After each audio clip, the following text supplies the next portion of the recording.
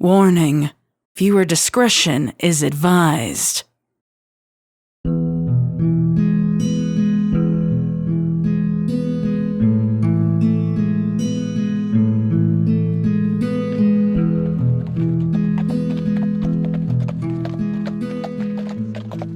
Applejack wiped the sweat from her brow as she and her brother, Big Macintosh, hauled their last cart of apples towards the barn. It had been an unbearably hot afternoon in Sweet Apple Acres, and Applejack wished for nothing more than to put her hooves up and enjoy a cold mug of cider. "Can you get the last bushel to the other end of the barn, Big Mac?" Applejack asked. On any other day, she might not have let on that she needed help, but she was far too hot and sore to worry about her pride. Yup, came his short reply. Big Mac was also drenched with sweat, but somehow maintained his grin and calm demeanor. Hooey, that's some sort of weather we're having, ain't it? I hope it's a mite different when the Zap Apples get here. Not sure they'll be able to stand it with this kind of heat. Applejack said, breathing a sigh of relief when she was finally able to release the harness of the apple cart she was carrying. Yup. "See you inside, Big Mac," Applejack said, already out of the barn door as she bade him farewell. Applejack's iconic hat seemed to offer no relief from the sunlight on her trek back to the house. Tired, sore, and irritable, her only solace for the day's labor was the thoughts of refreshment and relaxation. However, when she rounded the corner, she spied a familiar-looking carriage with the iconic dollar symbol on the side, the trademark of the business tycoon Filthy Rich. Two earth ponies harnessed to the carriage nodded in her direction as an informal greeting, and Applejack warily nodded in return. She wondered why Filthy Rich would be visiting the farm so soon, as he usually only appeared when the Zap Apple jam was prepared and ready for sale. Applejack was surprised to see the front door open and peered inside suspiciously. She found Filthy Rich talking to Granny, who was sitting in the corner looking timid and frail, curled up on her rocker with a tremble in her hooves. It didn't take long for Applejack to understand that this was not a pleasant visit.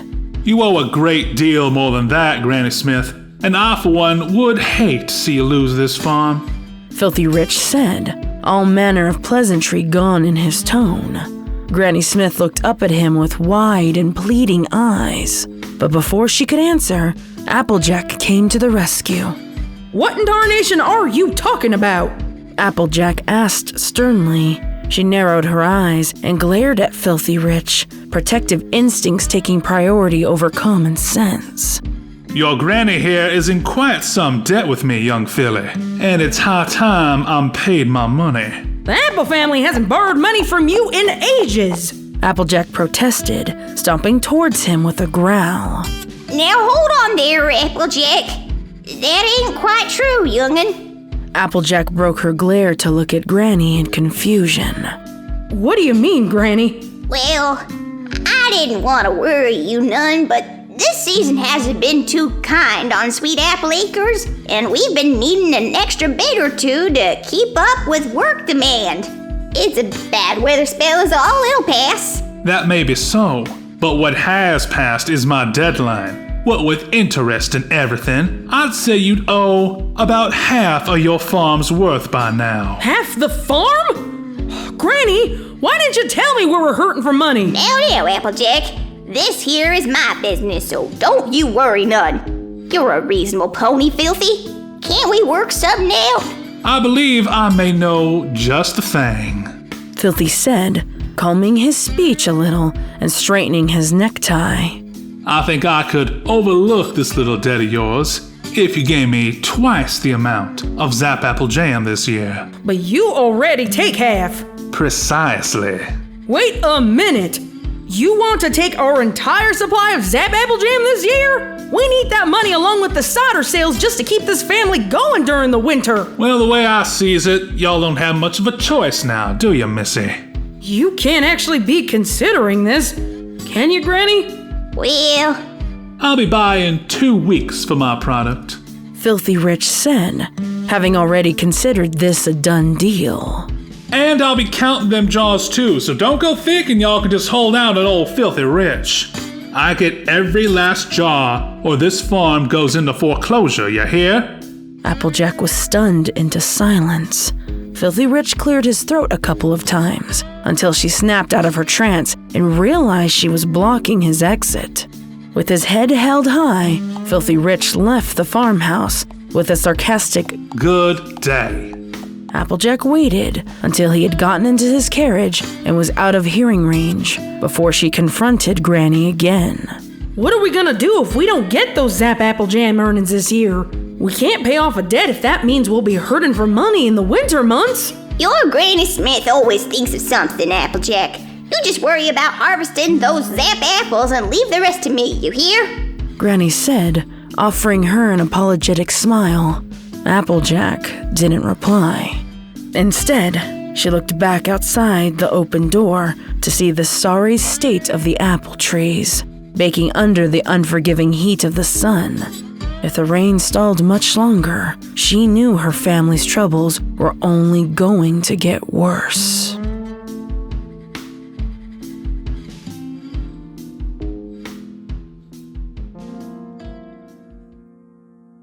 As predicted, the next day saw no improvement for the Apple family.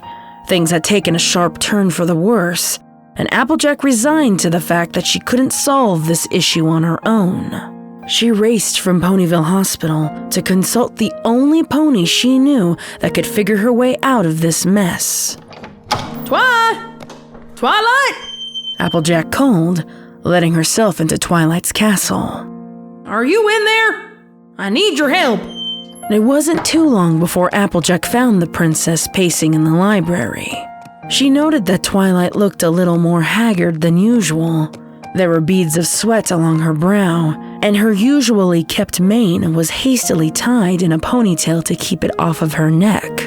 In that moment, it dawned on Applejack that even royalty were victims to the unusual weather, and that wasn't a good sign. Applejack? What is it? Twilight asked, snapped out of her pacing by her friend's entrance. It's a lot of things, really. She hid the dark circles under her eyes with her hat, hoping she didn't look as dreadful as she felt. I came to you because I don't have any other option. Tell me what's happened. Twilight said, her voice edging on a strange combination of concern and impatience. First things first. Have you heard anything from Rainbow Dash regarding the weather? Twilight let out a frustrated sigh. Apparently, that was not the right question to ask. No, it seems Ponyville isn't the only place suffering this heat. There's a terrible drought all over Equestria. I've heard that Rainbow production has completely shut down for the time being. It seems Pegasi are having a hard time finding enough water to make clouds, let alone rain. I was afraid of that. And the princesses? What do they say? Princess Celestia and Princess Luna are looking into a spell that can allow salt water to be transformed into rain clouds. For some reason, it doesn't process the same in Cloudsdale's weather machines. If a spell can be found in time, the water from the ocean will save us. But until then... Twilight stated, but trailed off at the end, so Applejack came to the terrifying conclusion on her own. I offered to help, but they said I'm needed here instead. I've been scouring my books for anything weather-related, but so far, nothing's been remotely useful. Twilight said, gritting her teeth. She hated the thought of being unhelpful in a time of crisis. Well, I sure need you. Applejack offered, wishing she could smile in comfort, but unable to do so given the nature of her visit. It's Big Mac. He caught wind of Granny's debt to the Rich family, and he worked himself to the bone harvesting apples. I think he was hoping to make some extra money before the Zap apples got here. Darn fool was out in the sun so long he went and got himself sick with a heat stroke. What? Is he? He's gonna be all right. Doctor says he's got to stay in the hospital for a few days. Wait, if Big Mac's too sick, that means the Zap apple harvest. He isn't going to be well in time, is he? That's precisely why I'm here. Oh, Applejack, I want to help, I really do, but... I know, Twi. You've already got a lot on your plate. I don't come asking for your help like that. Then what do you need from me? Anything I can do to help, I'm happy to do it. I seem to recall a spell you said you had been working on. If I remember right, it was supposed to help you stay up studying on the nights Princess Celestia gave you those ridiculous reading assignments. Yes, but how will that help you? Well, I may not be studying late into the night, but I need to figure out a way to stay awake long enough to get all those zap apples harvested. Oh, I don't know, AJ. I haven't perfected that spell yet, and I have no idea what kind of side effects it might have. Besides, you'd be using it to keep up your strength. All I needed it for was to stay awake a couple more hours for reading. Why? I wouldn't ask if it wasn't absolutely necessary. Granny's gotten us into quite a financial pickle, and if I don't meet Filthy Rich's quota, I could lose the farm. Applejack admitted, unable to conceal the panic in her tone.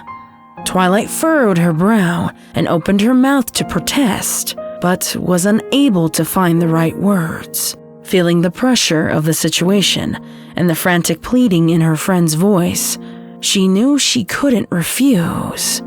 I hope you know what you're doing, Applejack. She cautioned, leading her friend from the library to retrieve her spell.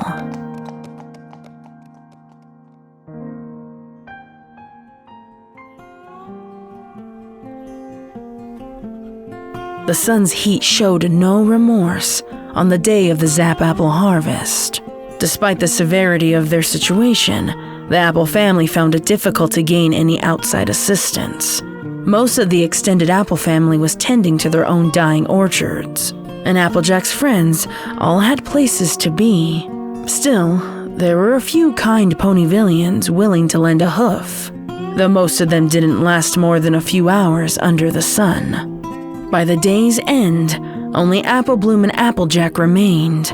When the sun finally set over the horizon, Applebloom collapsed on the ground, grateful that the heat would finally subside. Although Applejack felt her own looming exhaustion, she was too stubborn to give up the work.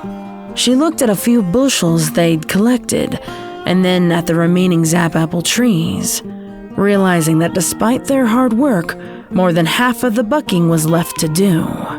Soon after sunset, Granny Smith emerged, struggling as she walked with what appeared to be 2 glasses of lukewarm cider. Sis, are you coming in? Granny says there's fresh pie inside. Applebloom asked her older sister warily. No can do, Applebloom. I was hoping we'd get through more of the trees before sundown. You know as well as I do that these disappear at midnight. Now, Applejack, we done our best. Besides, I can tell you're about to drop, young filly, and I'm not about to have another grandchild in the hospital from exhaustion. That ain't gonna happen, Granny. Y'all go on ahead. There's still a few more minutes of strength left in these here legs of mine, and I want to make sure we get all the zap apples we can get. Applejack said, walking away from them. Applejack knew it worried Granny to see her working this hard, but she also knew she couldn't risk letting on how important this was with Applebloom around. Thankfully, every pony had kept quiet about their finance problems around the little filly. As Applejack wandered from one tree to another, she could feel the contents of her saddlebag moving in rhythm to her steps. Somewhere, buried beneath her supplies, was a little potion vial that hopefully had the answer to her problems. When Twilight produced the sleep preventative potion the previous day, it came with a strongly emphasized condition. Applejack had to promise to use this as a last resort, an absolute last option. Twilight was worried that the side effects might cause more damage than what it was worth, as she hadn't had time to truly study them.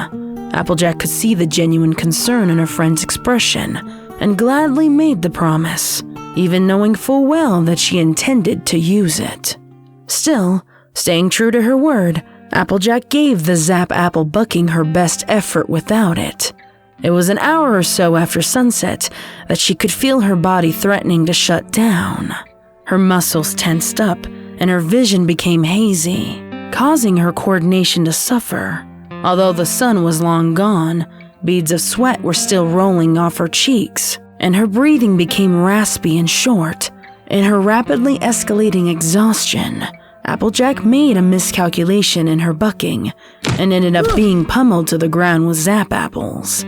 She groaned and put a hoof to her throbbing head, shaking some apples loose from her hat. Applejack heaved a sigh as she carefully pulled Twilight's potion out of her saddlebag and held it up in the moonlight. I'm sorry, Twi, but I've got to save the farm. She pulled the cork free from the potion vial and downed it in one gulp. However, the moment she drew the vial away from her lips, she felt a wave of unbearable sickness. Clasping her mouth with her front hooves, she turned away from the zap apple trees before the potion and most of her dinner came back up with a vengeance.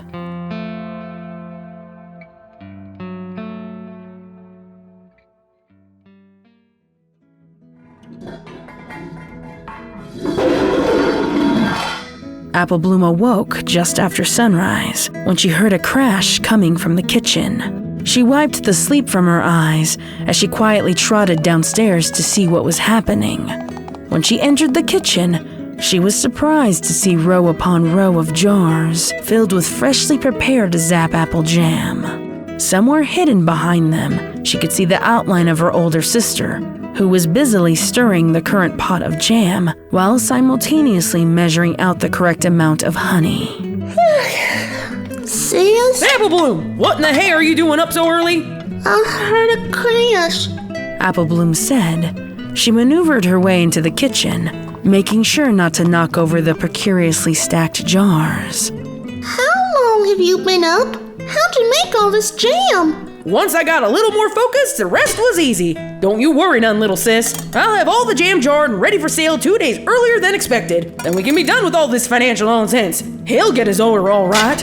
Applejack said, speaking so quickly it was hard for Apple Bloom to hear or understand what she was saying. Apple Bloom took a step back and accidentally hit the kitchen table where a complete jar of jam wobbled and threatened to fall. Apple Bloom gasped and tried to catch it before it hit the ground, but Applejack beat her to it, swiping the jar from midair and settling it down on the ground before hurrying back to the jam she was making. Apple Bloom blinked a couple times in awe of her sister's speed and agility. Had she always been this focused? How many jars do you think you got here, sis? I don't recall making this much jam last year, and we weren't even able to get most of the trees yesterday. Oh, I finished the bucking too. Finished the bucking? On your own? All of them? Yep, we'll have more jam this season than ever before. But when did Granny and I get to help make the jam? You don't have to worry about that this year, little sis. I got you covered. But Granny promised. The thing is, Apple Bloom, Granny's got a lot on her plate now with Big Mac being gone, and I just figured that I could get the jam done a whole lot faster.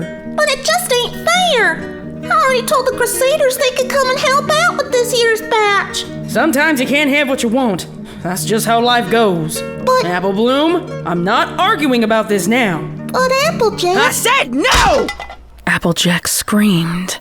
She turned to Apple Bloom and growled with a slight twitch in her eye. Apple Bloom felt the pit of her stomach drop and backed away from her nervously. She had never seen her sister so angry before, and it frightened her.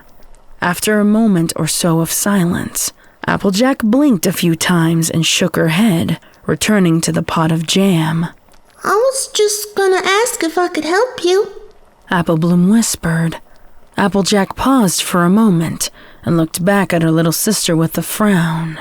I'm sorry, sis. Why don't you just run along and play instead? I'm doing just fine on my own. Applejack said, the tone in her words letting Apple Bloom know that the decision was final.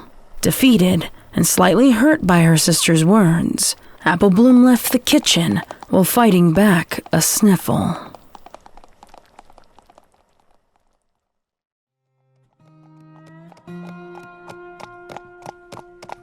My, that is mighty impressive, young filly. Filthy Rich watched in delight as his staff loaded the jars of jam into his cart. It's nice to see a little hustle these days. And the debt?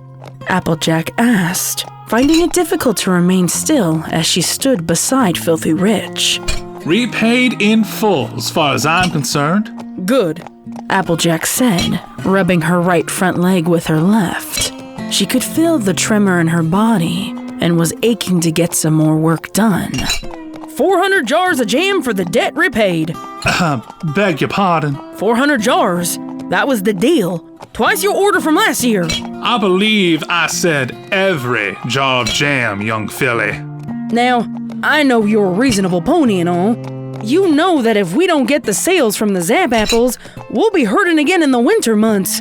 I figured since you had gotten your order so quickly, you wouldn't mind us holding on to a few jars. I appreciate your business sense, Applejack, but a deal's a deal. Even with the extra jam, that debt would still be technically underpaid.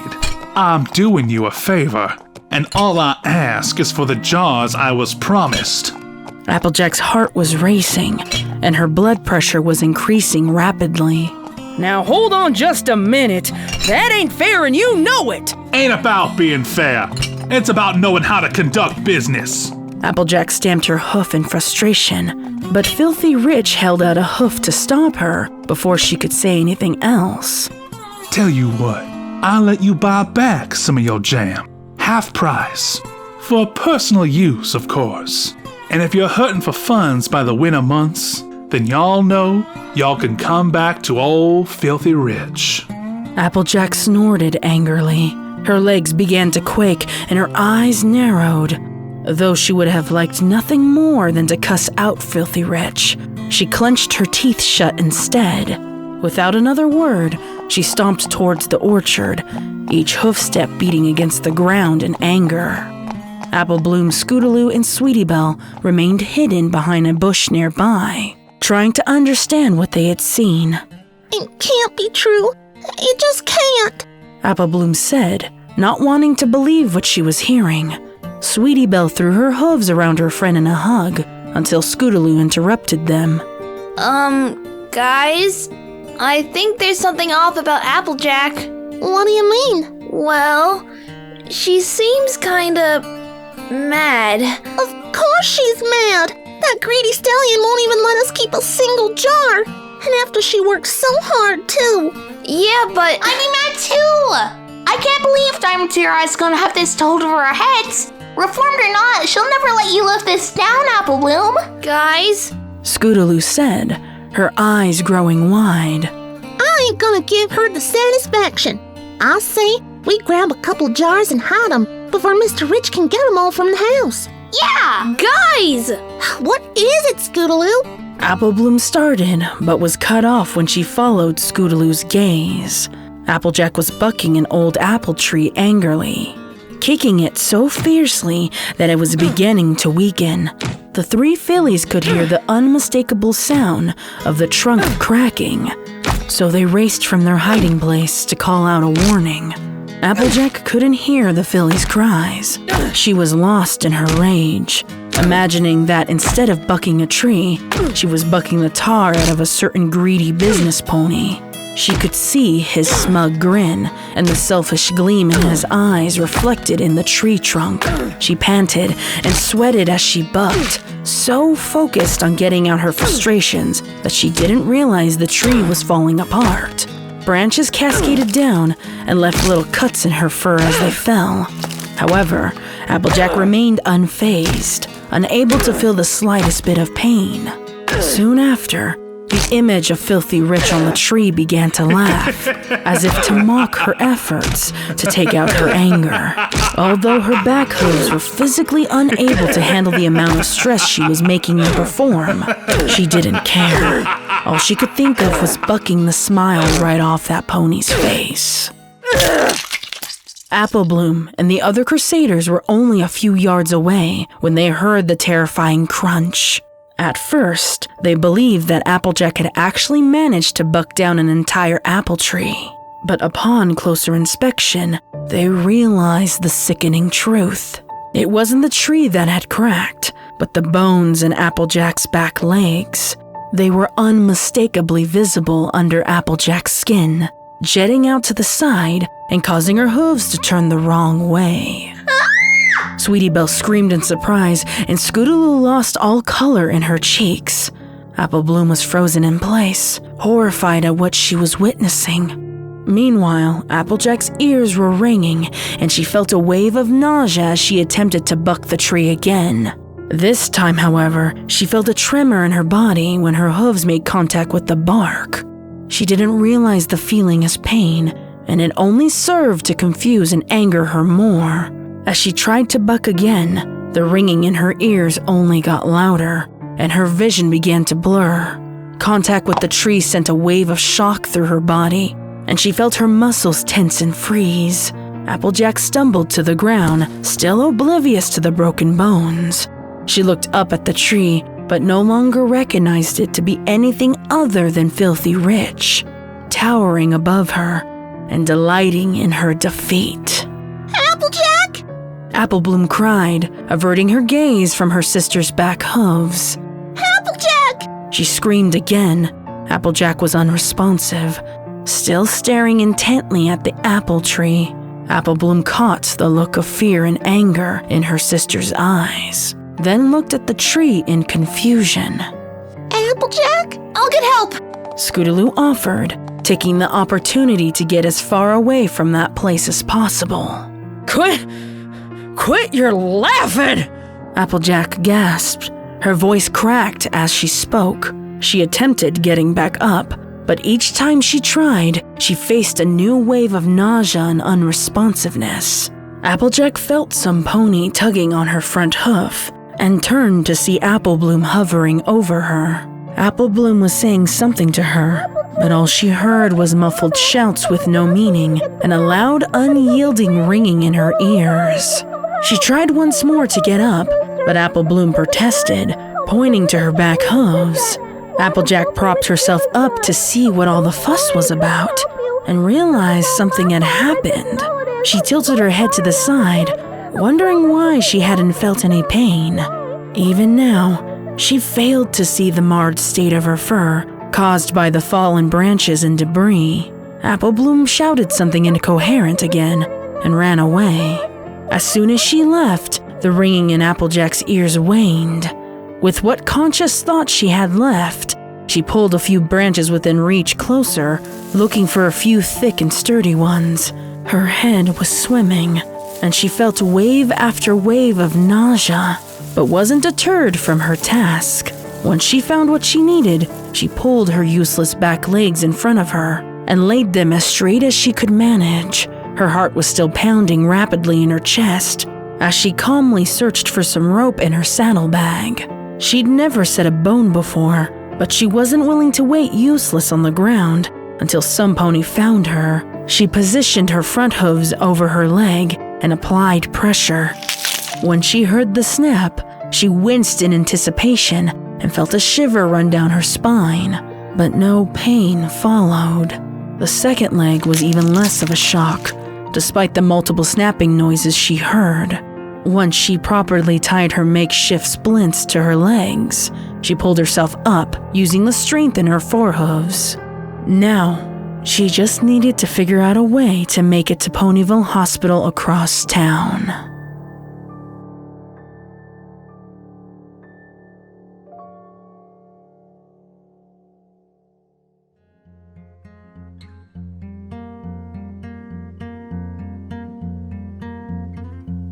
Applejack stared unblinking at the ceiling of the hospital.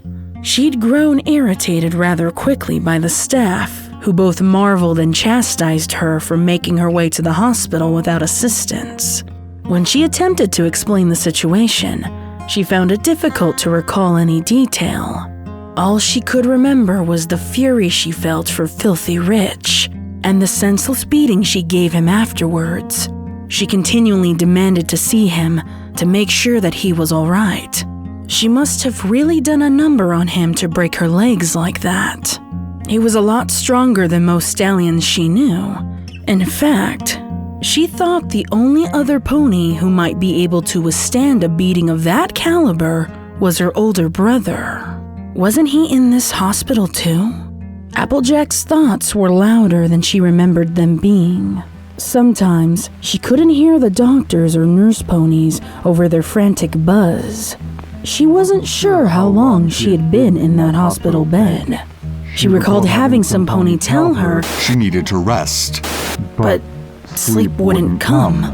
It had been over 24 hours, hadn't it? Wasn't Twilight's potions supposed to wear off by then? That filthy rich pony must have been in a lot of trouble. She wondered how much of a beating he had actually taken. You know what? She should really try and see him. Maybe when the nurse ponies come in again, she'll ask. She forgot to mention that he still might be in the orchard, in pain somewhere. He deserved it, though. Especially for his insatiable greed. For some reason, she thought Applebloom was there. But that couldn't be right. What would she be doing there? Oh, and she really can't forget to tell some pony about filthy rich. She literally just remembered about how she had given him quite the beating. No, not filthy. Maybe it was her brother. I mean, he was in the hospital after all, too. Did she break her legs hurting her big brother? That would be awful. He could take it, though. He's tougher than dried leather. She wondered why her legs were bandaged up, though. She felt fine. Maybe she wasn't even supposed to be here. Applejack attempted to get up, but found she'd been restrained to the bed. What in tarnation? Applejack whispered angrily to herself, pulling on the straps that held her down. What was this? Some kind of joke? And who in the hoof bandaged her legs like that? Was something wrong with them? Having a little trouble there? Who's there? Applejack snapped, looking around the empty room in confusion. Maybe she needs a little assistance, brother of mine. Flim and flam. What are you two spineless, no-good, fast-talking hooligans doing here? Whoa there, little missy. Is that any way to talk to the ponies who can get you out? Get me out? Out of what? Hey, what's going on here? Why can't I move? Applejack asked, thrashing about. If you've gone and done something, I swear. Or you'll what? Buck us to death? Now, brother. I wouldn't go taunting the crazy mare. She's killed a pony that way, you know. Killed a pony? Why, her own brother, too. Such a shame. Oh, you leave my brother alone! Applejack screamed. She turned to the restraints on her right hoof and pulled as hard as she could, trying to get it free. I always knew you were pathetic. Trixie! What in the hay is going on here? I had to see for myself. Poor little Applejack, beating the tar out of her own kin. I've done no such thing! Then how do you explain the broken legs? Applejack looked down at her legs in confusion. Why were they bandaged? Did she get hurt? Why couldn't she remember? I'm sure a taste of our famous tonic will cure what ails you. Guaranteed to put you back on your hooves or your money back. Maybe she deserves to be like this. Applejack growled and pulled again at the restraints on her hoof. When she couldn't make any progress, she decided it was time for a last resort. She bit down on the restraint and tugged it with her teeth, gnawing at it as best as she could. Applejack was feeling frantic. The room was becoming more and more overcrowded by the minute, and all these unfriendly faces were staring down at her as she struggled. Get away! Get away, you hear? Get away! Applejack screamed. She thrashed wildly, biting down harder at the restraint, pulling as hard as she was able. Try some tonic! Stay back! Oh, come now, Applejack. It can't hurt to try. We'll show you. It's easy. Flim said. He poured the contents of the tonic over the restraint on her hoof. She felt a warm liquid pouring down her leg and turned up her nose at the scent. It reminded her of a rusted coin? She pulled again at the restraint, and her hoof finally came free. See that? I don't need your tonic, and I definitely don't need you. Now that she had one hoof free, she could easily unlatch the other. She pulled the IVs from her leg and leapt out of the bed. Ew! Don't get that tonic on my perfect mane! Trixie whined, standing back from Applejack. Applejack looked down at herself and noticed that Flim and Flam's tonic had somehow gotten all over her fur and was continuing to drip freely from her hoof. What's in this stuff anyway? What'd you do to me? Why, I didn't do a thing, young filly. I'm only a business pony after all. You. I remember you! She charged at him. But he was still somehow able to dodge her advances. It's just good business. You were gonna take the farm! Nothing you can do about that now, little lady. Wanna bet?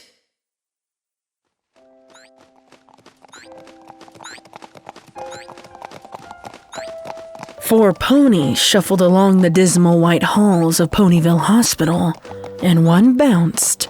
Twilight fell behind and couldn't mask the tears of guilt and shame she felt for Applejack's condition.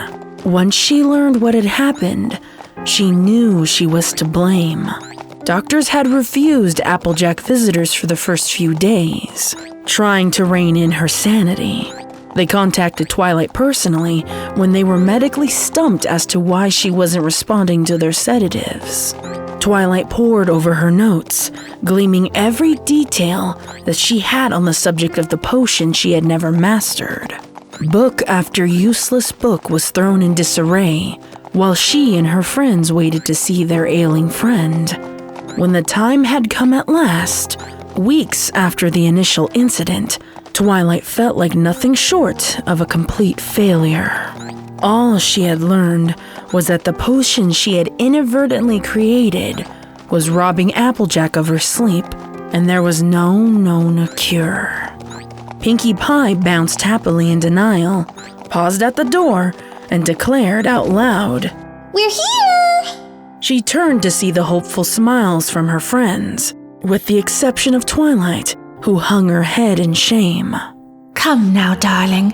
I'm sure Applejack will forgive you. It was an honest mistake, and you were only trying to help. Forgive me? She may not even recognize me. Terrible things happen to ponies when they don't sleep, Rarity. Some pony who has been awake this long has never been seen before, all else considered. Applejack should be dead right now.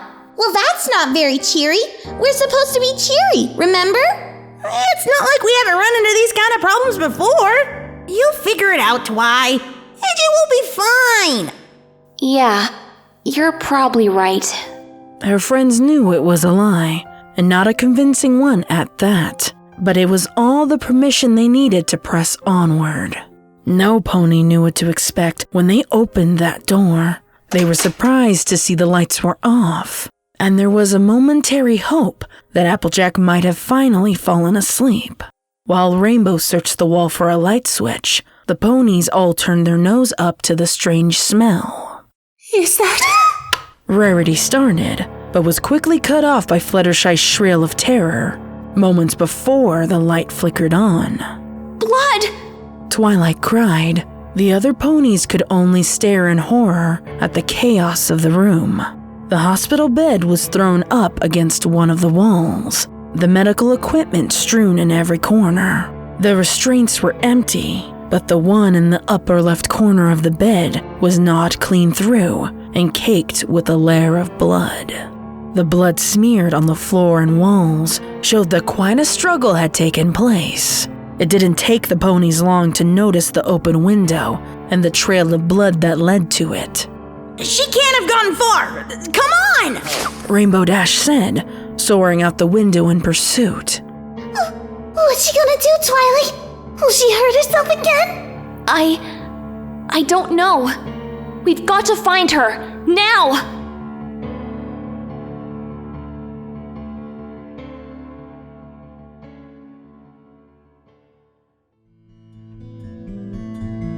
Applejack's disappearance was only the beginning. When her friends were unable to find her within hours of the discovery, they widened their search to no avail. Days passed with no sign of the Earth Pony, and to make matters worse, other ponies in Ponyville vanished within close proximity. The heat, combined with the unknown, had left much of Ponyville in a blind panic, including a particular green unicorn called Lyra Heartstrings. When she discovered Bonbon was missing from their home that evening, she didn't hesitate to assume the worst. Her mind went into overdrive, pushing her onward despite the risks of wandering alone. She had to find her. She had searched everywhere Bonbon could have possibly been. Sugar Cube Corner? Maybe she was talking to the cakes about a new recipe. Vinyl and Octavia's house? They said they hadn't seen her in a few days. Maybe Fluttershy's cottage. Of course. She probably went there for more fresh eggs for the current batch of treats she was making. Lyra continued her gallop, praying and hoping Bonbon was safe. She saw a figure coming into focus among the clearing. They were slumped and slowly making their way along the trail. Applejack? She recognized the now disheveled and filthy hat from afar. She galloped up right next to her. Thank goodness! All of Ponyville has been worried sick about you. Have you seen Bonbon? All sorts of ponies have gone missing, and not even Princess Twilight has been able to control the panic. But if you're here, then there's hope, right? Maybe Bonbon and the others are okay too, and... Wait, what happened to you? Oh, my Celestia, are you alright? Applejack slowly tilted her head up from the ground to meet the green unicorn's gaze. The haunting glare from pin-pricked pupils and the dark circles around her eyes sent a terrifying shiver down Lyra's back, catching her off guard. She recoiled away in confusion. Should I call some pony? She asked timidly, taking in the true nature of Applejack's appearance in horror. She had used a handkerchief to haphazardly stop the bleeding from her left front hoof, where a good chunk of flesh was missing. The restraint marks on her hooves were still present from her excessive thrashing, and the old dirty bandages clung loosely to her back legs. Her skin looked aged and tired, having lost some of its usual orangish color, marred by the scars of the branches that had fallen on her many weeks ago. Her mane and tail were unkept, and although she still wore her iconic hat, it too had been a casualty to the fallen debris and the unknown events that followed. All Applejack could make out from behind her haunted stare was an outline of Filthy Rich, the pony she had been pursuing in her aimless wander. The image her chaotic brain had given him was marked by an unholy grin, the likes of which frightened her at her very core. Thinking fast, Applejack turned and bucked the pony to the ground. Lyra was out cold by the time her head hit the dirt road.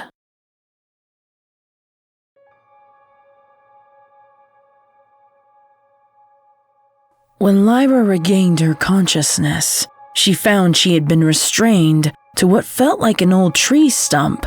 Her front hooves were secured above her head by something sharp, and when she tried to move them, it sent shearing pain along her hooves and a fresh trail of blood that trickled onto her brow. Her heart started beating faster, and her breaths became hard and labored. Her torso was crushed against the apple tree in what she assumed to be rope, limiting the use of her lungs. Slowly, Lyra's senses began to intake her surroundings. The rancid odor of death and decay grew with every labored breath. She thrashed her head back and forth, trying to avoid the trail of blood from her hooves getting into her eyes. It took several minutes for the intense headache and the blurred vision to ease enough for her to see where she was. At first, she could only make out trees and the sunset. She guessed that she was in some part of the Apple family orchard that had been long forgotten, as evidenced by the mangled, overgrown branches and piles of dead leaves littering the ground around them. As her vision progressed, she realized the strange lumps on the trees weren't branches, and the piles below them weren't leaves. She closed her eyes tightly, her mind putting the pieces together as her other senses were violated by her current reality. On her next intake of the rancid odor, her eyes fell open and she let out an ear-piercing scream of terror. The remains of the missing ponies of Ponyville had been the objects she'd seen in her haze, or rather, what was left of them. Gardening tools and worn rope adorned the apple tree trunks, holding only sparse pieces of ponies they had once held in place. The rest of said ponies laid in misshapen heaps at the bases of the trees. Bones, entrails, and colorful coats now stained crimson with the odor of their deaths carried in the breeze. The tree directly adjacent to Lyra's showed a worn and bloodied hoe had been sharpened and slammed into the tree trunk. Resting atop the blade was the head of Bon Bon, the terror still stamped clearly on her face from her final moments of life. The rest of Bon Bon's body had not been completely severed by the hoe. Her spine was exposed from the neck, and her broken body hung awkwardly around it. Lyra sobbed openly, too traumatized to understand what was happening or how to get herself out of harm's way. Look who finally decided to join us. Applejack! Thanks, Celestia! Hurry! Get me down from... Applejack effectively silenced her when she lassoed the rope around Lyra's neck and pulled it tight, effectively choking her words. Tain't very nice, you know? Every time I try to talk some sense into you, you refuse to listen. You up and die, you see? Lyra sputtered and gagged, trying to process what she had seen and connect the carnage to the pony she had once called friend. But I keep bringing you back. I know how you rich ponies are, thinking you're much better than us country ponies. So much cleverer. Every time you try and hide, I find you, don't I? Applejack, Shut your trap! Applejack screamed, slamming the shovel against the unicorn's horn so violently that it caused the skull to fracture. You had your chance to speak. It's my turn now. We apples have been on this farm for nearly 4 generations. Why, we founded this town. If my granny hadn't... I said shut up! It's rude! Where was I? Oh, yeah. And then Pinky was handing them out like they were free samples. No, wait, no. That was Rarity. And then Fluttershy wanted to gather them up like they were tame critters, and I wasn't gonna have any of it. You hear? Lyra was hyperventilating at this point, using all of her strength to catch her breath under the grip of the rope. Who are you? What are you doing here? These are my apple trees, you see? Who sent you? Lyra could only reply by looking Applejack in the eye, trying to convey her plea for mercy. He sent you, didn't he? He wants this farm. You're a spy! Applejack screamed angrily. She released the rope from under her hoof, allowing Lyra to breathe again. She gasped for several moments, grateful for the oxygen she had been denied. She didn't notice Applejack's momentary absence until it was too late. Applejack screamed and thrust the shovel into the mare's side, slicing it open on contact. We don't take kindly to spies around here. Applejack pulled the shovel loose and stared at the fresh blood on its blade. You can tell your boss, filthy rich. He ain't getting this farm. Please. Lyra gasped moments before the shovel punctured her skin a second time. She cried out in weak agony, feeling her warm blood seep into her lungs rapidly. I've worked too hard for too long to let some city pony with deep pockets take. Applejack started, but was cut off when Lyra coughed up blood and accidentally spat it into her face. Applejack breathed slowly, allowing the anger to come to a boil. She screamed again and thrust the shovel at the mare every time she dared to splash her with blood. By the time she was finished, Lyra barely looked like a mare at all, just the loose hanging remains of a demolished creature. Filthy? Applejack asked, looking at Lyra's remains and then all around her. Got away again! Don't you worry.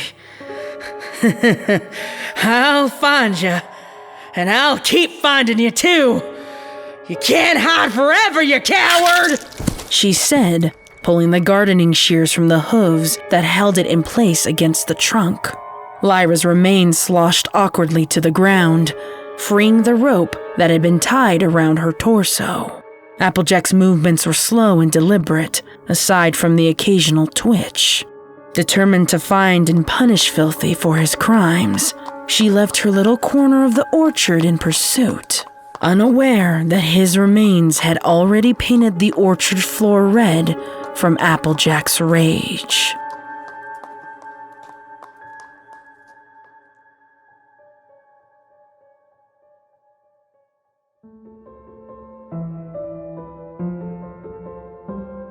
The orchard was as eerie as the Everfree forest, to the three fillies shuffling along one of the many paths. Applebloom led her friends deeper into its fields with a single-minded determination. For a short time after her sister's hospitalization, Applebloom had believed Granny Smith when she claimed that her sister wasn't well enough to be visited. However, when the weeks passed with no word, the Crusaders had demanded to see Applejack in the hospital, only to be turned away by the staff each time. Every new doctor and nurse they had seen gave the fillies a different explanation for the denial of their visit before hastily ushering them out the door. Soon after, rumors and whispers of disappearances around Ponyville had surfaced. Miss Shirley addressed the confusion and the panic by insisting the ponies had fallen ill from heat stroke. Applebloom didn't buy it though, especially when an unspoken increase in security could be seen around Ponyville. Fillies like the Crusaders were no longer permitted to be outside their home past sunset, as ordered by Princess Twilight herself.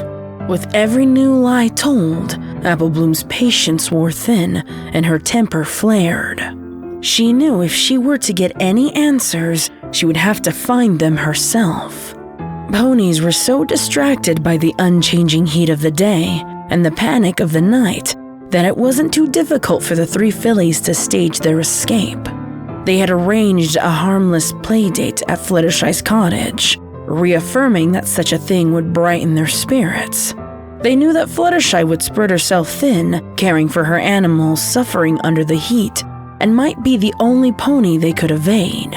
Though she was hesitant, Fluttershy agreed, hoping it would convey the point that things weren't as hopeless as the ponies feared. The night had begun innocently enough, playing games with Fluttershy and her animals with forced laughter and smiles. When the time came to sleep, Fluttershy was no fool. She posted her bear friend at their door as an informal guard. The Crusaders were told this was just a precaution to keep them safe, but they knew it prevented them from sneaking out at night as they had before. What she didn't count on, however, was Harry the Bear's distracting appetite and how easily he could be persuaded away from his post by the scent of honey. Sweetie Belle held the delectable jar outside the window with her magic, and Scootaloo flapped her little wings to send the scent his way. Within minutes, the Crusaders had evaded Fluttershy's security and were alone in the darkness again. It's too hot. I want to go back. Sweetie Belle whined, magicking a leaf from the tree branch nearby to fan herself as she walked. Scootaloo reared up on her hind legs and flapped her wings rapidly, causing a little breeze for her friend. Thanks, Sweetie Belle said, heaving a grateful sigh. We can't go back. Do you know how much trouble we're gonna be in? Apple Bloom chimed, standing next to Sweetie Belle to enjoy the breeze before Scootaloo flopped down onto the ground in fatigue. Well, then what are we doing here anyway? I told you. Big Mac said there's a bunch of tools missing from the barn. And yesterday, I heard him tell Granny that he found one of them in the West Orchard. But what does that have to do with Applejack? Don't you see? Only Applejack and Big Mac knew where they kept the tools, and there was nothing else wrong with the barn. I checked it myself. But if she went to the barn, why not just go home? Well, Granny said there was something wrong with Applejack's mind. Like she didn't know who she was and who other ponies were either. And that's why she had to stay in the hospital for so long. Maybe she just got confused and tried to get back to work on the trees and then got lost. Sweetie Belle and Scootaloo exchanged worried glances. Hearing Apple Bloom tell the story to them now didn't seem quite as exhilarating as it did when they were planning to go out on their own. Neither of the little fillies had the heart to tell Apple Bloom that her idea was a long shot at best, and missing tools didn't explain the other pony disappearances. From lack of a response, Apple Bloom continued. I just want to see if we can find something in the West Orchard that maybe my brother didn't see. He was a mite tired from the heat when he found that old rake, and he didn't really think he was going to come back again for a while. I just can't let Applejack get more lost. What if we get lost? Don't worry, I know where I'm going. Apple Bloom insisted, pressing onward and faking a look of certainty. What's that awful smell? Scootaloo chimed in, covering her nose with her front hoof, Sweetie Belle and Apple Bloom following suit. Ew! It smells Like that time we found that dead skunk next to the clubhouse. Girls, does that look like dried blood to you? Apple Bloom stammered, stopping dead in her tracks. She pointed to the dead patch of grass, stained with crimson hoof steps, that led further into the orchard. I think it's time to go back now. Look, it's Rainbow Dash's saddlebag. Scootaloo said, bounding after it alongside her friends. Maybe she's still here, and maybe she found something, a clue to... She paused, gasping in terror when she lifted the saddlebag off of the ground, only to find it had been resting in a fresh pool of blood. Let's go back, please! Sweetie Belle cried in terror, her eyes watering and her legs trembling. Listen, do you girls hear that? Apple Bloom whispered, causing the other two to fall silent.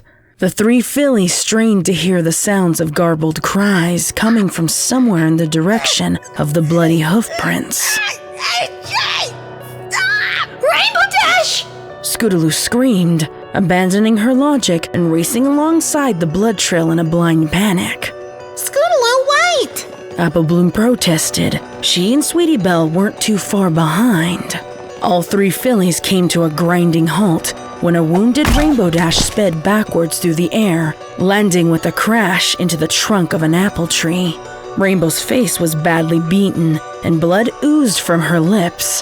Her left eye was swollen shut, and her legs and torso were marred with hoofprint bruises to indicate she had been beaten and bucked. Clasped in her right hoof was a strange-looking needle, filled with a white shimmering substance. Somewhere in the opposite direction, the assailant was laughing and shouting. I won't ever go back! And nothing you pathetic ponies do or say can make me! Applejack! It's Applejack! Apple Bloom finally muttered, choking on her words as her mind tried desperately to understand what she was seeing. At that sound, Rainbow Dash's head spun around, making eye contact with the three cowering fillies. Seeing them there gave Rainbow a surge of adrenaline. She leapt from the tree she had crashed into, moments before a hoof-held spade spun and stuck into the tree. What are you doing here? Rainbow screamed in anger, pushing all 3 fillies with her head in the direction she wanted them to go. Run! The Crusaders didn't need to be told twice. They ran from the carnage as fast as their little hooves could take them. That is, except Applebloom. Still shocked by the sound of her sister's voice, she deviated from the others and doubled back after Applejack. Shit! Rainbow screamed, heading back for the foolish filly and biting down hard on her tail before running again. No! It's Applejack! I'll hurt her again! Stop squirming! Rainbow muttered angrily, with the filly's tail still clasped in her mouth. It wasn't long before she had caught up with Scootaloo and Sweetie Belle, whose little hooves could only move so fast. Rainbow charged ahead, pushing her way through the mass of fallen branches to make way for the other Crusaders. Once on the other side, Sweetie Belle tripped over a large fallen mass and tumbled a few feet away from it. When she opened her eyes, she let out an ear-piercing scream. That mass was none other than Princess Twilight herself, her head laying in a fresh pool of blood. Rainbow's head turned sharply around to shout something at the fillies, inadvertently tossing Applebloom in the process. Don't stop! However, Applejack sprang from the same thicket of branches, kicked off the ground with her front hooves, and bucked Rainbow clean in the jaw. Rainbow skid across the ground, but made no sound other than the garbled intake of breath. The lower half of Rainbow's jaw was completely dislocated and now hung with the skin exposed from the carnage of her snout. The Crusaders ducked behind one of the trees and fell deadly silent. Not a single one of them could understand what they were seeing. Applejack had created an orchard graveyard of all of their friends from Ponyville. The missing tools were the means for their deaths and still stuck out from their mangled remains. It was nearly impossible to tell who was who anymore, with the carnage of one pony's death seeping into another. Too traumatized to move to safety, they could only watch as the pony they once knew as Applejack descended upon Rainbow Dash, her next prey. In the light, the Crusaders could see the monster Applejack had become. Her right front hoof had a chunk of flesh missing and was oozing a sickening green pus, while the fur underneath was blackened and long dead. Her back legs, having once been broken now, looked strong with bones set incorrectly, causing her stance to widen and her left back hoof to drag along behind her.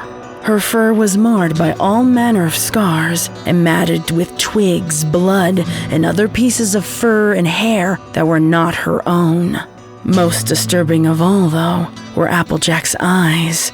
They had completely clouded over, with the exception of 2 dark black pupils, staring straight into Rainbow Dash without any hint of sanity or mercy.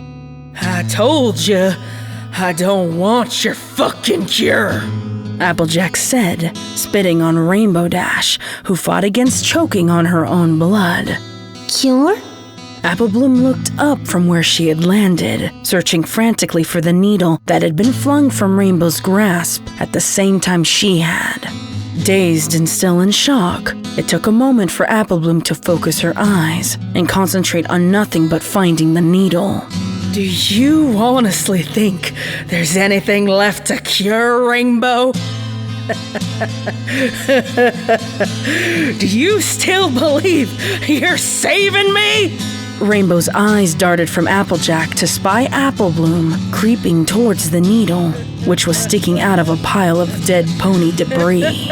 Applejack chuckled to herself. It swelled in her chest until she laughed madly in Rainbow's face. Didn't you know, Rainbow? I'm the thing you fear most. I'm that madness crawling around under your skin, squirming, writhing around inside, just waiting to get free. Applebloom's face lost all color. She pried the needle from the debris, having to pull it out of the eye socket of another one of Applejack's victims. Oh, Rainbow, didn't you know?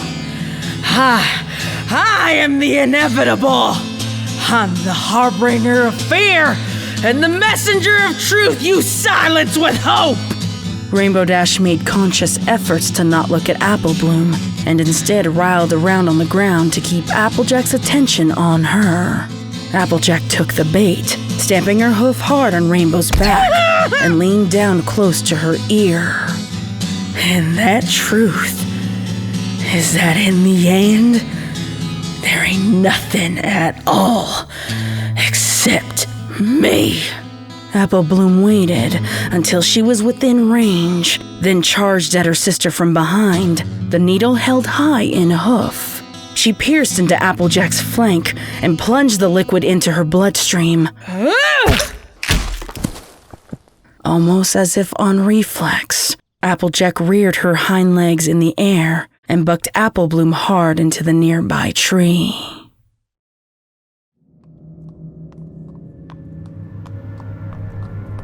The dark stillness of the dungeon cell was broken by the sound of approaching hoofsteps. Applejack lifted her head from the cot and looked expectantly towards the door. Her only indication for the passing of time came from the light of a small window too far from her reach. When sunlight passed over certain stones on the wall, Applejack knew to expect her daily meals. It was the only change from the monotony of silence. This time, however, the approaching pony came entirely too early. Applejack's mind raced, hoping at last she could learn what was going on. Some pony magicked a key into the lock and opened the cell door. Applejack winced from the sudden brightness, but her expression quickly turned to a smile. Twilight? Hello, Applejack. Twilight replied, her voice tinged with the professionalism that Applejack had only heard used in the presence of acquaintances or important guests. Thanks, Celestia. I was beginning to think that some pony forgot I was here. What in the hay is going on? What do you remember? Applejack frowned and slumped back onto the cot where she had been lying. I remember asking you for help and taking that strange potion of yours. But after that, things get really hazy. Next thing I know, I'm all wrapped up in gauze and bandages, down in pain pills like they're candy, and trying to get over the fact that I looked like I had been in some kind of terrible accident. What happened, Twi? Twilight pursed her lips and fidgeted on her hooves. There was a slight tremor in her voice, as if she were needlessly nervous to answer. Applejack, I don't know what you're talking about. There was no potion. You worked yourself too hard and it caused a mental break. You were spouting nonsense and acting violently. Not only did you harm yourself, but you harmed several others, turning your orchard into... Into what? Into a slaughtering ground. In your hysteria, you took the lives of 13 ponies and attempted to take mine and Rainbow Dash's lives as well. What in the hay are you talking about? I'd never harm another creature, and I certainly would never put the lives of my best friends at risk. And of course there was a potion. You're the one who gave it to me in the first place. Applejack, I'm sorry. I don't know what to tell you. You can start by telling me why you're lying. I am the princess of friendship. I have ponies who rely on my guidance, and I can't be taking the blame for the mistakes of my friends. Your mental break must have caused you some confusion. Take the blame? You're the one accusing me of murder, Twi. We both know that I went to you for that potion. What was in that thing? Why can't I remember what happened? What did it make me do? Applejack shouted, wishing she could stamp her hooves down in anger, but feared the searing pain of doing so.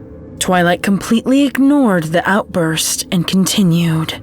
Princess Celestia and I don't believe in corporal punishment, and given the fact that you've assisted in saving Equestria on numerous occasions, we decided to grant you your life, a sentence to be carried out here for the safety of other ponies. Why are you doing this? You know me, Twilight. Applejack muttered, her voice tremoring as her mind tried to accept her friend's betrayal. If there was such a potion, and I'm not saying there was, I would have tried to caution you to its adverse effects before giving you anything that could be considered dangerous. That's it, isn't it? You're absolving yourself from the guilt, blaming everything on me so you can sleep at night, knowing what you've done. You're the one who carried out those heinous crimes and disturbing deaths. You have no pony to blame but yourself. Applejack looked at the pony who used to be considered her friend with a cold stare that could penetrate Twilight's heart. It wasn't like her to be so cold and calculating. The Twilight she knew would have stood with her friend and owned up to her mistakes, no matter the cost. While she racked her brain, searching for a plausible explanation, Twilight broke the silence. I found a cure to whatever it was that ailed you. Even though I was too late to save the others, I knew I could save you. It wasn't until you were safe here that I could really focus on the drought. I did something even Celestia couldn't do. Find a spell to save Equestria. That's what I do, Applejack. I'm the Princess of Friendship. I wield the most powerful magic in the world, and it's my responsibility to harness that magic for the good of every pony. Equestria can't afford to lose the both of us. So you sacrifice your friend to bury your secret. What about the element of honesty, Twi? The magic of friendship doesn't work without it. It turns out that Starlight Glimmer might be more useful to Equestria than we thought. She wields the element now. Applejack sat, dumbfounded. The life she had lived passed through her eyes like a flickering memory, and she knew this cell was made specifically for her to rot. Why'd you come then? To say goodbye. And to see if I was cured. Sorry to disappoint you, but I am. Your spell worked. Twilight bit her lip and lowered her head. If Applejack wasn't herself, she could justify this in her mind. But Applejack wouldn't give that to her. She wanted Twilight to live with the weight of this guilt for the rest of her life. Is Rainbow all right? Rainbow Dash is still recovering, but she should be fine. And my family? Twilight hesitated again. She rubbed the back of her neck with her hoof nervously before answering. They're all right. I should go now. No.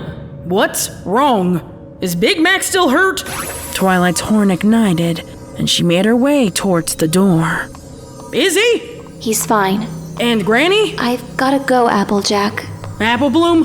Twilight flinched at the mention of Apple Bloom, and Applejack picked up on it immediately.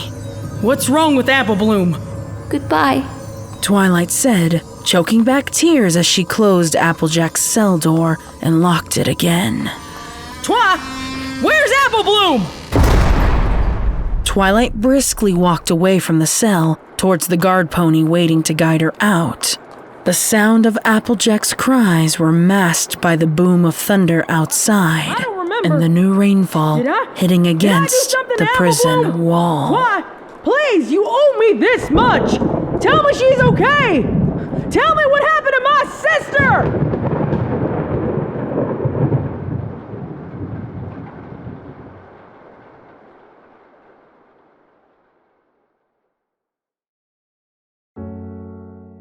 Autumn in Ponyville. While the rest of Equestria readied themselves for Nightmare Night the next month, Ponyville busied themselves with preparations for their memorial. Commemoration was the name it was given by the princesses years ago, as it was the only title that seemed appropriate. Although this year marked the 7th anniversary of the memorial's creation, it was still a sore spot for most Ponyvillians. It was created in lieu of cider season at the once active Sweet Apple Acres. Commemoration is a time to reflect and honor those who were lost to the Great Massacre. Most ponies were never truly given a satisfying reason for the senseless killings all those years ago. The princesses remained as tight-lipped as the survivors did. Eventually, between Twilight's reassurances and the lack of new victims, fear and anxiety in Ponyville slowly ebbed. It was Twilight who initially proposed the memorial in hopes that it would ease the pain and bring normalcy back to Ponyville. Of course, in doing so, she and her friends had become the unofficial conductors of the memorial. They nursed their own sorrows by making each year better than the last. It was the evening before the festivities, and magic was ringing in the halls of the Castle of Friendship. An alicorn, 2 unicorns, and a pegasus were scrambling to finish their decoration contributions as the sunset drew nearer. Flying overhead of the throne room, Fluttershy was attempting to place a thick purple drape, adorned with ribbons, upon the rafters, according to Rarity's specifications. A task that seemed easy enough, had it not been for Rarity's refusal to settle for anything less than perfection. No, that simply will not do. Rarity shrilly called to the pale yellow Pegasus. Fluttershy sighed in frustration, lowering her hoof and holding back the urge to roll her eyes. What's wrong this time? Fluttershy called back to her friend in exasperation, wondering how Rarity could be so far away, yet still see some imagined imperfection for the placement of said drapery. Rarity didn't seem to catch or mind the Pegasus's tone. It's 1/4 of an inch too far to the right. Even I can see that.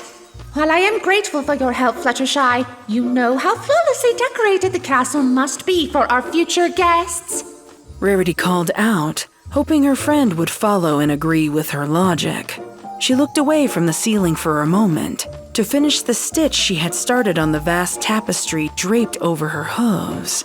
The tapestry was 20 feet in length and nearly took up the entire mapless table in the center of the room.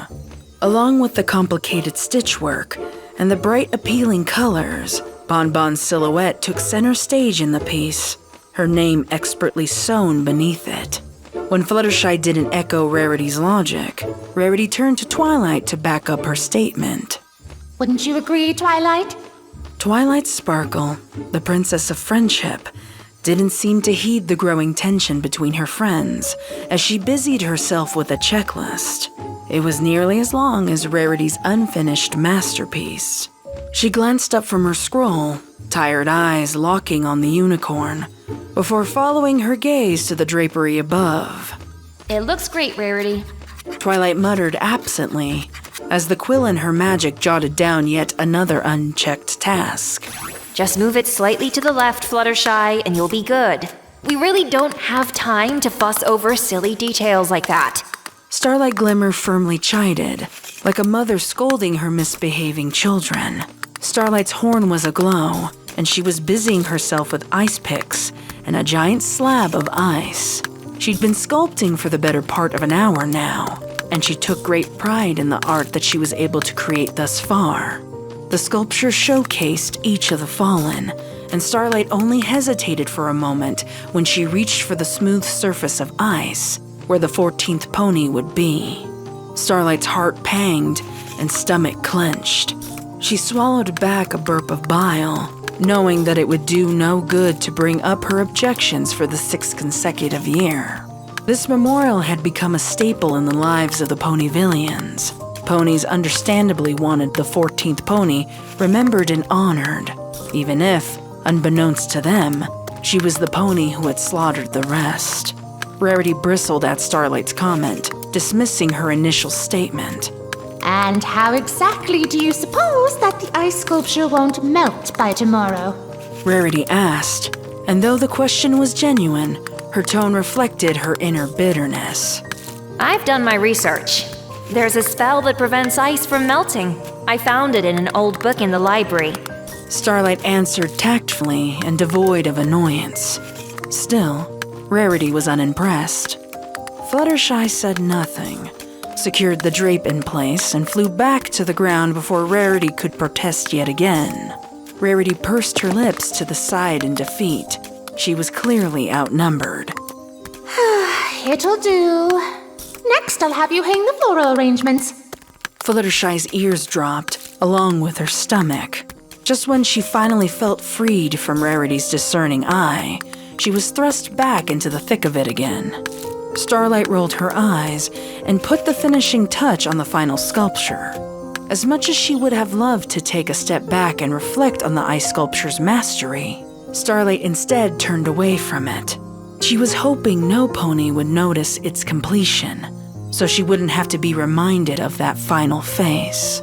However, a Pegasus desperate to get out of floral hanging duty was only too pleased to offer up a compliment. It's lovely, Fluttershy said with an encouraging smile. She trailed off a little when she too saw the 14th face. Seeing that confident, unbridled joy on that frozen, lifeless face was too much for her delicate sensibilities. She could do nothing but suffer the impact of the tidal wave of grief. I miss her. Fluttershy's statement hung in the air like a dead weight. Rarity, Twilight, and Starlight paused whatever they were doing to linger in the awkward silence, while they simultaneously stared at the ice. Unlike Starlight's bitterness and Fluttershy's grief, Twilight was grappling with a deep-seated guilt. It may have been several years since she had last seen that pony's face, but she could never forget their final conversation. Applejack, I don't know what you're talking about. There was no potion. You worked yourself too hard and it caused a mental break. Twilight could only speculate how painful those words, those lies, must have been for the former element of honesty. When she reflected on that day, she still wasn't sure what compelled her to leave her former best friend in such a callous way. On better nights, she could justify her actions by remembering how important friendship is for other ponies in Equestria to embrace. Even if she, Princess of Friendship, had failed her friend, she could still turn it into a lesson. She impressed upon others the importance of what she had learned, and hoped that it would be enough to prevent something like this from ever happening again. If she was found culpable, it would create a lasting and damaging effect to the ideals she was supposed to uphold. Even so, the profound, painful grip of remorse would never let her truly forget that it was her choice to leave Applejack the way she did.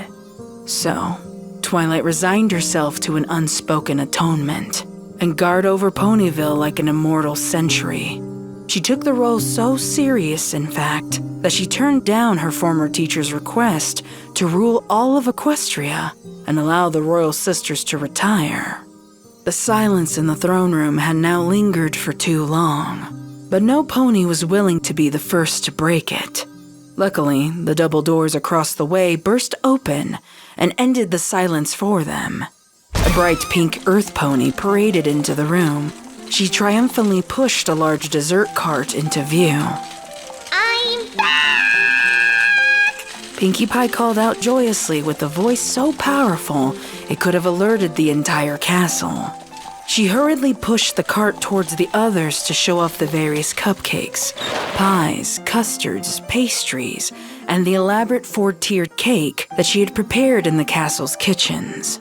Oh my, you made more? Fluttershy asked nervously, her eyes beholding the trove of sugary delights, with more horror than appreciation. I don't know how many ponies are coming to the party, and I want every pony to try as many different desserts as they'd like! Pinkie answered swiftly, blissfully unaware of Fluttershy's skepticism. There are only so many ponies in Ponyville, Starlight said pointedly. She glowered at the ever-growing mountain of desserts. True, but that doesn't count the ponies of Canterlot, Cloudsdale, the Crystal Empire, Trottingham, Hoovington, Appaloosa. Wait, what? Twilight interjected, finally resting her quill to join the conversation. I'm just so superly-duperifically nervous-sighted for the party. I sense girls everywhere. This year's celebration will be so big that all of Equestria will commensacrate with us. Rememberate? Commemorate.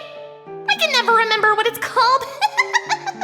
So get those taste testers tester ready. It's time for my next course of creamy, dreamy cupcakes. There was a collective churn of stomachs in the room at the mention of trying Pinkie's desserts.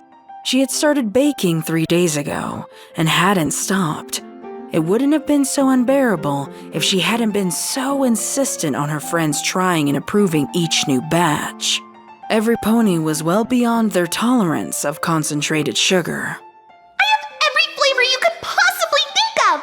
Strawberry, raspberry, boysenberry, bumbleberry, banana, orange, blue, and...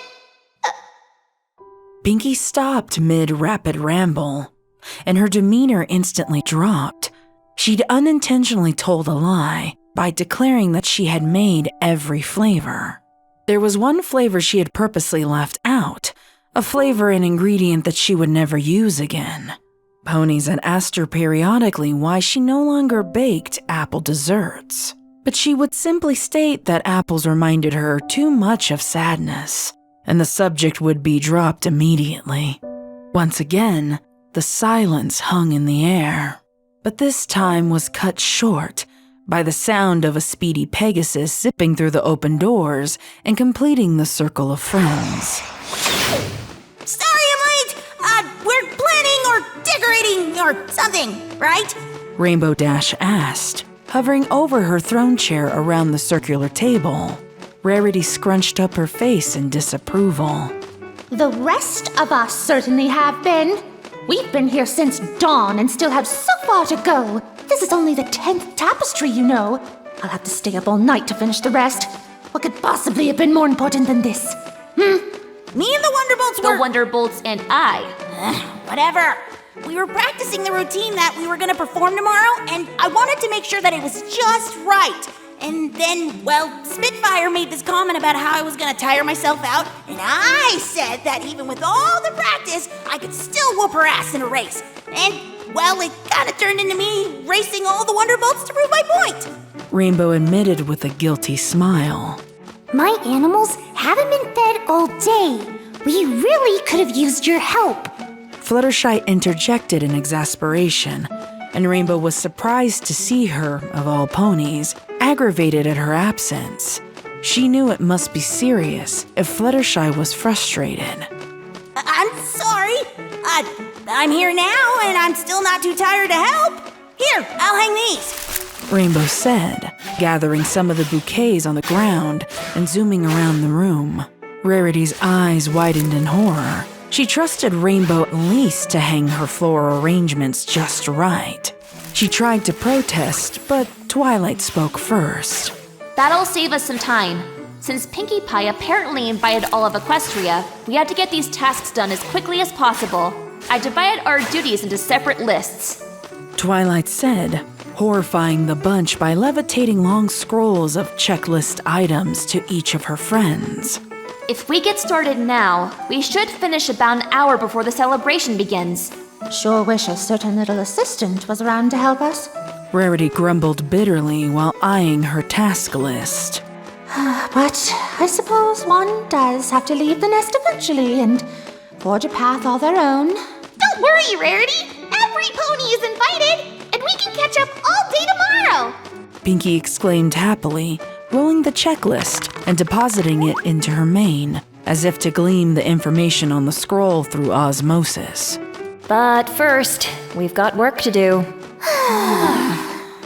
A collective sound of sighing around the room was followed by various admissions of agreement. It was going to be a long night.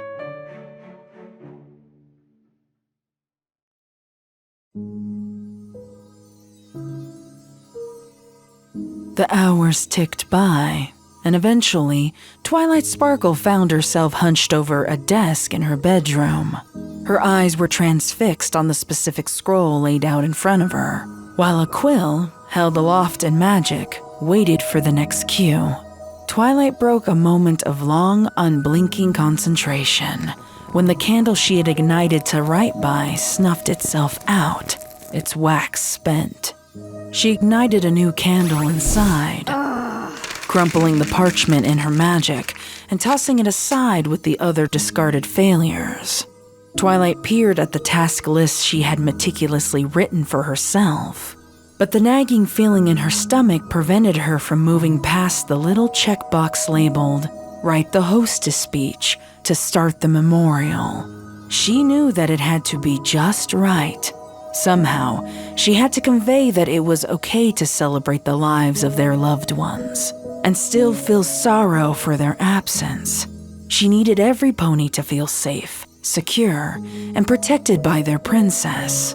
She also needed to stress the importance of friendship during trying times like these, and that was the part tripping her up the most.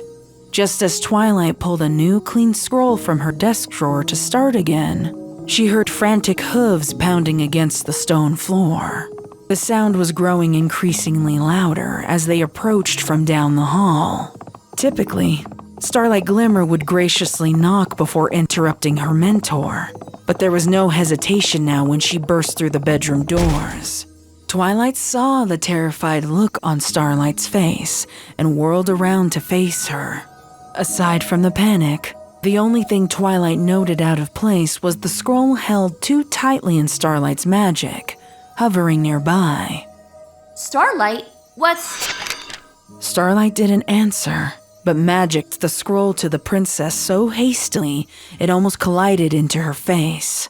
Twilight dodged the throw, taking the scroll from Starlight's magic into her own before scanning the semi-crumpled urgent message.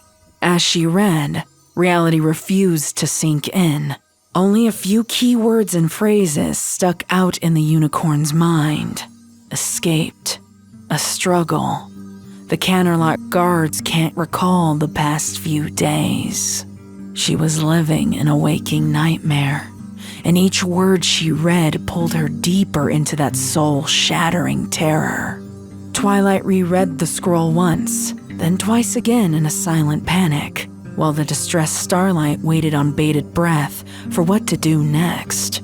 When the princess didn't pull her darting eyes away or speak, Starlight finally interjected. If it's been days, she could be in Ponyville by now. Twilight glanced up at Starlight with pinprick pupils. Despite the bile rising in her throat, she forced herself to remain calm and take back control of the situation before her own fears and guilt incapacitated her completely. We need to get word to the girls. They're the only ones who know that Applejack is still alive and... Twilight stopped abruptly when she and Starlight both heard rustling from above. The sound was muffled, but both mares' minds spiraled with all the possibilities. Was it an open window? Was it hoofsteps?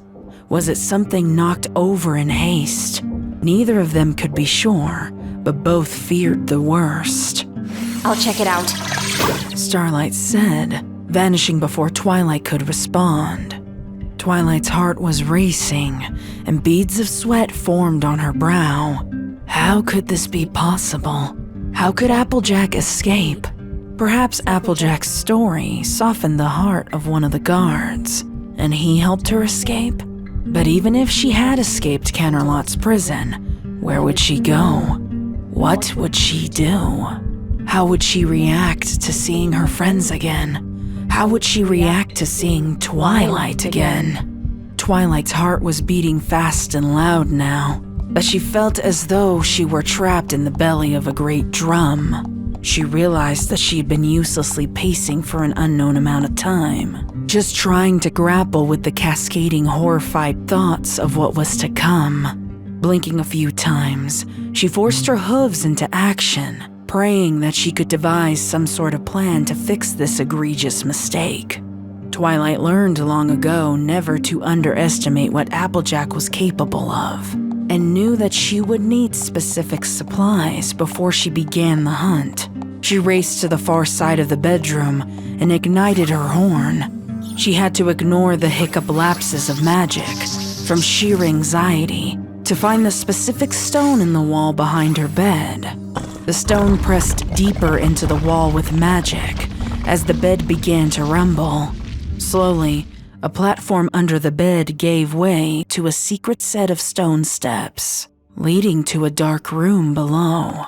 Twilight galloped down the steps, 2 at a time, as torches along the walls ignited to shine her way forward. She stopped at the bottom, skidding on her hooves at the horrifying sight. There, on the ground, laid the remnants of a magical lock that was used to secure her secret laboratory entrance. More terrifying still was the light pouring in from behind the door, slightly ajar. The unmistakable clatter of glass slamming into a wooden surface from within sent a new wave of anxiety through Twilight. It ripped through her like a lightning bolt. She pressed forward, thrusting the door open to see the horrible reality in the flesh. Applejack, the orange earth pony who had haunted her thoughts and dreams for 7 long and languishing years, was standing unabashedly amongst the collection of empty potion bottles. Her fur was pale, almost cream-colored from the lack of sunlight. The wounds that once marred her coat had healed into a series of scars, some fresher looking than others. Her standing gait was still irregular from the bones in her back hooves setting wrong all those years ago. Deep, dark circles lined sunken eyes, and the unmistakable lack of nourishment left the earth pony looking almost skeletal, with fur clasped tightly to the frail frame. Twilight opened her mouth to speak, but no words would come. Thoughts wouldn't solidify. Her body refused to move. How did she get in? Did she use the other passage? What happened to the lock? It was supposed to keep every pony out, to keep her work secret and safe. Finally caught me, huh? Applejack said. Her voice was far removed from the happy country-tinged accent that Twilight once knew. Now, there was a deep graggle and a roughness akin to some pony dying of thirst. Gotta say, I thought you'd be here sooner. Suits me just fine, though. Apple! Yes, ma'am. That dirty little secret you've been trying to hide for years. Bet you thought I'd just fade into obscurity by now, huh? Afraid not. Applejack turned away from the stunned princess to clasp another potion bottle by the neck. She didn't hesitate, tilting her head back as she brought the rim of the bottle to her mouth. The swirling purple liquid disappeared past her lips and into her gullet in 2 deep gulps. With a satisfied exhale, the earth pony mockingly licked her lips for any excess potion that may have lingered there. Twilight didn't know how it was possible to be even more horrified than before, but seeing that carelessness provoked a panicked outcry. No! What are you doing? You don't know what that potion does! Huh. Guess I'll have to figure that out now, won't I? Applejack said, her demeanor eerily calm and devoid of concern. Why? It's been so long. I can't remember what it looks like. What color. What consistency. I need it. I need to feel that again. And I ain't got time to pore over your incessant drivel to find out. Applejack motioned to the bookshelf of journals that lined the laboratory walls. Twilight had recorded every potion and observation of their effects. It was a lifetime of work, and Applejack would have been there for hours. AJ kept piercing eye contact with Twilight as her hoof slowly reached for yet another unlabeled and unknown potion bottle. She was able to flick the stopper from the top and hold it aloft in her hoof, but this time was thwarted by a blast of magic. The magic shattered the glass and caused the earth pony to recoil. Twilight had firmly planted her hooves on the cold stone ground, a renewed sense of focus apparent in her horrified and worried expression. You're looking for the sleepless potion? That's what started this mess! It's why you've been locked away! Why you killed all those ponies! Why in Equestria would you think I would keep that? Twilight demanded, tears staining her cheeks, as her guilt roared itself to the forefront of her mind. You? Throw out a chance to study something. I may be out of touch, but I ain't stupid.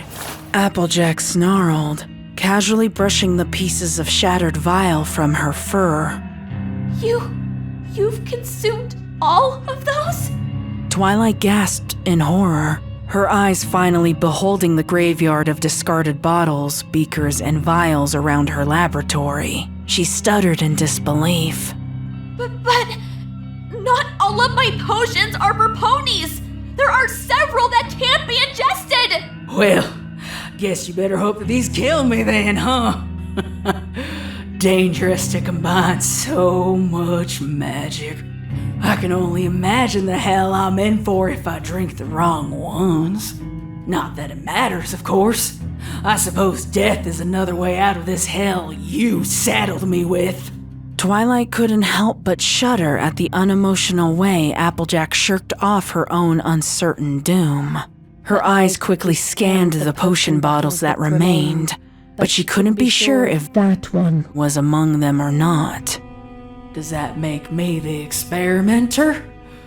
Or the experiment? AJ asked rhetorically as she reached for yet another potion bottle. Twilight didn't hesitate, focusing her magical blast at the next potion to stop her. This time, however, Applejack was able to move quickly to the side and avoid the stream of magic. 1 second she was standing a few feet from the princess, and another she was across the room, bracing herself against a wall. Twilight's magic had landed on the bookshelf, destroying some of her journals. Singed pages fluttered about the room. Both ponies were initially stunned by Applejack's newfound agility, but AJ's surprise melted into sheer delight. Super speed? That's awfully handy. You've been holding out, Twi. What would Rainbow think if she knew you had something like this all along? Drop it! Twilight screamed as she ignited her horn again, her crosshairs on Applejack's new position. If you say so. Applejack answered with a shrug, taking the potion in her hoof and smashing it against the floor. A great plume of green smoke overtook the room instantly, and Twilight reared back, inhaling the gaseous byproduct with a gasp. The immediate burning sensation in her nostrils started a wave of guttural coughing, so loud that she almost missed what Applejack said next. Ooh boy! Hot in vision too? Twilight fucking Sparkle, you've outdone yourself. Twilight gritted her teeth and tried suppressing the burning in her throat to find the earth pony through the haze. She ignited her horn, but the light was useless against the thick green fog that lingered. To the left, Twilight heard the sound of glass sliding into AJ's hoof. Despite the limited visibility, it seemed that AJ was still going to down as much potion as she could find. Twilight knew she had to take action, and that it was better to stop Applejack than try and salvage her work. So, deeply chagrined, Twilight blasted magic in that direction, wincing at the sound of her precious equipment exploding on impact. Applejack laughed in response, clearly unharmed. Her voice was now coming from the right side of the room. Twilight whirled around again, desperate to stop her. It became very apparent that AJ was enjoying her new speed and sight as her voice bounced from one side of the room to the other. What's wrong? Having trouble aiming? Now why'd you go and shoot over there? Are you blind and dumb? Applejack continued on, unscathed and unceasing. Twilight was on autopilot now, striking every direction she could with a singular stream of magic. The lab became a magical frenzy as potions, books, machinery, and equipment exploded in disarray. Still, the princess knew she couldn't react. She couldn't afford to lose her concentration. However, the longer Twilight struggled, the more confident Applejack became. AJ delighted in adding to the chaos by smashing more potions onto the unforgiving stone floor. They each created new plumes of colorful smoke that consumed the room to keep her concealed. Stop! Twilight screamed in a fit of coughing, collapsing to the floor for the hope of some shred of fresh air that lingered there. Her magic was only making things worse, and the swirling colors of the room were so thick, it looked as though she could grasp the very air in her hooves. Twilight shakily and slowly pulled herself up again. She'd given up the hope of finding a clean breath, and did the only thing her brain could think of, chase Applejack on hoof. In her clumsy, desperate pursuit, she ran into just about every piece of furniture that still remained in the laboratory. Unseen objects nicked at her fur. Her mane and tail would occasionally catch on some kind of hanging debris, and little shards of broken potion bottles bit into her hooves. No matter where she turned, AJ was one step ahead, taunting and laughing at her frenzied flails. You couldn't hit the broadside of a barn. You gotta be quicker than that, Twi. Gonna let me get away? Oh, you're not even trying. You gotta want it. That secret of yours is coming out tonight. What's Ponyville gonna think? Eventually, Twilight heard Applejack's hoofsteps rapidly ascending the stone stairs towards the bedroom. Applejack was escaping again, and Twilight was no closer to finding her than she was the door leading out. Panicked, she reached forward, her hooves colliding into the wooden table that had previously avoided the carnage. The splintered pieces raking across the flesh of her torso and forelegs as she fell. The impact of the fall disoriented Twilight, and the smoke inhalation was causing an unparalleled dizziness. Her ears were ringing loudly, but through its shrill scream, she still heard another beaker burst. Liquid splashed on her front hooves, but the sensation turned from wet to cold, then sharp to scorching in mere seconds. Twilight cried out in pain as she heard the sizzle, then felt the burn of acid eating her flesh. Still, she couldn't stop now. Nothing else mattered but getting to and stopping Applejack. Not only were ponies in danger, but her secret shame would be laid bare for all the world to see. What horrible consequences would follow? How many more ponies would have to die before Twilight would succumb to the reality that AJ Applejack was beyond saving in any capacity. As Twilight struggled to find her bearings again, a scream from above pierced through the mist. It was a horrifying scream of terror that snapped Twilight out of flight response and into fight response. With renewed focus, she teleported herself from the mess below, her horn still hiccuping with unstable magic. She tried to trace the origin of the sound and appeared just outside of Starlight Glimmer's room. Starlight! It's Applejack! She's in the castle! Twilight screamed, pulling the handle of the door, only to find it wouldn't budge. Twilight slammed her body against the door, hoping it would give way, but it remained firm. Starlight! Let me in! Twilight shouted, pleading with the mare who she could clearly hear tussling with some pony else from within. When more slams to the door didn't give way, she backed off and blasted it with magic. However, her spell instantly deflected, as if it met an invisible magical shield. It ricocheted and whizzed over Twilight's head, colliding into one of the castle pillars behind her. Twilight jumped aside when the pillar collapsed into a pile of gemstone-textured debris. Replace me, do ya? Twilight heard Applejack's voice behind the door, and she grew more desperate. The crumbling pillar beside her gave her a frantic but potentially helpful idea. She shifted her focus from the door to the wall beside it. Twilight's horn steadily grew with light and magic, and she gathered all the strength she had for this singular spell. When she released it, the magical collision roared through the hallway as stone crumbled and dust billowed. The hole it created in the wall was barely large enough to fit her frame, but Twilight pressed forward. She sucked in a deep breath and squeezed, contorted, and pushed herself through the wall. The dust hadn't settled yet, so Twilight had to squint through another haze to find both Applejack and Starlight Glimmer. It was then that Twilight's eyes fell upon a gruesome sight. Starlight! The unicorn mare was laying on the opposite side of the room, near the ruins that were once her belongings.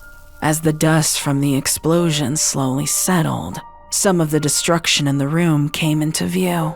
The bed was in pieces, feathers from the pillows still adrift in the air, mixing with the dust from the explosion. The armoire was nearly unrecognizable. All that remained were sharp splinters of wood and strewn about clothing. A mirror that once stood atop a vanity table was smashed into tens of thousands of pieces. Clothing, tapestries, childhood memorabilia, eviscerated. Then there was Starlight herself, who was in a similar state of upheaval. Her skin was marred with fresh injuries. The red soaked through her fur so thoroughly that wounds were indistinguishable from one to the other. A bone in her back hoof was jutting backwards, disconnected from its place. But most horrific of all was the cascade of blood oozing through hooves that clung desperately through a severed jugular. Why? Starlight asked, her breath caught in her throat. She was looking up at something that had been hidden in the haze. Twilight blinked a few times to bring her eyes fully into focus in the dim light, and found Applejack looming over Starlight. There was a strange, unnatural, and unnerving smile on the earth pony's face, looking pleased with herself for ridding the world of her so-called replacement.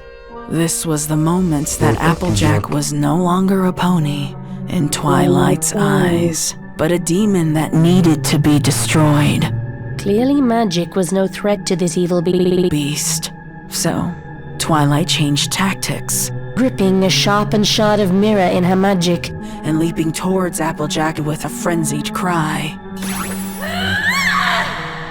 Surely the weapon would instill some fear, and at the very least, draw Applejack away from Starlight. Much to Twilight's surprise, her plan worked. Applejack's face contorted to that of surprise, maybe even shock, and she didn't stick around long enough to see if the alicorn could bring herself to murder a pony in cold blood.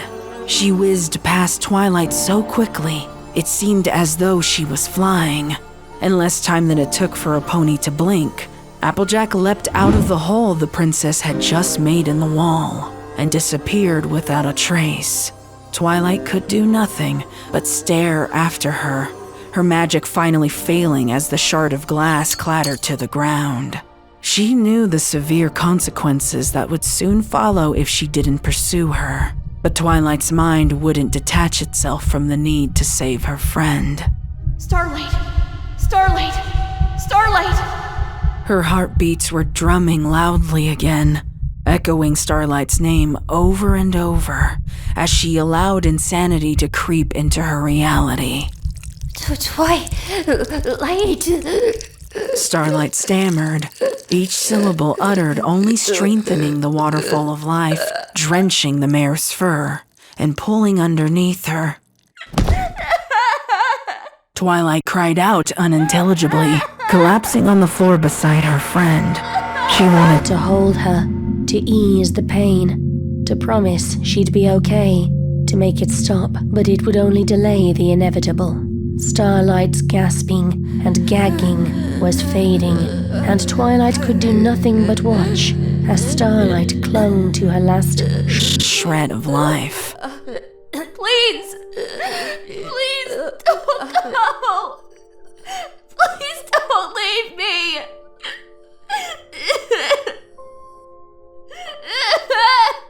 Twilight managed through garbled cries.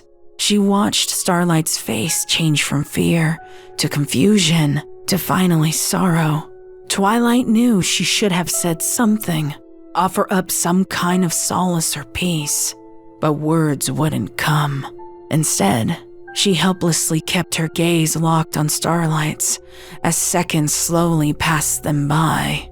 The princess's stunned, silent grief was the last thing Starlight Glimmer witnessed in this world before slipping away into darkness.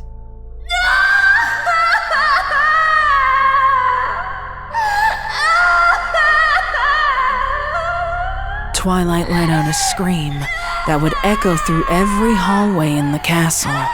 She pulled Starlight into her embrace, cradling her body against her chest like a mother coddling a child.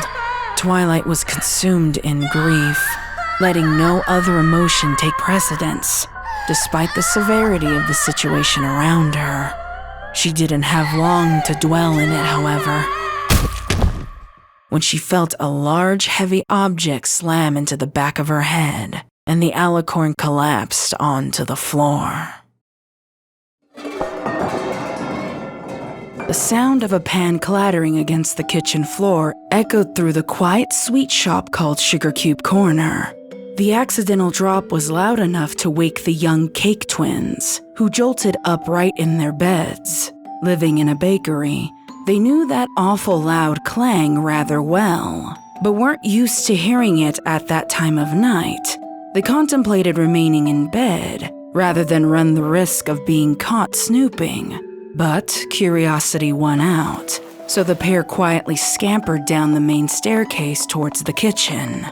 Unsurprisingly to the twins, when they peeked around the corner of the kitchen doorway, they found a frazzled-looking Pinkie Pie. She was trying some kind of new balancing act the Cake twins hadn't seen before.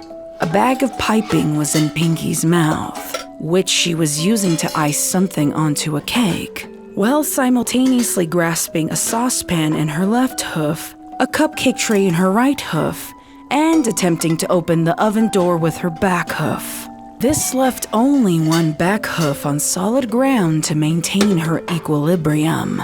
Although the sight would have been amusing to most, the Cake twins exchanged worried glances rather than amusement. Pinkie Pie? Pound Cake said, boldly interrupting whatever it was he was witnessing, while his sister followed close at his hooves. Oh, welcome! I didn't like you, did I? Pinkie said, the words garbled by the piping bag in her mouth. When the Cake twins could only offer a face of confusion in response, she giggled and spit out the bag onto the counter, while sliding the cupcakes into the oven and setting a timer. Oops! I forgot I was doing that! I'm so super-duper triple-ribble sorry that I woke you up! Pinkie exclaimed, picking up the piping bag in her hooves and resuming her icing endeavor. Why are you baking? Luna's moon is still high in the sky. Pumpkin observed, pointing out the kitchen window to the bright moon shining overhead. Well... Pinkie started, then switched tasks yet again by sprinkling flour on the counter while finishing an icing swirl. Even her normal Pinkie absurdities were multitasking as a rolling pin produced itself from her mane. I've got extra crazy lots to do before the big party tomorrow. Everyone in Equestria is gonna be there and they're gonna be hungry. I still have 6 dozen cupcakes, 7 pecan pies, 12 caramel fritters, and another triple chocolate cookie cake with chocolate frosting and chocolate sprinkles. You know those Camelot ponies, they love their chocolate. Initially, the twins didn't respond, unsure how to answer such a string of absurdities. Eventually, they chose to offer their assistance rather than try to riddle out Pinkie's logic. Want us to help? Aw, you silly Billy Billy should be snoozing in dreamland, not rolling out pie crusts and setting the caramel on the stove to soften. Pinkie said, doing those exact actions as she spoke them. Pinkie Pie? What in Equestria? Pinkie and the twins' attention snapped to the matron of the family, Mrs. Cake, when she joined them in the kitchen. She rubbed the sleep from her eyes in disbelief at the sugary array stacked before her. Hiya, Mrs. Cake! Pinkie exclaimed with an energy and volume that was unwelcomed at this hour. Mrs. Cake recoiled at the sound as Mr. Cake finally made his appearance, completing the house's inhabitants. Just finishing up those desserts for the big party. The castle ran out of sugar, can you believe it? So I thought I would finish up here. I knew you all wouldn't mind. Sorry about all the noise. I can be a tad clumsy when I'm quadruple tasking. Oh, I can't wait to try all these tomorrow. I might just have to make a caramel chocolate cherry surprise pie just for me. I'm so hungry I could eat a dozen cupcakes all on my own. Pinky dearest, don't you think you could bake some of these things tomorrow after you've gotten a good night's rest? Yeah. You've made plenty of desserts so far. I'm sure a couple cupcakes won't be missed. Mr. Cake said, echoing the sentiment while nervously rubbing the back of his neck. Sometimes it's easy to lose track of time when you don't give yourself a break. Pinky laughed just as loudly as ever, while she slammed the pie dough on the counter and started to flatten it with the roller. Don't you worry! Twilight's included sleepy time on that big list you gave me of things to do. Soon as I'm done with the baking, I'll get right on that list. And it's up to Betty Pie for this pink poop party prepping pony. Pinky said dismissively, unable to pull away from her tasks, even for a moment, to make eye contact. Maybe we should get your friends over here to help you in the morning then. We wouldn't want a pooped pink party-throwing Pinkie Pie. Isn't that right, dear? Mrs. Cake sharply elbowed Mr. Cake as she gently nudged the twins towards the stairs. They looked back at Pinky one final time, their brows furrowed in worry, before giving in to their mother's silent command. Yes, your friends and maybe your eccentric sister can come by. She'll know how to help. Mr. Cake said nervously, watching his family ascend the steps to their respective rooms. Sounds absolutely, perfectly perfect to me! Pinky said, still not meeting his eye. Well, good night, Pinkie Pie. I hope you get some rest. Mr. Cake remarked with a sigh, before he too climbed back towards the comfort of bed. Pinky hadn't noticed if the cake's behavior and comments had been anything outside the ordinary. She knew they worried when she worked so late into the night, but this celebration was the most important party of the year, and she couldn't afford a single slip-up. If even one pony left that party with a frown, she had failed. It would be a failure of Ponyvale being able to heal. It would be a failure that would reflect poorly on Twilight, and that would mean more hardships for a friend she loved so dearly. But most importantly of all, it would be a failure to her very nature. Pinky took those dark looming thoughts and buried them beneath her sheer determination to keep moving forward. She had just started cutting the third pie crust from the flattened dough when the timer on the oven dinged. The party pony delightedly dropped the knife on the counter to grasp an oven mitt in her mouth. It was her favorite part of baking, opening the oven to the initial wave of warmth on her cheeks and the sweet smells of perfectly golden pastries that followed. There was a comfort in that familiar aromatic embrace, a comfort that her frazzled nerves and growing anxiety needed now more than ever. Before her outstretched hoof could reach the handle of the oven door, however, Pinky thought she heard more hoofsteps approaching. Her delight rapidly melted into annoyance. What had she done this time? She was sure she hadn't made any additional noises to wake the cakes. Were they coming back to lecture her again? How long could she continually reassure them that she was okay before the happy facade would break? I see nothing's changed around here. Pinky froze for a moment. She could have sworn that was Applejack's voice coming from behind her. She giggled and shook her head. Okay, maybe I do need some sleep. Now I'm hearing voices. Pinky thought absently to herself, oven mitt still clasped tightly in her teeth. She refocused on the task at hoof, and the oven door swung open with ease. A pang of disappointment twinged in Pinky when the initial warmth and smell did nothing to ease the tightness in her chest. That any way to greet an old friend, Pinkie Pie? I'd have thought better of you if I didn't already know what a phony you were. Pinkie Pie had never heard voices in her head this clearly before, and the grim curiosity caused her to spin around with the cupcake tray still in mouth. When she stopped, she could barely believe her own eyes. There, standing at the counter with Pinky's empty pie tins and baking supplies, was Applejack. Pinky screamed out and flung the cupcakes into the air, stumbling backwards onto the stove and narrowly grazing the hot saucepan with her right hoof. The cupcakes went soaring, splattering around the kitchen, while the hot tin came whirling back down onto Pinky's back right hoof. She screamed again, but more in shock than in pain, kicking the hot pan away as quickly as possible before letting her eyes focus onto the mare before her. Her eyes weren't playing tricks. This wasn't a dream or a cruel prank. This intruder was undoubtedly Applejack, but she wasn't quite the Applejack Pinky remembered. This Applejack looked haggard, like a sun-bleached, worn-out piece of leather. Her fur was matted and unkempt, along with her mane and tail, like a pony who hadn't had a proper bath in years. Pinky couldn't see her eyes from underneath that old, tattered hat, but she could see the hateful grimace, and that's what had startled her the most. Applejack wasn't exactly alone either, as she leaned against an old, dirt-encrusted shovel and was wearing a belt with various old gardening tools. Pinky immediately recognized them as the very kind that had once been used as AJ's instruments of torture.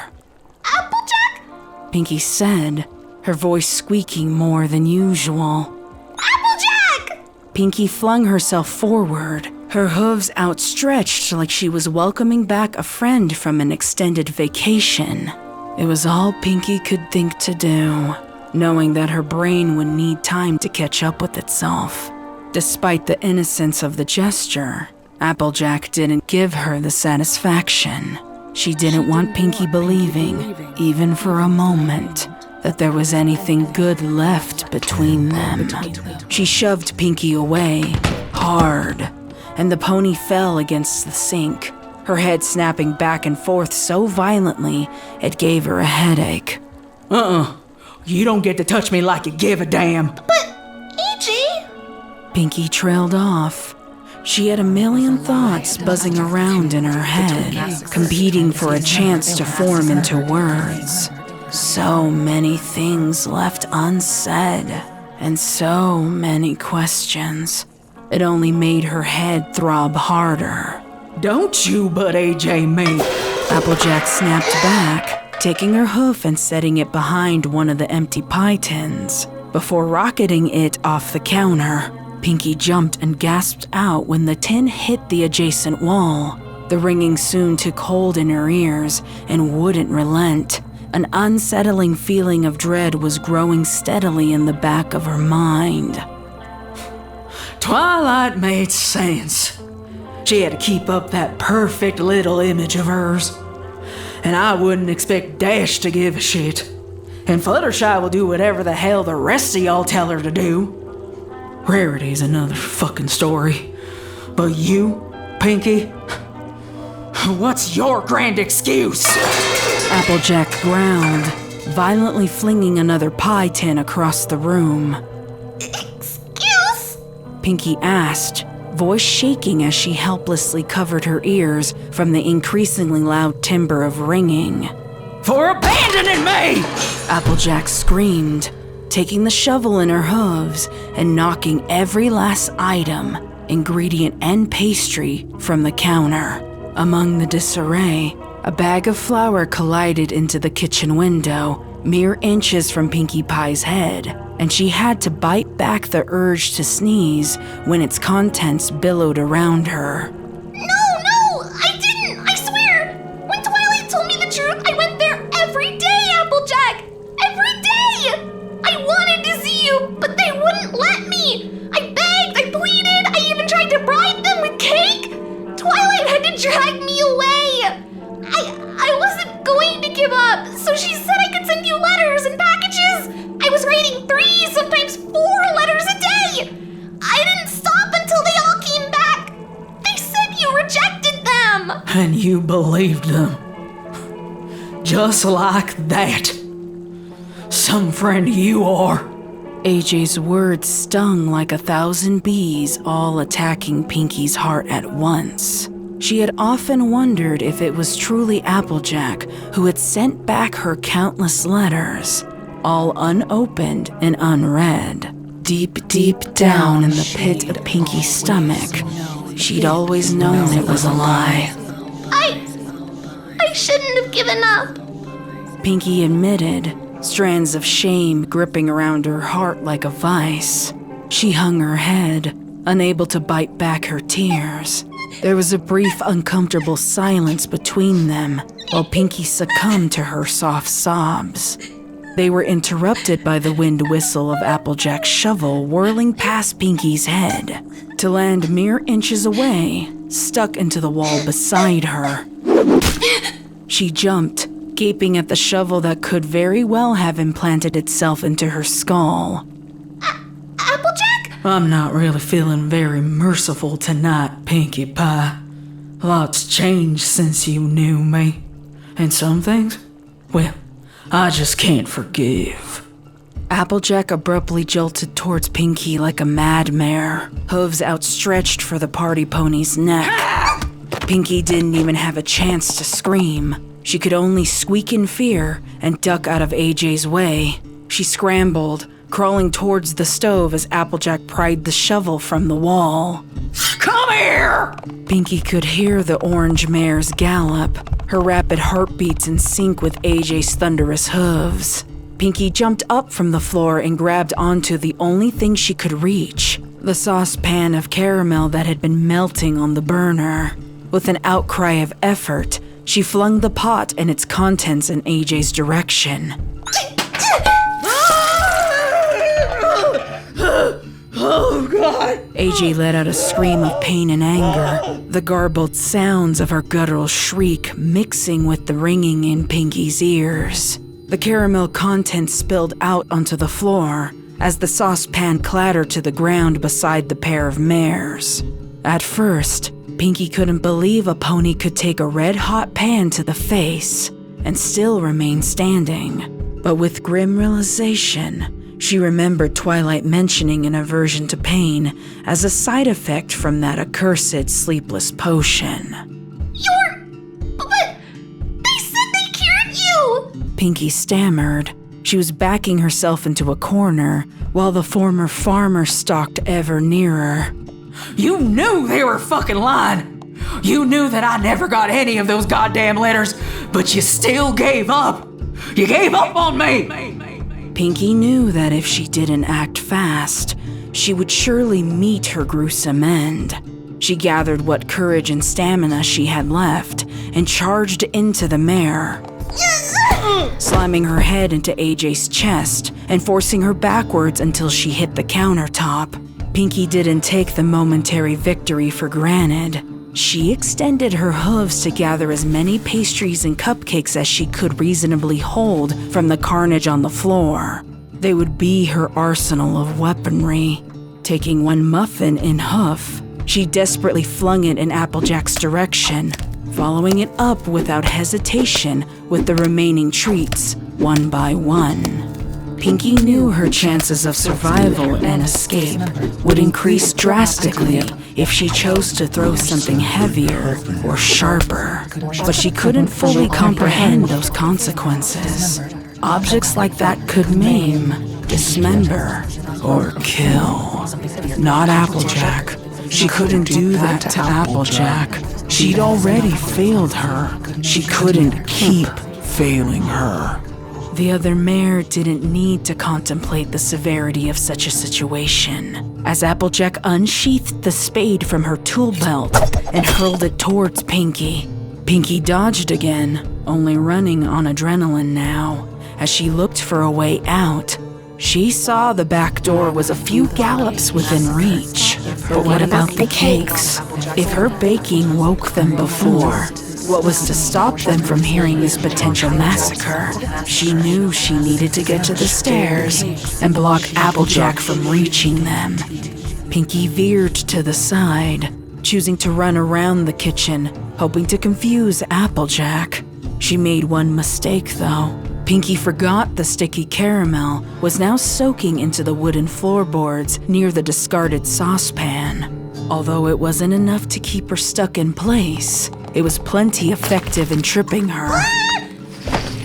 Pinky fell forward, grasping the kitchen curtains as a fruitless effort to soften her fall and snapping them out of place. She collided hard with the unforgiving floor, brain rattling in her head. A few seconds passed before Pinky felt an incredible force yank her up by the mane and press her face towards the still lit burner. Pinky gritted her teeth and pushed back against the hoof that was trying relentlessly to incinerate her. She felt the heat singe the bits of fur on her cheek, but she refused to give up. In a moment of frightened insanity, Pinky pushed her own face against the burner to shock Applejack enough to remove her hoof. It worked, and the pink pony pulled away from the heat as quickly as she was able. She didn't want to assess the damage. She just needed to get away. Maybe it was the final straw having to burn herself just to flee. Or maybe it was the thought of the innocent cakes in danger. But either way, Pinky found herself with much stronger conviction. If she didn't kill Applejack, Applejack would kill her. She was a failure, but she wanted to be a live one. Pinky reached for some of the knives resting in the block on the counter near the sink. She screamed out, thrusting one at a time at the orange mare. She couldn't be sure, but Applejack seemed to move faster than any pony ought to be able. Not a single knife was successful in its endeavor. Even more frightening was the sight of AJ picking up the discarded knives, like she was calmly collecting a deck of cards. Pinky's hoof eventually found nothing but air, and she quickly glanced to the side to see that the knives had all been thrown. In desperation, she grabbed the block of wood they had been resting in and threw that at Applejack while sprinting away from the kitchen. Pinky's hooves beat against the ground fervently until she spotted two of the very ponies she was trying to protect. Mr. and Mrs. Cake were indeed coming downstairs at the horrendous noise, but their timing was deadly. As Pinkie Pie retreated, Applejack had decided to try her luck at knife throwing, and her aim was far superior to the frightened party ponies. Pinkie collided into the pair of cakes. She tumbled roughly to the ground at their hooves. Screeching, buzzing, and drumming bees whizzed around in Pinkie's head as a headache exploded from the sudden impact. Their angry noises mixed with the ever-present ringing in her ears. It was so encompassing that it deafened the world around her. Pinkie only knew that she was gasping for air because of the violent expansion and contraction of her chest and the burning in her lungs. Louder and louder the chaos grew, and not even shaky hooves pressing her ears into her skull could stop its ascension. When Pinkie finally opened her eyes to look up, she saw Mrs. Cake's face. The odd expression struck a chord in Pinkie. It was unnerving. The pastry shop matron was pale, wide-eyed, and shaking. She was looking down, though not at the pink pony at her hooves. Pinkie's gaze followed hers until it fell upon the blade protruding from her friend's chest. Pinkie opened her mouth to scream, but wasn't sure if anything came out. From where Pinkie laid, it seemed as if Mrs. Cake was playing a macabre game of freeze tag. She didn't move. Her chest didn't expand for breath, and her fixed expression didn't change. Then, all at once, Mrs. Cake crumbled to the ground. Pinkie didn't even see the blood until Mr. Cake frantically pried the blade from Mrs. Cake's chest, spraying Pinkie's face with his love's viscera. Pinkie knew it in her gut now. Applejack had won. There was no escaping this gruesome end.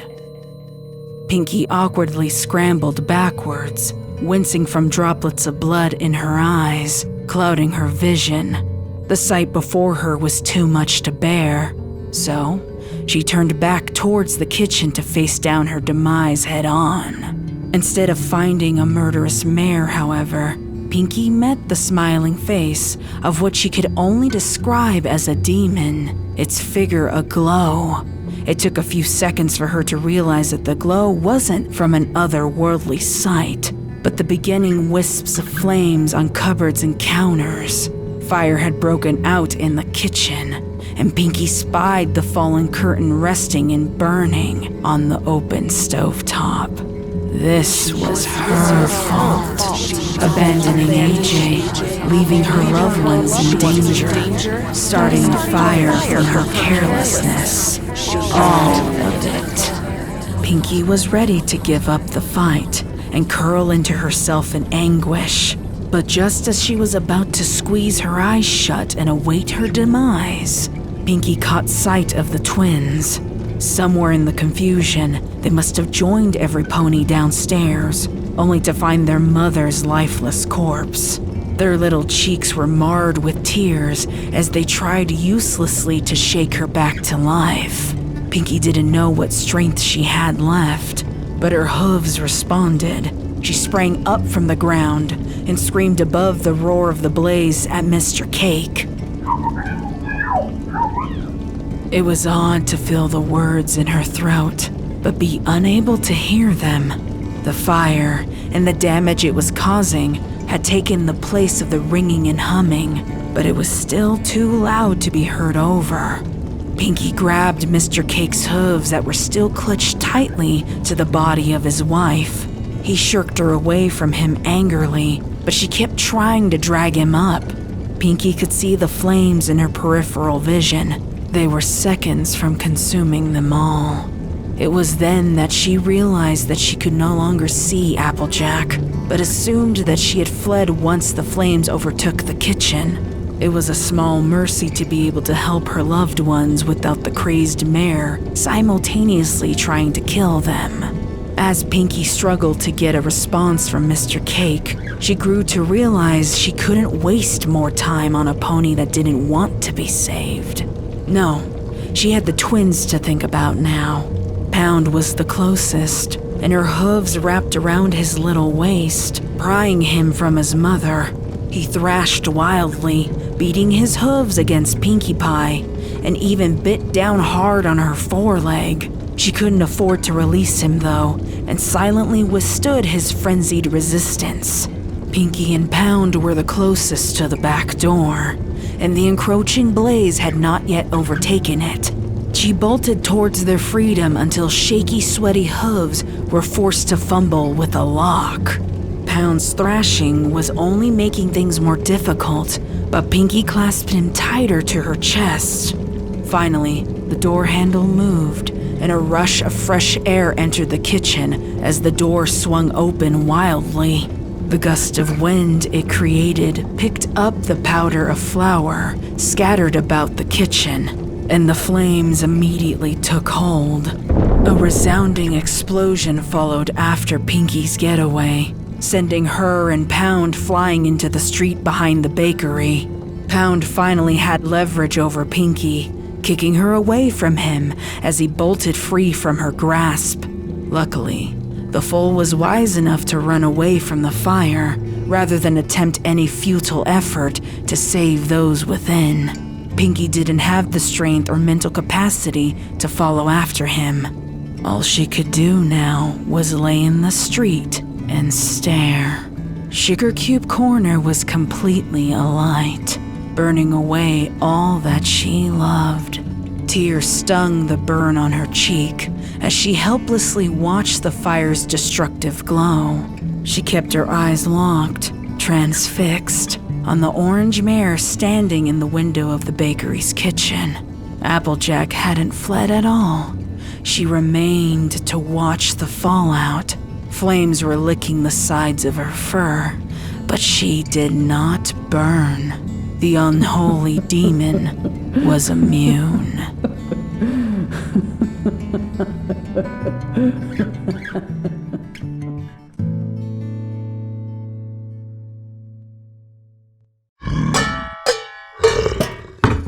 The sound of a very hungry bear's bowl colliding with the floor repeatedly was grating on Fluttershy's last nerve. However, he was not the only protester in the little cottage on the outskirts of Ponyville. More than a dozen of Fluttershy's animal friends were squeaking, shrieking, screaming, and roaring defiantly to be fed. She knew her animals would have been hungry after she had dedicated all of her time to helping her friends, but they were far more unforgiving than she would have thought. All right. Fluttershy said in exasperation as she headed towards the cupboard in the kitchen where she kept nuts and berries. She held a small brass key in her hoof and placed it into the lock on the cupboard, turning it to the side to allow her access. She hated the idea of locking food from her animal friends, but what else could she do? Angel and some of the other forest creatures would often attempt to raid her stash of food and gorge themselves until they were sick, leaving nothing behind for any creature else. I've fed you 3 times already since I've come home. I don't know why you're all acting like you're starving to death. The animals didn't respond, snatching the portions of food she'd pulled out of the cupboard before she could even lower her hooves. Fluttershy sighed in a mixture of annoyance and relief, seeing her ravenous animals quiet at last as they satiated their hunger. She knew that they were all very capable of hunting and gathering food for themselves, but they refused. She wondered, regretfully, if they had relied on her for too long and lost the ability to do so. She turned back to the cupboard, locked it, then made her retreat from the overcrowded kitchen. Fluttershy's hooves felt heavier than she remembered them being. She pored over the day's events in her head, wondering how it could have dampened her spirits so significantly. She knew Rarity had an issue with perfectionism, yet her constant requests for slight changes had whittled down Fluttershy's resolve. Twilight certainly didn't help with her long list of tasks, which only a small fraction Fluttershy would deem important. She found herself with a pang of bitterness, too, at Rainbow Dash's sudden appearance at the end of the evening. Fluttershy had worked so hard for so long just to have Rainbow casually show up and decorate twice as much in 10 minutes than she had in 5 hours. If only she could stand up to Rarity. If only she could rationalize with Twilight's demands. If only she could turn away Pinky's stomach-churning desserts. If only she could avoid the waves of guilt and pain she felt seeing that ice sculpture of Applejack. If only. Fluttershy's thoughts were far more negatively charged than she would have liked, and it gave her pause. I think I'm just exhausted.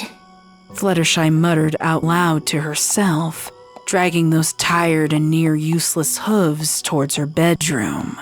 However, before she could take a single step inside the doorframe, Fluttershy's ears swiveled around to an unfamiliar sound.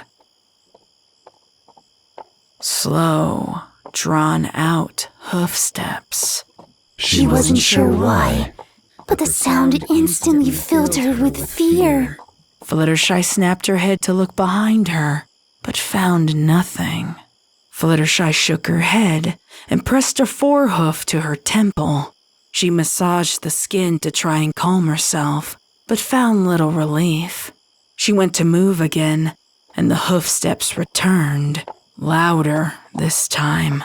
She was sure she hadn't made it up in her delusion, so Fluttershy briskly walked back down the hallway towards her living room.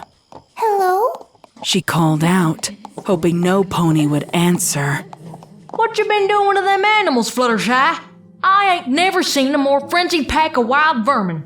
Fluttershy's fears roared to the forefront of her mind when she came face to face with the only mare who had ever broken her spirit and faith in pony kind.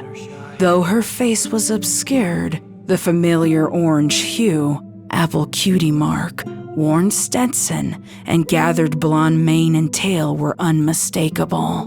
Nevertheless, she didn't linger too long on Applejack's overall appearance, but looked instead to the sharpened blade atop the thick shaft held firmly in her grasp. It only dawned on her when she saw the stains of old dirt that this was once a shovel. Now, though, it resembled much more of a weapon. Fluttershy's wings flared, and she soared to the ceiling of her living room to put as much distance between her and Applejack as possible.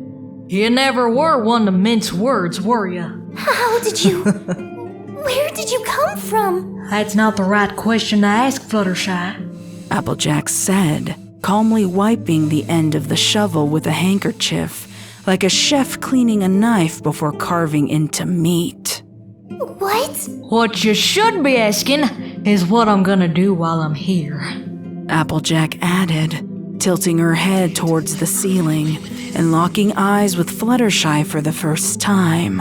Fluttershy's pupils shrank in horror when she saw the eerie, unholy red glow of AJ's irises. It was so prominent. A crimson illumination tinted the rest of her face, making her smile all the more terrifying. What happened to you? Fluttershy screamed, pressing herself into the farthest corner of the ceiling, praying that AJ wouldn't make a move in her direction. Oh, I've got all kinds of new tricks. Wanna see? Fluttershy didn't reply. She could tell by Applejack's intonation that whatever she would have shown her would have been a terrifying sight. Instead, Fluttershy darted from the room to the kitchen. She knew better than to waste time trying to appeal to some pony who was obviously gripped by terrible dark magic. Fluttershy's first priority was the same one she'd had most of her life: saving the animals. She was almost surprised to find them all busily chomping their third dinner. Despite the unwelcomed visitor only a room away. Go, little friends! Get out of here! Fluttershy screamed, gesturing her hooves wildly while checking over her shoulder for Applejack. Only some of the animals looked up at Fluttershy when she shouted at them, and even the ones that did eventually turned a cold cheek to resume feeding. Fluttershy didn't have time to calmly explain why it was so dangerous for them to stay in her cottage. She had to act fast and efficiently. She scooped up a pair of chipmunks and flew to the window, gently tossing them onto a tree branch outside. They rolled into each other in confusion before getting up and shaking their fists angrily. Fluttershy was getting an earful of their squeaky objections. Run, now! Fluttershy hollered back at them before scooping up the next group of critters and pushing them out the doggy door. She moved faster than she had ever moved before, determined to save them from some unknown fate. Harry the bear was the last one she had to move, and he was far too large to move on her own. Despite her pleas and desperation, he refused to budge. With no other options, Fluttershy sucked in a breath and bore her stare down upon him with no mercy. Harry stared blankly, slack-jawed, before scrambling to leave the kitchen through the door, where many of her other animals were attempting to sneak back in. Unfortunately for them, they were steamrolled by a retreating bear instead. Fluttershy immediately slammed and locked the door. She pressed her body against it and squeezed her eyes shut in fear. There you go again, putting the lives of pests and vermin above pony folk. Guess it was too much to ask to keep faith with your friends, when it's them animals you really give a damn about. Applejack said, walking slowly and calmly towards the kitchen. The shovel in her grasp was dragging across the wooden floorboards. And the scrape of metal felt like it was carving into the inside of her skull. Fluttershy ventured a look at the mare again, and the red glow seemed to only brighten the longer she stared. Eventually, Applejack stood between Fluttershy and her way out. The Pegasus knew she was trapped. She closed her eyes again, silently vowing that she wouldn't dare look a third time into those deep, horrifying red irises. Then again, you're swayed one way or the other by any pony with an opinion, ain't you? I don't even know if there's a single thought in that empty head of yours that is truly your own. You know who takes orders and does what they're told without question? Critters. That's all you are, huh? An oversized, dumb critter. Fluttershy's eyes brimmed with tears. She'd been called many horrible things over the years. But this one especially hurt. Did other ponies see her this way? How exactly was she different from just another blindly loyal pet? Fluttershy's careening thoughts were interrupted when the animals on the other side of the door slammed themselves into it defiantly. They were screaming, chirping, chittering, and demanding to be let back in. How was she going to convey what was happening? Was there even any danger? All Applejack had done was berate her. But those eyes... Those glowing, ungodly orbs. Fluttershy was sure they could only mean danger. She braced herself against the door as best as she was able, withstanding the repeated blows from her misguided animal friends. Want to know the thing about critters, Fluttershy? Fluttershy's eyes were still squeezed as tightly shut as she could get them, but she could tell that Applejack was getting closer. Still, she didn't respond. What would have been the point? If some pony wanted to frighten, berate, or debase her, there was little she could do to stop it. Fluttershy could hear the shovel scraping closer and closer as her whimpers swallowed her screams. When the sound stopped, Fluttershy held her breath, willing her body to come to a complete standstill, as if it could somehow shield her from what was to come. She felt the hot breath of air on her snout, and she could smell a horrendous unknown stench that followed. The shovel moved again. This time, it sounded like it was being held aloft. In a voice no louder than a whisper, Fluttershy heard the words, "It ain't a crime to kill a critter." Fluttershy's eyes snapped open and she screamed, darting away from the shovel poised above her. She wanted to make a break for the front door, but she caught sight of Angel Bunny in the corner of her eye. She gasped and lunged towards him fearfully, the pair tumbling across the kitchen to land under the table and against the wall. It knocked the wind out of Fluttershy, keeping her disoriented and slumped to the floor. Once she'd taken a few deep breaths, she twisted her body to the side, just as a soft whirring zipped past her ears. Before she could see what it was, she heard the thud of Angel Bunny next to her. Fluttershy screamed, seeing that the weaponized shovel had effortlessly sliced through her beloved pet's flesh. Splaying him out before her. She turned away immediately, puking violently on the floor amidst a cascade of tears. Her sobs were loud, but they didn't completely drown out the sound of Applejack simply and stoically opening the door to the animals waiting outside. The sound of the handle clicking and the old hinges squeaking was enough to snap Fluttershy out of her grief.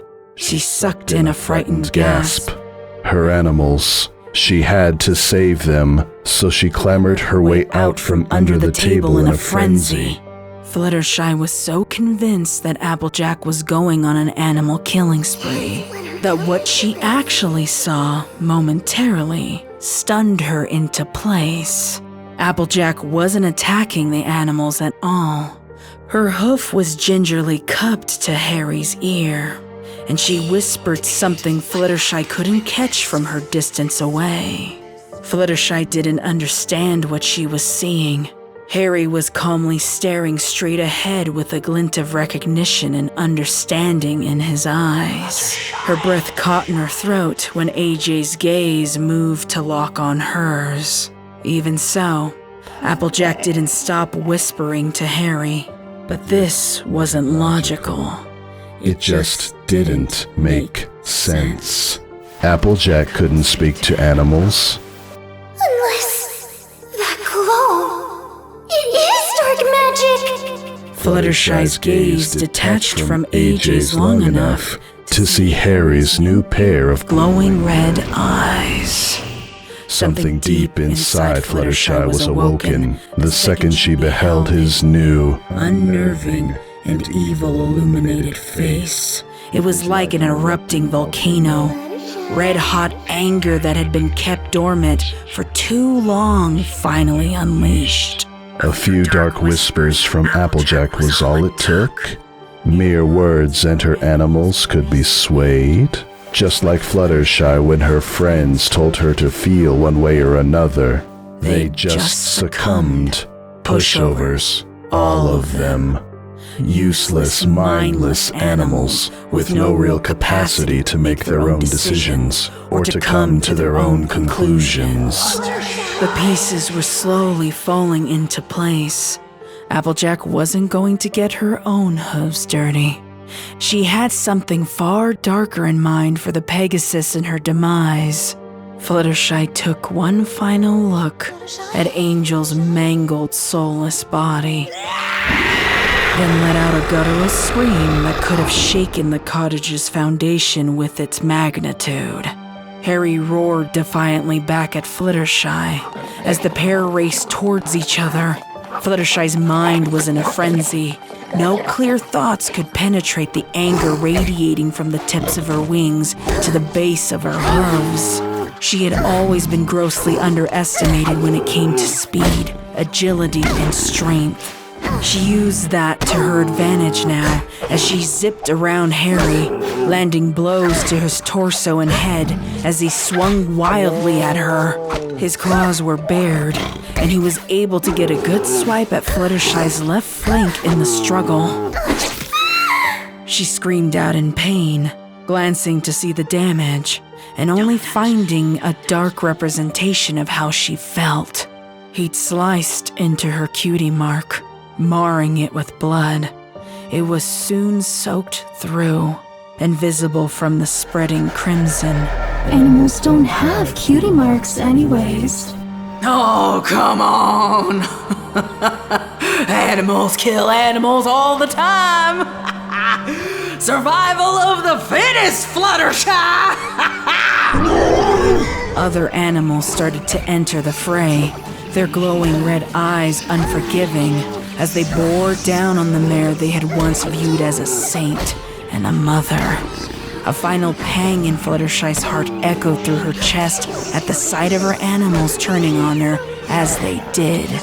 But these weren't her animals anymore. Applejack had seen to that. Fluttershy couldn't comprehend how she had the capacity to meet each of their blows with one of her own. Her thoughts. Her feelings. Her pain. All pushed out of mind for the will to live. Even through the screeching of birds, screams from the forest critters, and roars from Harry, Fluttershy could hear Applejack's whispers. More and more of her friends were turning on her, intent to kill. Fluttershy kicked and swatted the smaller creatures away from her. As she focused on Harry, his attacks were the most volatile after all. Applejack's laughter grew more thunderous and reverberated with each animal Fluttershy had to fight away. Finally, Fluttershy wrapped her hooves around Harry's neck and pulled hard. The sickening snap was jarring enough for the other attacking animals to silence themselves temporarily. Harry made a soft grunt, like a last gust of wind leaving his lungs. as he collapsed hard onto the ground. Reality was slow to set in, creeping up inside Fluttershy with each swift heartbeat. She had done the unthinkable. The remaining animals looked upon her with the same fear she had shown Applejack minutes earlier. Fluttershy saw reflected in their glowing eyes a tiny glimmer of their old selves, stuck in shock. It was Applejack's voice coming from behind her that finally broke the silence. It was not to Fluttershy that she spoke, but to the animals she had corrupted. Finish her. The words, sickly sweet and sinister, erased any hope Fluttershy had to leave her cottage without more death by her hooves. She gave in to her outpouring of rage, induced by heartache, as the sweet cottage on the hill turned into a house of horrors.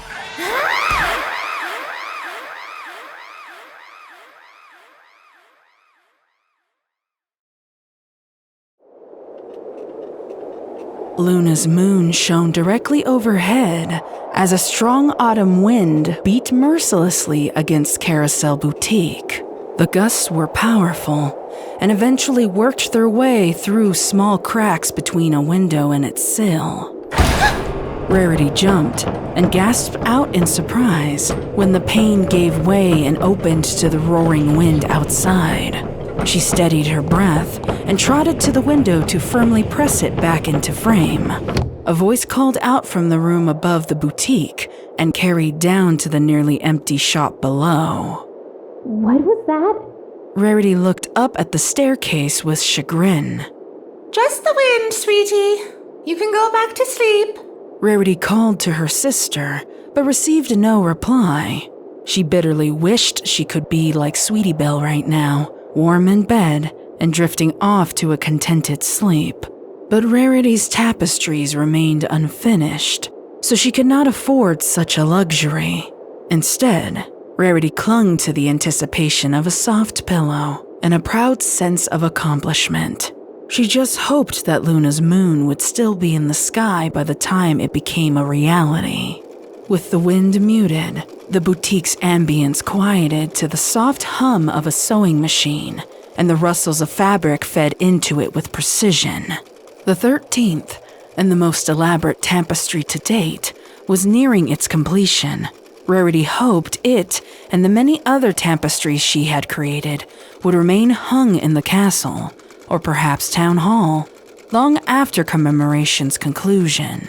After all, these weren't silly ice sculptures or party decorations that could be cast aside at the end of the night. These were intricate pieces of art that Ponyville could embrace year-long. At last, the sewing machine stopped on its final stitch. Rarity carefully pulled the tapestry free from the machine, cut the excess thread, and held it aloft in her magic. She remained stone silent as she stared at the silhouetted depiction of the stallion it bore. The drive and determination to complete her task was pushed aside for darker, unwelcome thoughts. She was familiar with these thoughts and memories, and chagrined that they assault her mind now when time was a crucial factor. But, like the flow and ebb of waves crashing into a shore, there was no stopping their occasional flooding her consciousness. It was always the same memories, played out like a picture show, incessantly reminding her of the night that changed everything. A night 7 years prior. A night whose secrets she would keep until her dying breath. That night began with such hope and confidence in Rarity. After weeks of study and preparation, Twilight was finally ready with a cure. No longer would Rarity have to hear about those massacres found in that once thriving apple orchard, or about the monster that lingered there. A monster that only Twilight and her friends knew to be Applejack. They all gathered at the outskirts of Sweet Apple Acres, and each were given a small syringe of that mysterious remedy.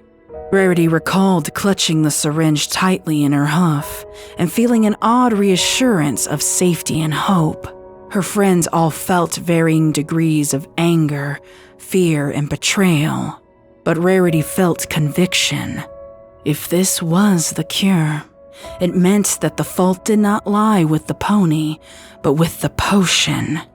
Applejack, the real Applejack, would never allow such monstrosities to occur. To Rarity, she was just an unwilling and unlucky vessel for dark magic to corrupt and possess. Applejack would be found, cured, and their lives would resume with normalcy and peace. This was the delusion Rarity chose to embrace. So, boldly, Rarity ventured out into that cursed orchard. To cover more ground, it had been decided that each friend venture out on their own, though even Rarity felt trepidation at such a prospect. She recalled the eerie silence in those trees and the uncertain fear that hung in the air. After some time wandering aimlessly, she happened upon a victim yet to be discovered. Their desiccated corpse was shriveled and dried from the intensity of the heat wave Equestria was suffering. Enough time had passed that wildlife had already picked it clean of tissue and organs, leaving only bones and patches of colored fur behind.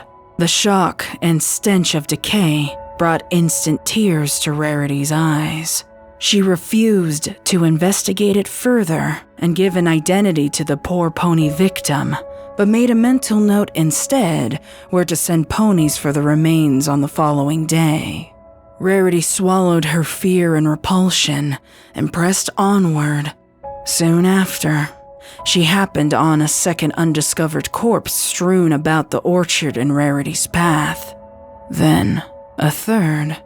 Seeing the gruesome death first hoof like this was weakening her resolve and corroding her sympathies. Rarity's hope wavered as dimly as the unicorn magic she used to act as her light in the darkness. Still, she forced her hooves to press onward.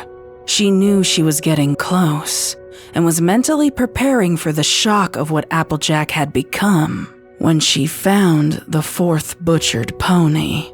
At first glance, he was unrecognizable like the others, but the bloodied patch of fur bearing a cutie mark caught Rarity's eye.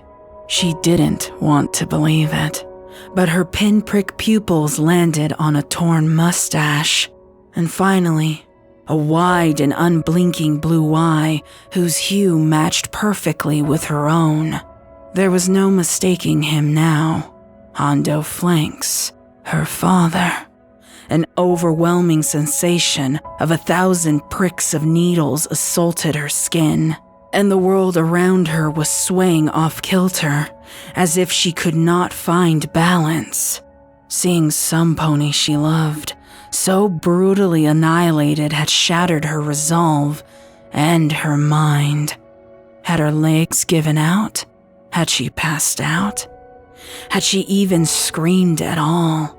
Those memories were lost to her. All she could recall was being frozen in grief, and would remain on the orchard floor until she was discovered hours later in that harsh, hot sunlight. Rarity never spoke of that night, not even to Sweetie Belle, whom she learned after the fact had been in those very trees that same evening. Rarity screamed out again when the same window she'd closed minutes earlier erupted into a cacophony of shattered glass. The gust of wind that followed blew out the candles that Rarity had lit to sew by. She put a hoof to her chest to steady her heartbeat as she ignited her horn with magic to light the way. She walked carefully towards the window to inspect what had happened. However, her hooves came to an abrupt halt when she spotted what lay amongst the glass debris. It was small and old, rusted and weather-worn from exposure to the elements. A long, cloudy cylinder held what appeared to be a solidified solution inside. On one end of the cylinder was a broken metallic tip that Rarity knew had once been a long, sharp needle. On the other, a plunger that was now rusted in place and unusable. She fearfully stepped closer, her mind refusing to believe it could be the very syringe she'd carried all those years ago. Before she could brave a chance to pick it up, however, she could hear a voice above the wind outside. Lose something? That voice, the gruffness and graggle, was both familiar and foreign. Rarity's eyes shut up to see a figure outside the boutique, shrouded in darkness and the haze of new rainfall. Swallowing back the lump in her throat, Rarity raced to the door of the boutique and pulled it open with her magic. She had every intention to confront the unknown assailant for what had happened to her window, but the rain pitter-pattering on the doorstep gave her pause. Getting wet was notably the least of her problems, but the instinct not to venture into it granted her some precious time to think before she acted. Was an encounter with a potential stranger in the dead of night really an intelligent pursuit? Rarity was rapidly weighing her options when the shrouded figure made their presence known and walked with a confident stride towards the door. Rarity realized she'd made a mistake and backed away quickly. She gripped the handle of the door in her magic to slam it shut, but it was too late. The intruder had jutted out their hoof to keep the door open. Can't run away this time. Rarity and the intruder were only a few feet from one another, but the aggressor's identity remained a mystery. The only light source at Rarity's disposal was her unicorn magic, but its meager blue tint did not offer her many helpful clues for distinction. Rain had flattened whatever style their mane and tail had been in before the storm, so all Rarity could make out was a strange, sopping wet, pony-shaped figure inching ever closer towards her. A small inkling started to build in the back of her mind when she heard that deep, raspy drawl. Goodness, it's an absolute downpour out there. Come inside, you must be drenched.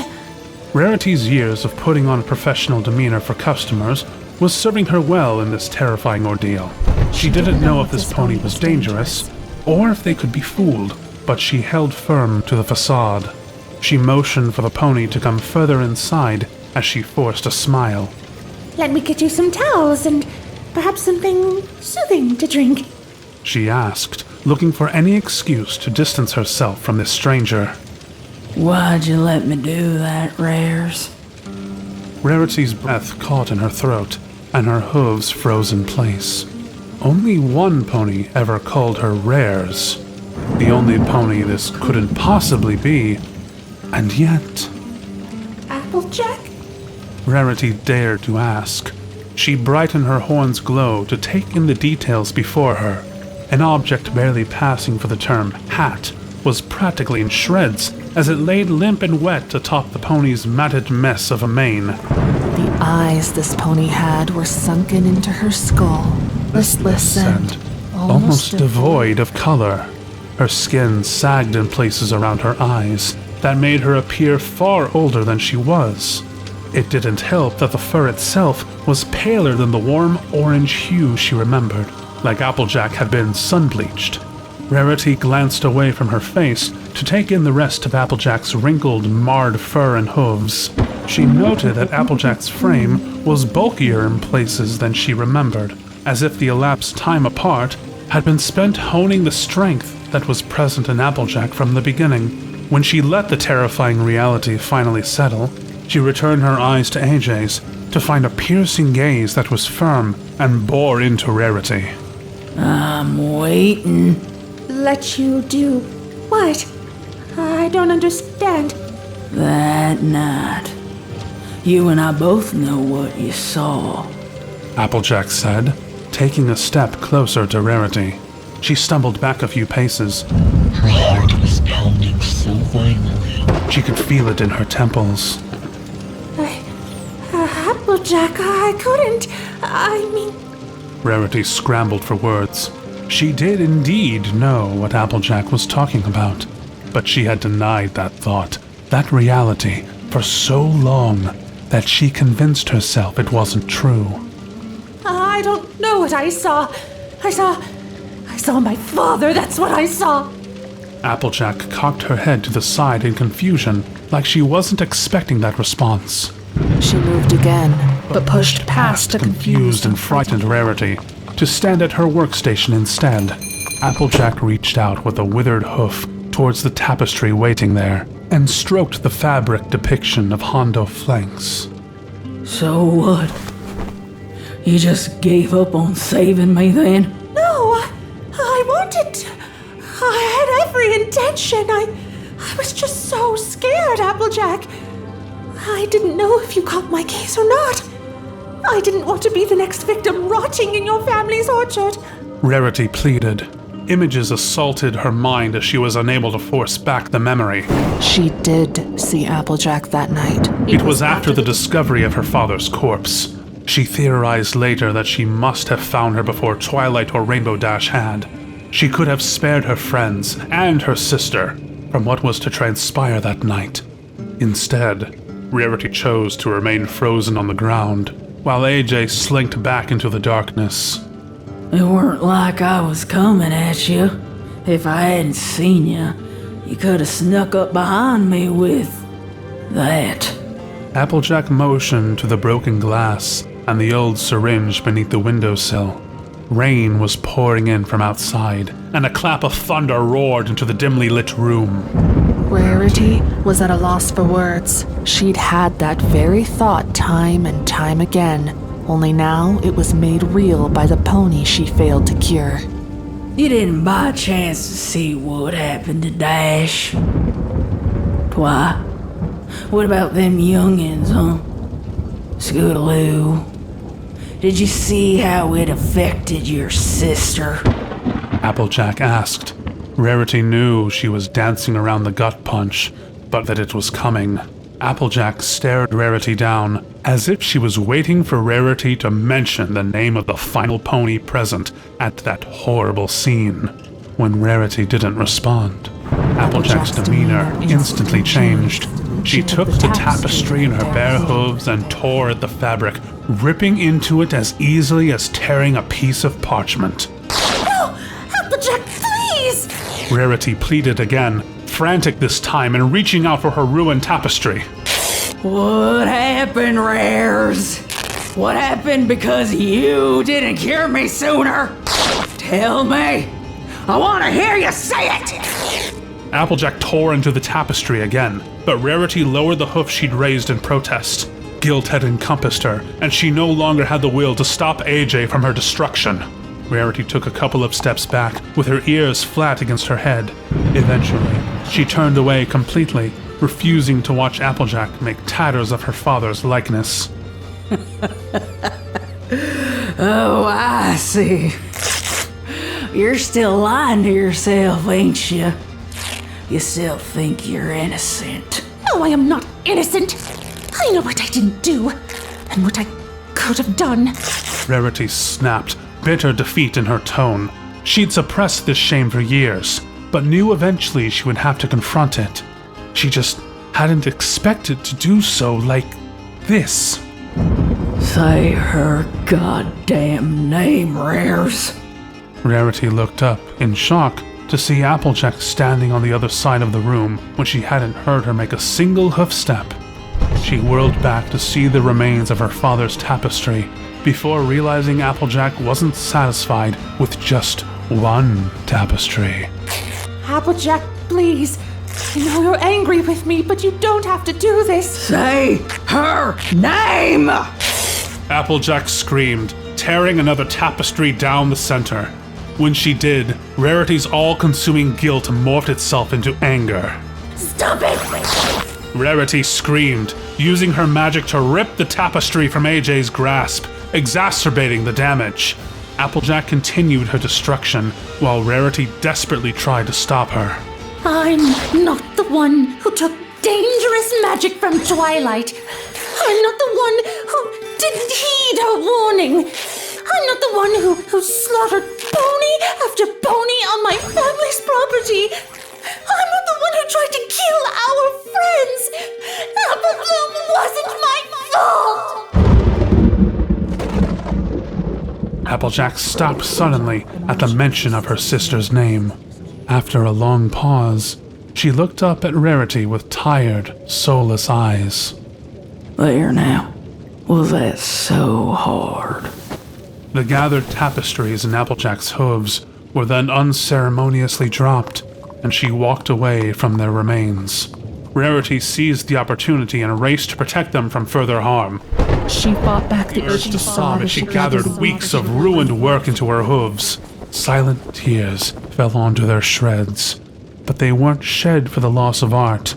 No, these tears were for her returning guilt, unearthed and unyielding. Rarity? Rarity's head snapped up the second that Sweetie Belle spoke. Sweetie was standing at the base of the staircase, looking from one side of the room to the other, taking in the sight before her. When her eyes fell on Applejack, she screamed in unadulterated fear and sprinted back up the steps. Something dark and evil started growing in Applejack's sinister expression. Rarity didn't know what it meant, but she knew to be afraid. She tried to scramble to her hooves to stop AJ from whatever she was planning to do next, but was caught up in the tapestry's tatters. Applejack! This is between you and me! You leave Sweetie out of this! I'm guilty, alright? It's my fault! Just leave her alone! Rarity screamed, her voice cracking as she ignited her horn with magic. She levitated anything within magical reach to hover around her as makeshift weapons, hoping it would be enough to intimidate Applejack. Sewing scissors, pins, bolts of fabric, needles, and even the sewing machine itself hovered around the frightened unicorn as she kept fighting to be freed from the mess of her ruined art. You'll never understand my pain, Applejack said coldly, her icy gaze falling on the scrambling unicorn without a hint of concern. I lost my sister, so maybe you won't understand until you lose yours. A frightfully similar sensation took hold of Rarity at the sound of those words. Those 1,000 needle pricks and the nauseating swaying assaulted her body as it had 7 years prior. It was all she could do to remain upright as she watched Applejack ascend the steps after her sister like a bolt of frenzied lightning. No, Rarity wouldn't succumb. She couldn't succumb. She'd left Sweetie Belle in danger once before, and this was her one and only chance to rectify that mistake. With an outcry of fear, Rarity thrust every object she'd held aloft in her magic after the fleeing Earth Pony. She didn't wait to see if any of them had had any success before building up her magic for a second blast. The resounding explosion of light and destruction eviscerated the tapestries that held her down.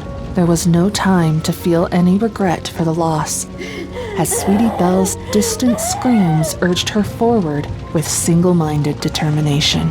She raced up the steps, 2 at a time, her tiring magic building for a third blast. She had just reached the doorway to Sweetie Belle's room when Applejack opened the door and slammed herself into it. As a result, the door lambasted Rarity with enough force to send her careening down the hallway. Magic sputtered as Rarity screamed out in agony. She roughly collided headfirst into an adjacent wall. Through the cacophony of shrieking, dissonant tones, Rarity could have sworn she heard something crack. There was no word for the pain of it all, just a continuous and searing white-hot agony that threatened her consciousness with every passing second. Still, Rarity refused to give in to the comfort of darkness. She couldn't fail her loved ones. Not again. Not ever again. Applejack's screams were barely audible over Rarity's pain, but she latched onto them as an anchor in reality. Adrenaline wouldn't pump through her veins forever, so she had to act now. Then came the sound of Sweetie Belle's garbled cries. More anchors, this time pulling her to stand again. Her legs shook, each step a renewed tidal wave of needle pricks with increasing intensity. She kept going, This was a pain she'd wish on no pony, enemy or otherwise, but she refused to relent. Her sight was greatly impaired, and her equilibrium suffered even worse. She fell flat on the ground, darkness encroaching. A single stream of blood flowed from somewhere above her eyes, coloring her vision in crimson before she swiftly wiped it away. Gritting her teeth, she crawled onward, then pushed herself up to her hooves and stumbled forward haltingly. The distance to Sweetie's room was the most lengthy and languishing journey Rarity had ever experienced. Finally, the opened door was within reach. As her hoof outstretched for the handle, hoping to steady herself with it, she caught sight of her sewing scissors. They had been part of the weapons she'd flung after Applejack, and, in a pinch, they would serve her just fine. She attempted to ignite her horn and hold them aloft, but her magic refused to respond. Rarity let out a winded sob, gathering the scissors and hoof. Feeling of the cold, weighty metal in her grasp. It was almost identical to what it had been like that night with the syringe. The past had caught up with her at last, and her greatest mistake was played out before her again with a choice. Rarity's mind was made up. With a frenzied cry, Rarity rounded the corner into Sweetie Belle's room. Applejack was waiting for her there, their hooves colliding together at the same moment as a clap of thunder roared outside. The pair struggled for control of the weapon in the darkness, and Rarity couldn't help but notice the absence of Sweetie Belle's voice. She could only hope by the princess's grace that Sweetie was unconscious, but all right. With each agonizing second, Rarity's strength waned. She was losing the fight, and she knew it. In a fit of hysteria, she pulled away from Applejack, allowing her to keep the sewing scissors. However, Rarity thrust out her hoof when Applejack attempted to take a step. Much to her surprise, AJ's footing caught hold, and it sent the earth pony barreling to the ground. Rarity could only watch in shock through bleary vision as the scissors were propelled out of hoof and skid in Rarity's direction. This hadn't been the way she wanted it to end. There was so much left unspoken, so much still unknown. She didn't even know who was killing her now, a mare or a monster. But Rarity couldn't riddle out her morality. She wasn't giving herself the choice. This was a kill or be killed situation, so she was going to commit. Rarity's body screamed in pain as she forced herself up on her hind legs, syringe held aloft. No. Not syringe, not scissors. There was a sickening sense of falling forward as the blades and the pony wielding them thrust downward. Rarity braced herself for the impact with her victim, but the far more frightening surprise was the awkward stab hitting not pony, but floorboard. Rarity released the scissors as her body rolled to the side, senses screaming. Somehow, Applejack had maneuvered out of the way of the final blow. For the time being, the world was spinning too violently for Rarity to find the right footing to stand. As each second passed, dread built in the unicorn's veins. She could only will her body on for so long before it would refuse to respond, and she was dancing around that last shred of consciousness. Somewhere in her stupor, Rarity's ears twitched to the sound of thundering hoofsteps descending the stairs, followed by the sound of a door opening and slamming shut again. Applejack hadn't remained to finish her off, as she had expected. Rarity slowly rolled onto her back, having to blink through the stream of blood obscuring her vision. She tried again to ignite her horn, and this time magic hiccuped to a dull light. Even just the act of turning her head to the side sent waves of piercing pain through Rarity. By some stroke of luck, she found what she was looking for right away. Sweetie Belle.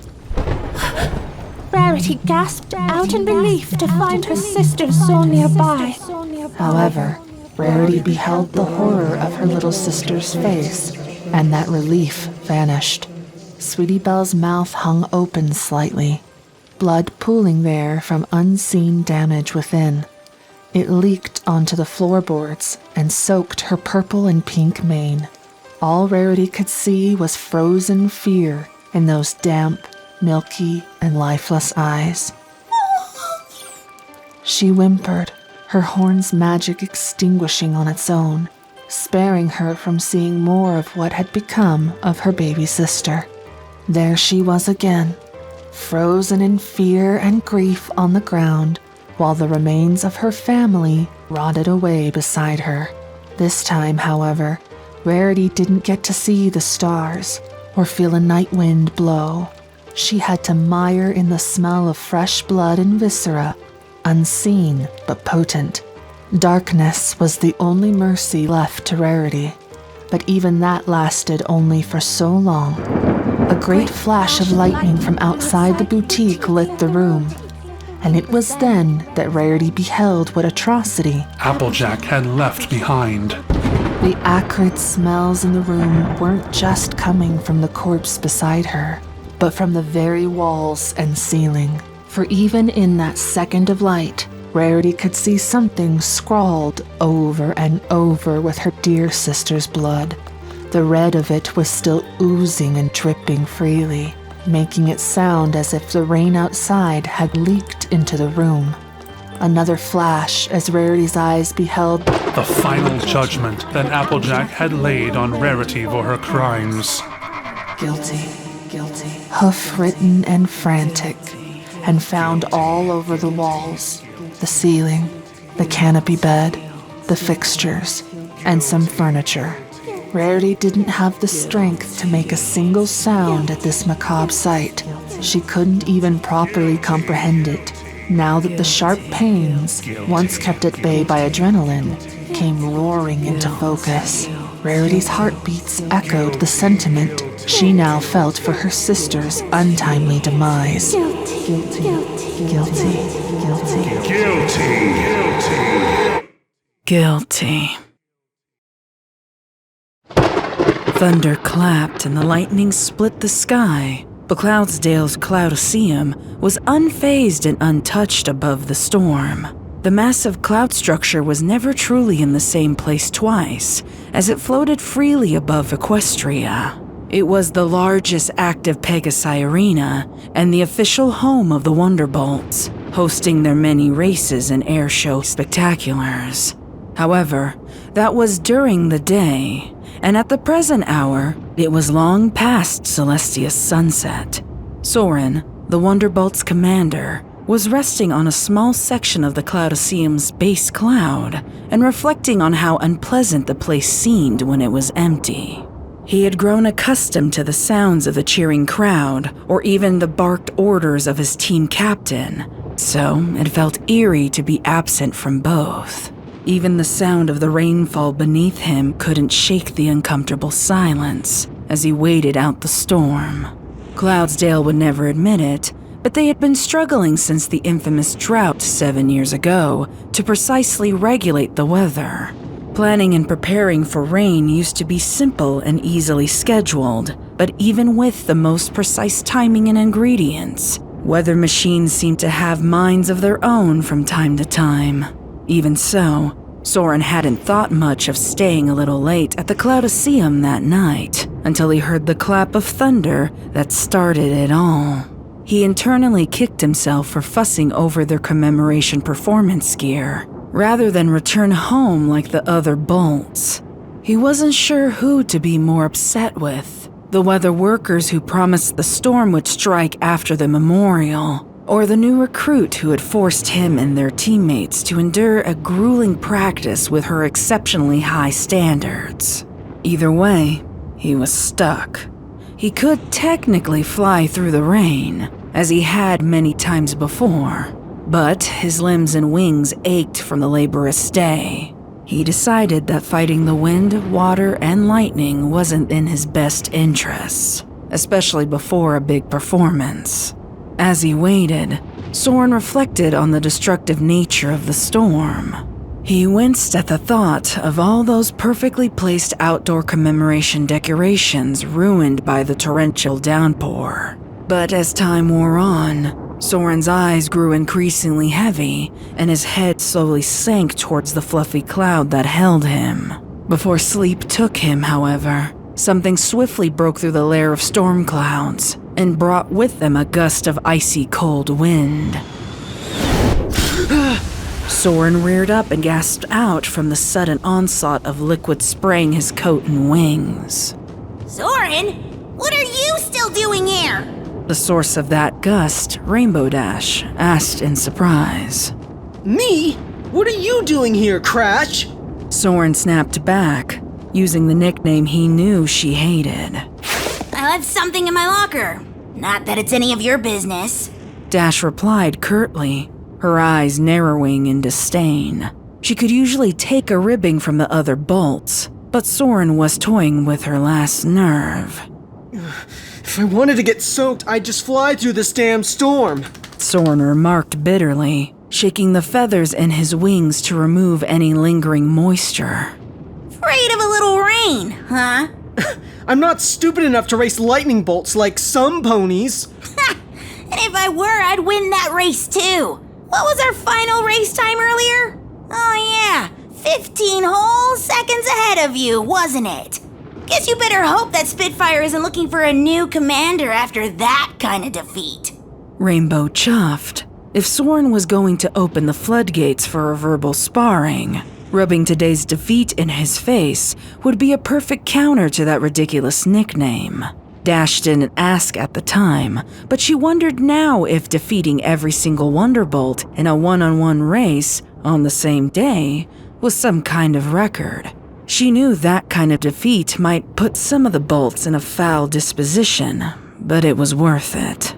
I don't want to hear it, Crash. You trolled us for hours over the routine, so it's not exactly a feat to beat us in a stupid race afterwards. A stupid race. Try 9 stupid races. Practice couldn't have been that bad if I was still kicking ass. I can't help if you're that out of shape. Soren gritted his teeth and sucked in a deep, shaky breath. It took every ounce of restraint not to start shouting in exasperation and fatigue. Dash wasn't normally this grating, but for some reason, today she was quickly eroding his resolve. Soren's only saving grace was the ebbing of the storm beneath him. After some silence, Dash continued. I bet I could do it again. Right now. Even after helping Twilight with that pointless list. You know what? You're on. I don't give a fuck if it exhausts you for tomorrow. You need to be reminded of your goddamn place. Soren asserted, spreading his wings in preparation.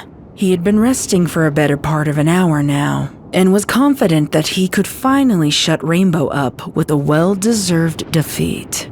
3 laps around the Cloudaseum. The entry arch is the finish line. Rainbow Dash didn't argue, her brow furrowing as a smug smile spread on her lips.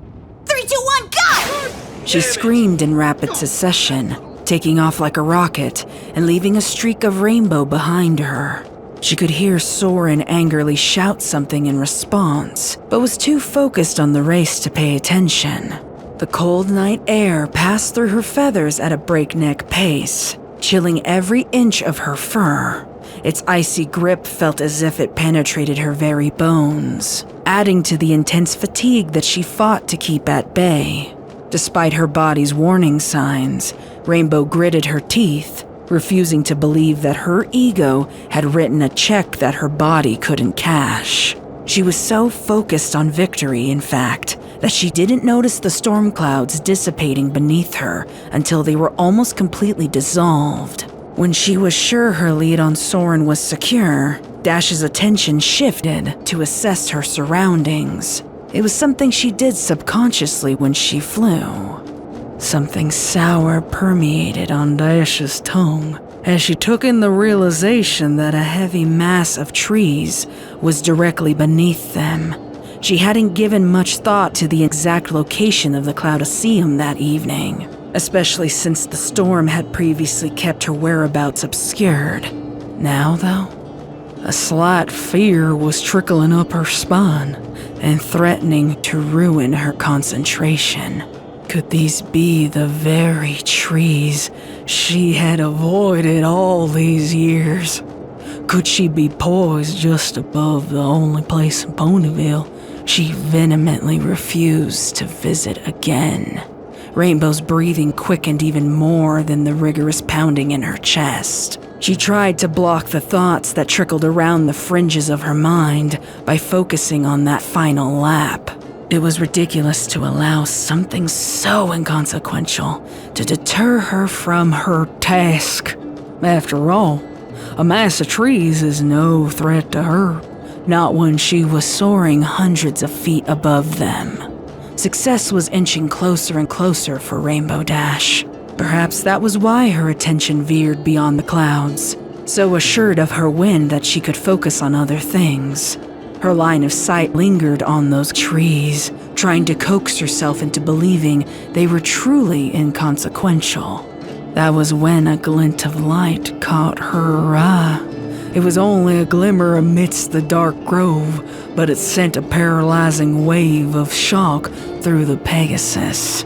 She seized midair, her limbs refusing to move to her brain's commands.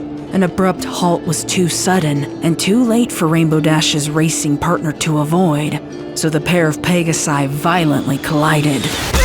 Although it was enough of a shock to bring some life back to Dash's hooves and wings, the sudden confusion of entangled limbs left gravity free to pull the helpless pair towards their demise below.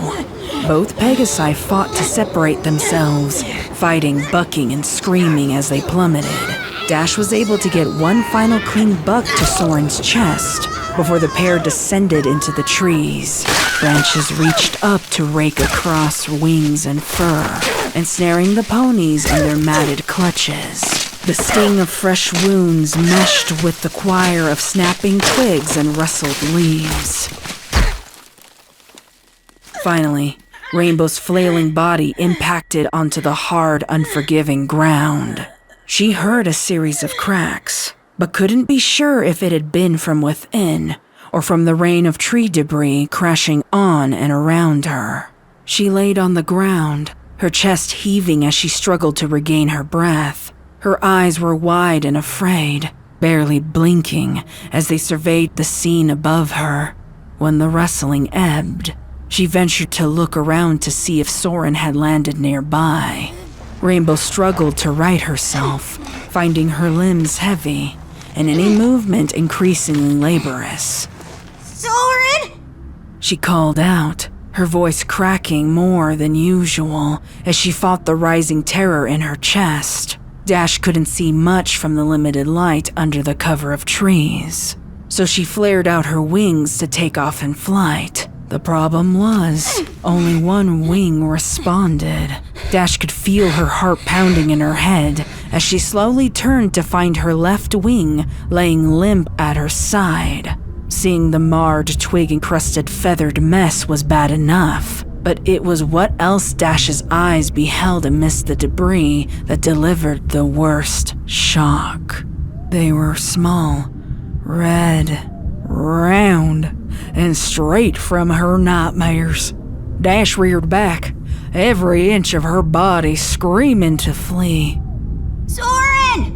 Where are you? Soren! Say something! Dash demanded, her mind spiraling. She peered back up at the trees, but found only obscured shapes of leaves, fruits, and twigs against the moonlight. It was a sight she'd seen before, and aside from the damp soil beneath her hooves, everything about this place felt familiar in the worst way. I told you, I don't want your fucking cure. Dash swallowed hard. That voice reverberated in her skull, dulling her senses. She squeezed her eyes shut and held her breath. No, not now. She couldn't let the nightmares have control. For a brief moment she lamented turning Twilight away all those years ago. She tried to insist that Dash speak to some pony about that night, but Dash stubbornly refused time and time again. Maybe if she hadn't, she'd have some kind of method to utilize now that would keep this phantom out of her thoughts. Soren? Rainbow meekly called out again, unable to get her voice above a whisper. A gust of wind rustled the leaves around her, shaking some raindrops loose. The pitter-patter of droplets on the moist ground sounded like rocks colliding into boulders in Dash's ears. That musty scent in the air lingered in her nostrils, growing increasingly foul. I am the inevitable. The harbinger of fear, and the messenger of truth you silence with hope! Rainbow's hooves responded to the phantom in her mind, and she bolted in any free direction she could find. She couldn't stay. What would have been the point?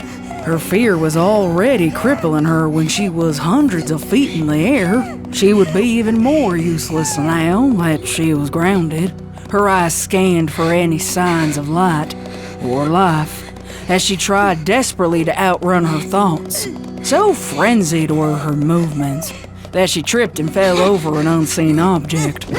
When she hit the ground, she rolled until she came to a stop against something hard. For a long while, Dash remained disoriented, not knowing which way was up or down. When her eyes finally opened, though, she could assess that she was upright and against a tree, but her eyes fixated on the object that had caused her fall. Dash's breath went still in her chest. Even in the darkness, the shape sticking out of that dirt in front of her was unmistakable. It was a long shaft with a metal end that pierced the ground to remain semi-upright. Though it was impossible to make out details with limited light, her mind filled in those blanks. Even so, it just couldn't be possible. She destroyed that accursed shovel years ago. She'd watched it blacken and burn in that firelight, the metal spade warping from the intense heat of the blacksmith's furnace. This must have been a trick.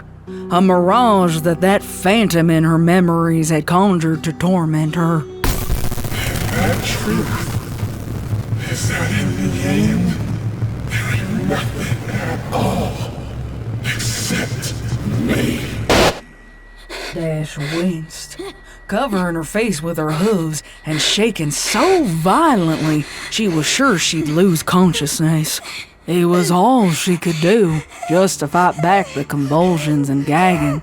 Tears were freely streaming down her cheeks, until finally she pierced that silence by sobbing uncontrollably. Her garbled gasps for oxygen were the only sign that she was even still breathing. Dash gave into those years of suppressed anger, fear, and torment. She wasn't sure how long she had been inconsolable when she picked up a faint sound. Her ears swiveled behind her when she heard the movement of twigs and leaves. By Celestia's grace, Soren was alive and nearby. At least, that's what she thought she heard. Rainbow Dash. That voice was low and ragged. Dash hiccuped through the sobs that refused to cease, trying to fight through that immeasurable pain to reach her friend. Where are you? Well, right here in the orchard, of course. Where else would I be? That voice was clearer now, no longer obscured by Dash's cries and whimpers. It wasn't quite what she was expecting, however. The voice sounded both near and far away at the same time, almost like it was carried on the wind through the trees. The tone was far removed from Soren's natural timbre, but Dash chalked it up to the spiral she was enduring mentally. The branches above her started to quake. I can't see you. Are you hurt? Dash responded, a little more conviction in her tone. Focusing on Soren helped keep her mind busy from the fearful frights around her. I suppose, in a way, I am hurt by what you did, or at least what you tried to do. Some part of Dash knew that pony she was conversing with now was not that same stallion she'd be groveling to for forgiveness later. Nevertheless, she carried on with the conversation without allowing her better senses to recognize the potential danger. Can you fly? I think I popped my wing out of its socket. If you can just pop it back in, we can get out of here. Rainbow said, realizing that she hadn't moved and her eyes were squeezed shut to remain focused on the task at hoof. I won't ever go back! And nothing you pathetic ponies do or say can make me! Rainbow's eyes popped open to pinprick pupils. As much as her brain tried to deny it, there was no mistaking that voice now. Word for word, just as in her nightmares. Rainbow couldn't face this. Not then, nor now. She had to escape. All hope for rescuing Soren was dashed as Rainbow leapt to her hooves and took off running again. As before, she didn't make it too far before she was thwarted. Though it was illogical, Dash witnessed limbs and trees shifting, reaching out for her and impeding her path. Their gnarled branches shot out from decayed trunks, blocking any hope of retreat. Dash didn't stop running, just changed course. To her horror, the process just kept on repeating itself until she was effectively imprisoned within the circlet of trees. Oh, we weren't done, the voice said, though it sounded far less ethereal this time. Dash whipped her head in all directions and spotted a faint pair of green eyes glaring at her from behind the fence of branches. You're not real! You can't hurt me! Dash asserted, digging her hooves into the dirt floor into a ready stance. The eyes she stared into suddenly disappeared, though, and the voice responded to Dash's laugh. Oh, see, that's what I liked about you, Dash. Only pony I knew without a lick of common sense. Just a whole lot of stupid. Dash found the eyes again, only to have them changed to a position on her right. The only pony who thought she could cure me.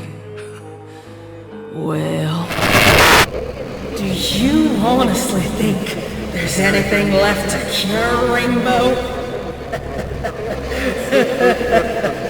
Do you still believe you're saving me? Shut up! Rainbow screamed, charging at the trees where the eyes glowered into her skull. She beat against the branches between her and that taunting voice, tearing at them by mouth and hoof, like she was ripping trees from the roots to make her escape. As before, the eyes disappeared, but Rainbow didn't deter from her task. If she couldn't confront that assailant, she could at least free herself. Dash's brow was thick with sweat, and she felt as if every nerve ending was alight with anxiety. Clumps of branches, twigs, leaves, and fruit were tossed over her shoulder during her frenzy. After some time, however, Rainbow felt that sickening realization take hold. She wasn't making any progress. No matter how much she tried, that underbrush never thinned. Eventually, fatigue wrapped its jaws around Rainbow, and she slumped to the ground, hyperventilating. Her breaths were so loud, in fact, that though she heard the voice again, she couldn't quite make out what it was saying. Every ounce of her being wanted to collapse then and there, but her unadulterated sheer will refused to relent. If this part of her prison was impenetrable, then she would try someplace else. Rainbow turned around and finally beheld the massive pile of debris she'd created. Her heart sank, realizing just how much she had fought through it to no avail. Still, Rainbow wouldn't give up. She took a shaky step forward, choosing a different patch of gnarled fencing to try next. By the third step, Dash heard something abnormal. a shifting sound beneath the pile before her. She shook her head, rejecting the dread that followed the noise. On that fourth step, the shifting grew louder, and Dash could see movement from the corner of her eye. Morbid curiosity caused the Pegasus to pause and see what was coming for her next. Branches were weaving into one another, thickening themselves and casting off their apples and leaves in the process. The discarded leaves braided together their stems, while the apples collected themselves into piles. The sounds it was emitting were more than just snaps and crackles. It also included wet sloshing and squelching. Then Rainbow felt the very ground at her hooves begin to shake. She beheld in shock a series of roots that slithered along the ground like snakes towards the amalgamation, further strengthening it. Dash wrenched herself away from the bewildering sight, deciding on a new tactic instead. She would dig her way through the muddy soil at her hooves, mud slung in every direction, as the hysterical mare fought for freedom. A taunting laughter filled Dash's ears. She grunted through gritted teeth, frustrated that the mud she excavated would end up sloshing back into place. However, she didn't stop her fruitless endeavor until the shovel from earlier whizzed past her and planted itself into the muddy mound by her side.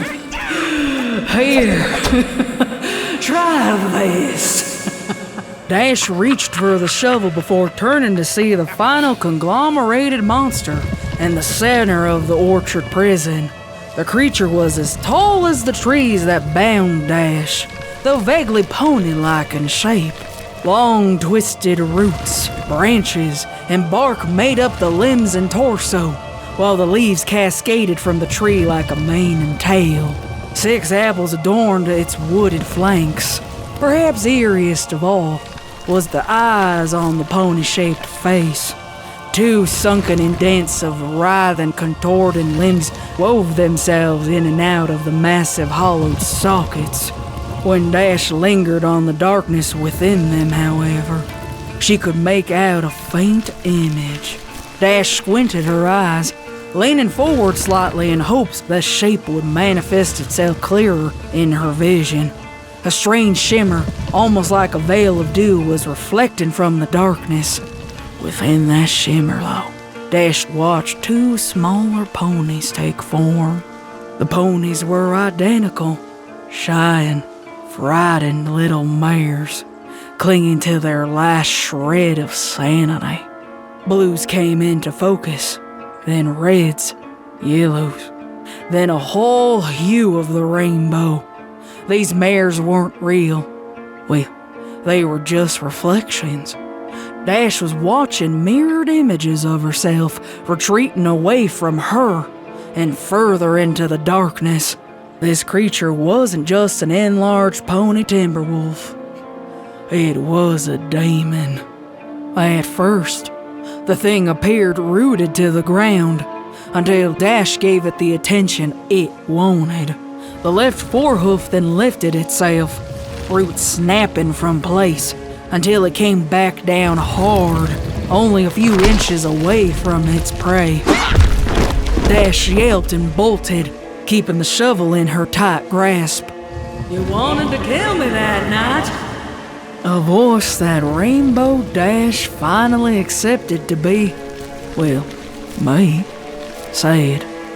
He was coming from beyond the prison of trees and from that monster, simultaneously. Here's your chance, Rainbow. Fix your mistake. Rainbow screamed an agitated, frightened cry as she thrusted that shovel into the thicket of branches behind her. Attacking the confinement's walls seemed a smarter bet than the monster itself. Both monster and pony roared with laughter when the shovel bounced off branch and twig, as if made from a sturdy metal and not wood. Dash knew that there would be no other way out of this hell until she faced and conquered that demon. If I wanted a fight, well, she best better give me one. With murderous intent, Dash started hacking away at the beast with shovel and hoof. To her delight, however, the monster was penetrable. Chunks of orchard debris fell off in heaps with every successful attack. The monster wasn't remaining dormant. Earth-shattering stomps were made by tremendous hooves, each one unsuccessful. The massive head lowered to ram into the small Pegasus prey, but it too would find only failure. Rainbow took great satisfaction seeing the beast ram into their wooded prison walls, and large pieces of itself snap and fall away. Even more gratifying were the outcries of anger and pain coming from that beast, as well as the voice from beyond the confinement. As Dash whittled the monster down, her confidence and her anger only grew. As it said, she should have killed me that night, that Twilight Sparkle. She was a fool to insist otherwise, when they could clearly see the irreversible evil that I had done. It didn't matter how I got free, or how I came to be here. It didn't matter what strange magic I had invoked now. This was a gift. This was Dash's chance to truly save Equestria the right way. Dash had almost completely dismantled the orchard monster when she caught sight of something that surged exhilaration through her body. Blood. The pony who wielded this behemoth must have been at its core. Dash didn't hesitate. She took the shovel in both front hooves and pierced it completely through the center of that creature. The monster screamed in bloody agony before slumping to the ground, the rest of the flora falling away. Simultaneously, the branch barriers between the trees shriveled and dropped, opening several escape paths into the orchard. Dash was clutching her chest as she tried to steady her breath, relieved to finally be free. That was, until some branches gave way to show an orange earth mare standing proud among the trees. Her green eyes glinted in that darkness, while an evil smirk played on her lips. Dread filled Dash's mind. If I was still there, then who did she? Dash knew she shouldn't look. She knew that I had played her for a fool. She knew exactly what she was gonna see when she turned around to look at the remains of that monster. She knew, but she also couldn't stop herself from confirming it. No, please! Dash turned her head to see the murderous shovel standing proud in the back of her pony prey. Their eyes were shut, tear-stained cheeks mired in mud. Hooves were splayed behind them, and wings let out a final twinge before falling lifelessly on either side of the shovel spade. Soren was gone, and it was all Dash's fault. No.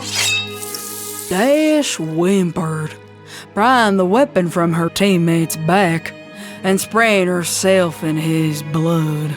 She cast the shovel aside, collapsing on the ground and giving into her violent nausea, which ripped through her in wave after wave of shock and despair. The sounds of, my delighted and unhinged laughter eventually pulled Dash out of her stupor. Maybe I anticipated this being the end of Dash's attempts to subdue me, but I would be wrong. Dash methodically pushed herself back to standing position and slowly reached for the bloodied shovel that she'd cast aside. She approached me, the distracted, laughing villain, keeping her hooves as silent as possible as they carefully navigated around the debris.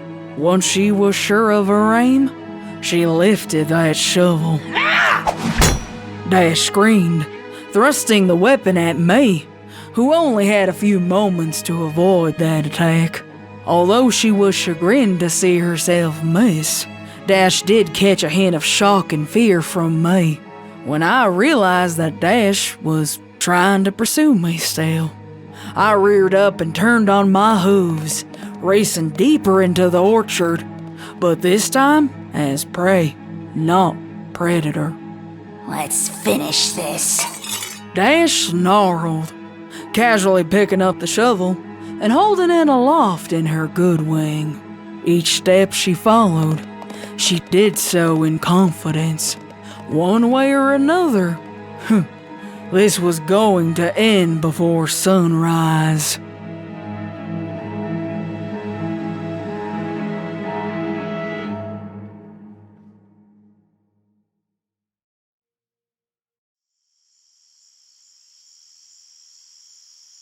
In the stillness of the night, a small pink light formed amongst the apple trees on the fringe of Sweet Apple Acres. Its glow progressively intensified until it had formed itself into a magical dome, and an alicorn emerged from within. Once the teleportation was complete, the light extinguished, and the princess found herself alone under the deep cover of darkness. Twilight Sparkle had many things on her mind that night, and none of them pleasant. She steadied herself with a slow, deliberate breath. If Applejack was going to flee anywhere, it would be here, her homestead. Twilight walked a few paces forward before she could see the farmhouse and the accompanying barn in the distance. It had been abandoned for years now, a shadow of its former self. It was difficult to assess details in the murkiness, but even without seeing the peeling paint or missing roof shingles, the farm emitted an aura of dread. Once the Apple family was gone, no pony, extended relatives or otherwise, was willing to take up its residence. The thoughts of such horrific deaths occurring within the property's limits effectively left the house and orchard behind. Now, they remained only to serve as a ghost story or legend. Twilight wondered why her magic had taken her to the fringe of the orchard, rather than the front door of the farmhouse as she intended. She reasoned it was her frazzled nerves, or a combination of anxiety and grief still coursing through her veins. Starlight Glimmer's final moments were imprinted on the princess's mind, carving themselves into her memories. The pain these thoughts emitted had twisted itself into conviction. After all, an irreversible act of violence was the only logical, noble course of action. It was the only option left, as she had already tried to show mercy all those years ago. In fact, Twilight was no different than her beloved mentor, Princess Celestia. Better, even. Celestia had once banished her sister to the moon, then justified her actions by convincing ponies of Luna's villainy. She'd even allowed ponykind to celebrate the banishment with the annual Summer Sun celebration, and that was nothing compared to the creation of Nightmare Night, further vilifying her sister. Twilight at least had acted with far more care and tact. No pony outside of herself and her friends knew of Applejack's malignity. She was just another victim that would be honored and mourned. There was no celebration for her defeat, but instead a memorial. Celestia also hadn't had Twilight's foresight. She had to take on Luna's responsibilities herself, while Twilight was able to replace the missing element with the very capable Starlight Glimmer. Being a princess meant making difficult decisions, and until this night, Twilight felt certain that she had done what was right for every pony. She was the princess of friendship, and that carried a weight of responsibility. Mercy hadn't worked, so a more permanent solution was needed. Regardless of her own feelings and emotions, this was the right thing to do. Twilight took another confident step forward, Her ears swiveled back to the sound of something emerging from within the thicket of trees. Her heartbeats quickened, though not from fear. On the contrary, Twilight was relieved at the prospect of coming face to face with her target. Killing to defend herself from Applejack's insatiable wrath would provide Twilight with excellent rationalization for any lingering guilt. The alicorn immediately ignited her horn, though the magic hiccuped from her growing stress. Even a half-strength spell would cause damage, though, so Twilight released it without a second thought. True, it was careless not to check if the approaching pony was Applejack, but it was clear from the time of her friend's death that rational thinking was absent from the alicorn that night. Some pony cried out. The shrill yelp was from shock and not from pain. She must have missed. Twilight summoned her magic again, this time allowing the spell to strengthen first. She grunted with effort as the blast whizzed through the trees. It landed much harder this time, though it missed its target yet again. The spell collided into a tree, its trunk exploding into splintered wood. Not this time, AJ! A voice tinged with anger and desperation cried out. The pony it belonged to, Rainbow Dash, ejected herself from the tree cover to tackle the alicorn. Twilight, however, was slightly quicker to react. She caught and held Rainbow captive in levitative magic before her blow could land. The pair froze and locked gazes with wide, shocked eyes. Rainbow? Twilight? What are you doing here? Thanks, Celestia. I thought you were... Rainbow trailed off in relief. The Pegasus's desire for vengeance wasn't quite as strong as her friend's, as thoughts of consequences tempered her objective. She exhaled her frenzied panic before gesturing to the magic that detained her above ground. Twilight blinked a couple of times to recover from the initial shock, then set the Pegasus down gently. Both Twilight and Rainbow held the silence to analyze one another. The pair immediately noticed that each of them appeared disheveled and haggard, a stark contrast to the beginning of this horrendous night. Twilight was marred with scrapes, bruises, and acid-burned hooves. Starlight's blood was still encrusted onto her fur, making it difficult to tell a wound from a stain. Her mane and tail were a frizzy, tangled mess, and her eyes were wild with shock. Rainbow Dash, on the other hoof, looked notably more distressed than the princess. Her fur was tinted with faint smudged crimson, as if she had attempted to wipe away the blood that lingered there. Her eyes were far more bloodshot and sunken than Twilight's, and even in the pale light, Twilight could see a tremor in her hooves. Most notable of all, however, was the limp wing swaying unnaturally at her side. They silently came to the same conclusion, that neither pony looked entirely prepared or even capable of the act that they had come to commit. What happened? Are you all right? I'm here. So, let's just skip the details. I guess I don't have to ask why you're here. Yeah, we both know where this ends.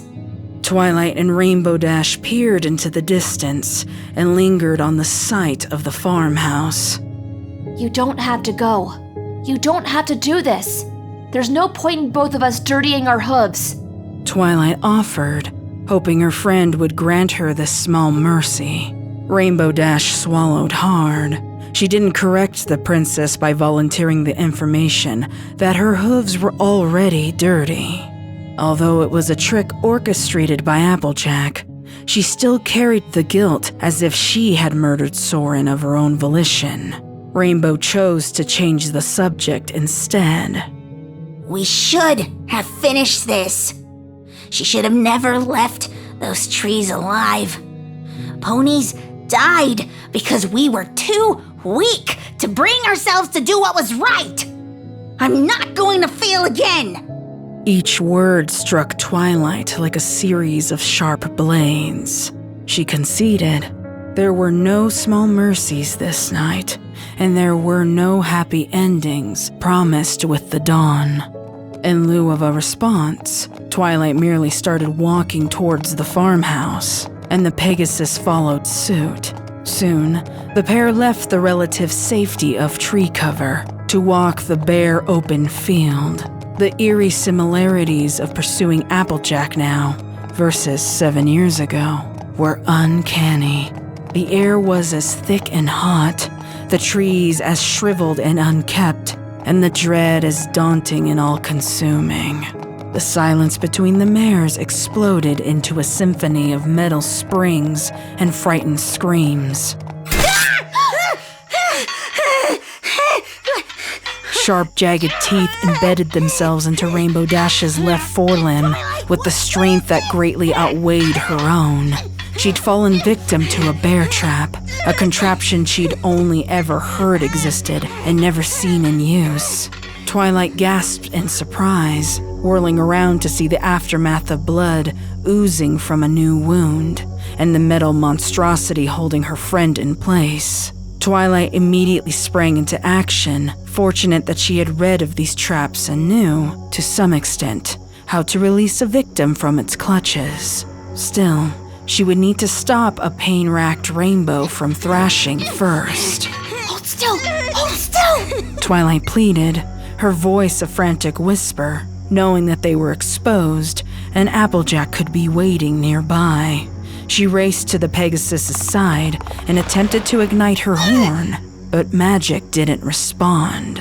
Dumbfounded, she tried again, to no avail. Try as she might, the glow refused to come. Had her anxiety finally willed out over her magic?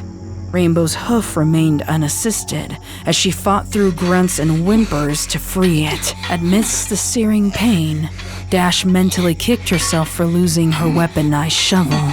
It would have been the perfect tool to wedge the metal jaws apart, if only it had not been lost somewhere in the depths of the orchard. After hours of fruitless searching, the shovel had to be abandoned. Dash grasped one side of the trap with her free hoof, straining to release its jaws. By the fourth attempt to ignite her magic, Twilight gave up, and chose instead to grasp the trap with her bare hooves to help Rainbow. On 3. 1, 2, 3!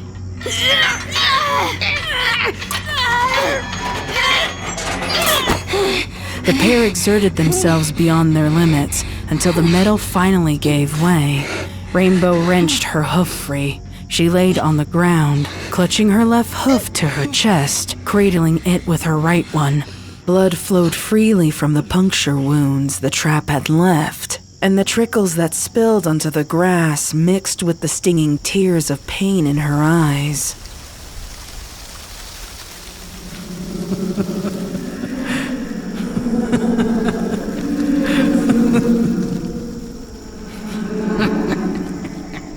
Twilight and Dash immediately and fearfully silenced themselves. They whipped their heads around, looking for the source they knew to be AJ. That looks mighty painful. Applejack, show yourself! Twilight shouted, more conviction in her voice than even she thought herself capable. I could, but it won't do you a lick of good. Think that's the only trap waiting in the space between you and me? Twilight couldn't see the taunting villain, but the voice carried from the direction of the barn. A large stretch of land spanned between the anxious duo and Applejack, now correctly identified as a battlefield of unknown dangers. Twilight's mind filled with horrifying ideas of what could actually be lurking for them there. She was no fool. She flared out her wings, intent on carrying Dash over the grassy minefield. Strangely, Applejack didn't protest. Twilight darted into the air, but felt a small resistance to her flight.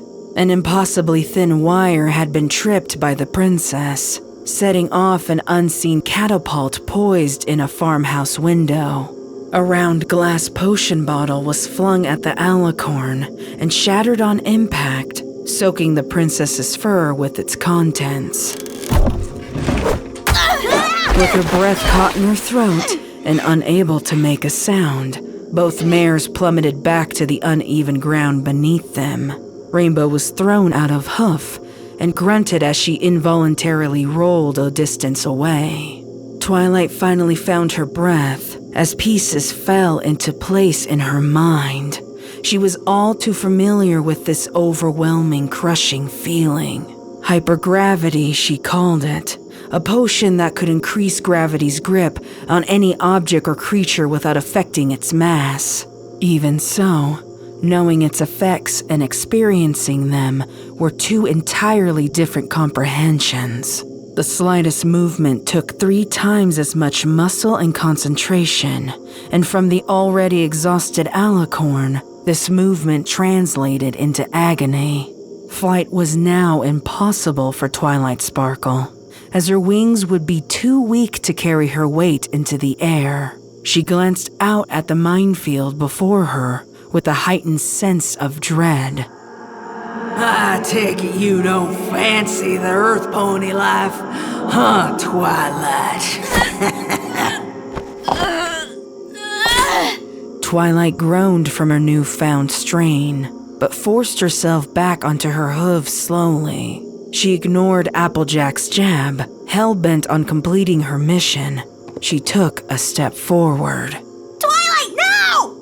Rainbow called out, seeing a trap poised for the princess to trigger.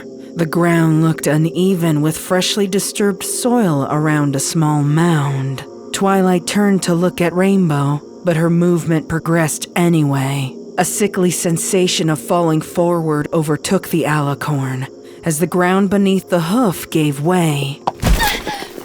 The sensation was quick to disperse, however, as her hoof only fell a foot into the ground, and her other hooves could still maintain her balance. She thought, perhaps, she had corrected her mistake soon enough to keep this trap from ensnaring her completely, but a horrendous shock was in store for her. Twilight's instinct was to pull her hoof free immediately, so she summoned the strength to attempt to do so in one pull. The problem was, Twilight failed to recognize the feeling of sharpened wooden stakes that laced this shallow trap. They were ingeniously angled downward so that they would embed themselves into their victim only after an upward motion. Twilight shrieked, wooden splinters implanting themselves into acid-burnt skin, tearing open her flesh and cementing her to the spot. The shock and pain muted Twilight's better senses, and she was unsure how to liberate her hoof without her magic or sheer brute force. Her anxiety and fatigue had all but sapped her problem-solving capabilities. Rainbow Dash knew this meant Twilight was effectively out of the pursuit, at least for now. Since being thrown, she lingered close to the ground to better spot the other booby traps in her path. She was almost certain she could avoid them to get to Applejack. Rainbow stood up and carefully tiptoed around the fresh soil mounds as Twilight watched in anticipation and horror. Well, would you look at that? Dash has a brain after all. Who'da thunk it? Shut up, you stupid bitch! Rainbow snarled, crouching close to the ground. Her eyes lingered, trying to spot any more tripwires. Meanwhile, it finally dawned on Twilight that she could dig herself out of her predicament with her free hoof. A frantic, shaky hoof dug into the soil around her ensnared one. Twilight was determined to free herself and assist her friend before Applejack's traps could claim any more victories. Let's see how smart your mouth is when I bucket clean off your fucking face! Dash called out, now more than halfway across the field. She peered up towards the barn to check her progress and froze when she caught sight of AJ's silhouette leaning against the open barn door. A shovel with an uncanny resemblance to the one she had misplaced was resting nearby.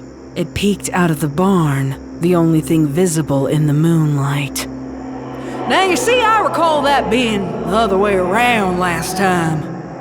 How's that jaw, Dash? Still giving you issues? Applejack asked as she pulled the shovel out of sight and presumably in hoof. Her muscular body was dimly lit in the barn door frame. Rainbow felt as if AJ was towering above her again as that dreaded timber monster, and the panic bubbled to the surface. Dash swallowed that down. That's all you can come up with? I've heard better comebacks from Fluttershy! Dash screamed defiantly. Twilight finally pulled her ruined hoof free and immediately shot her glance towards Rainbow. She was horrified to find Applejack exposed at last, her emaciated body pacing back and forth along the side of the farmhouse like a wolf eagerly anticipating its prey. Dash, on the other hoof, seemed unaware of her awaiting doom as she carefully continued onwards. Somehow, even in this mental haze, Twilight got another idea. She raced back towards the trees and bucked her hind legs into them to shake its fruit loose. She gathered what she could of the fallen apples and started to throw them on the ground one at a time. If an apple landed without incident, she would crush it under hoof. If an apple triggered a trap, she would avoid it. She would follow Dash's lead on remaining close to the ground, as the tripwires above would be too invisible and unpredictable to set off on purpose. Slowly, the pair of mares made their way towards their target. Twilight and Dash both anticipated Applejack fleeing when they got too close, as she had done in their previous encounters. However, it seemed the ex-farmer was going to stand her ground on what was once her land. Rainbow Dash broke through the booby-trap-laden land first and immediately lunged at the mare. Applejack was ready for it, taking a wild swing with her shovel. Dash's heart pumped with adrenaline as she eyed the sharp weapon in her enemy's grasp. She avoided the blow, but didn't back down. Rainbow was determined to wrestle that shovel away from her target. Soren would be avenged, and she was set on repeating the same deadly move on AJ in his memory. She lurched at the earth pony again, resuming a hopeless dance of trying and failing to land a blow or ensnare the shovel. From a short distance away, Twilight heard Rainbow struggling with Applejack, but had her eyes locked firmly on the ground so she could keep advancing. To her dismay, however, the apples she had gathered had all been utilized, and there was still a stretch of land to go. Twilight grimly accepted that she would have to keep to Rainbow's method for the rest of her journey. Dash was frantic, making asinine mistakes that a calm and clear-headed pony might not. This gave Applejack the advantage, and she happily struck Rainbow with the shovel at every given opportunity. Dash pushed through the pain of each blow, grateful at least that none had yet drawn blood. To any outside observer, it would be obvious that the Pegasus was losing, but Dash wouldn't quit. Eventually, Applejack started using other objects to assault her former friend. Bales of hay, gardening tools, and even the barn door beat down Dash. Finally, Twilight emerged victorious and blindly charged at the mare when she saw the disoriented Dash clutching her head from the most recent blow.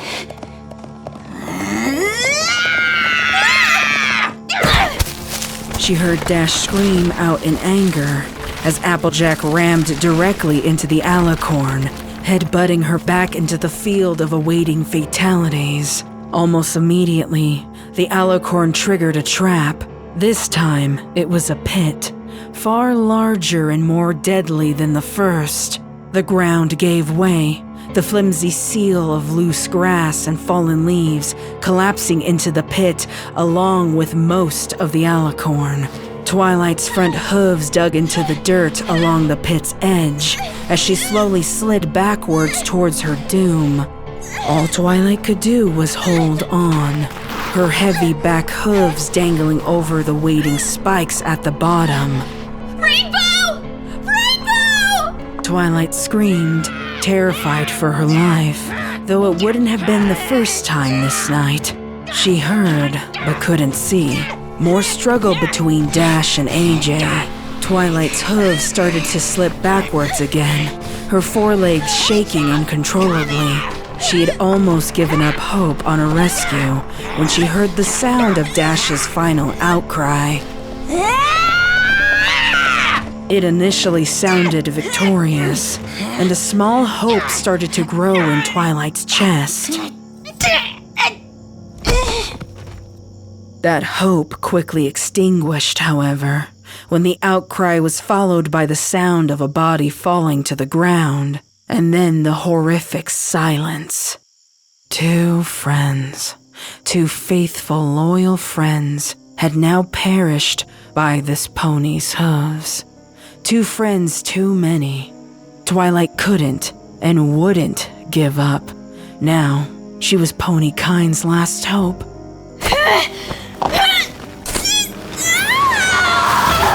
A scream of effort that swelled in her chest roared from her lips as she laboriously pried herself from the edge of the pit. The alicorn slumped on the ground, her heart pounding in her ears as she fought to regain composure and strength. She heard slow, careful hoofsteps approaching, and knew this was her chance. If she could make Applejack believe that she was too tired to carry on, she would have the element of surprise on her side. Instead, the hoofsteps stopped a distance away, and Twilight heard a curious sound that she wasn't expecting. Applejack was blowing into some kind of small tube, and the sound was followed by a small whistle of wind and a sharp pain in Twilight's neck. She blinked, helplessly watching the details of the world around her slowly blur into faint shapes. She couldn't be sure, but in her last breaths of consciousness, she thought there was something off about AJ.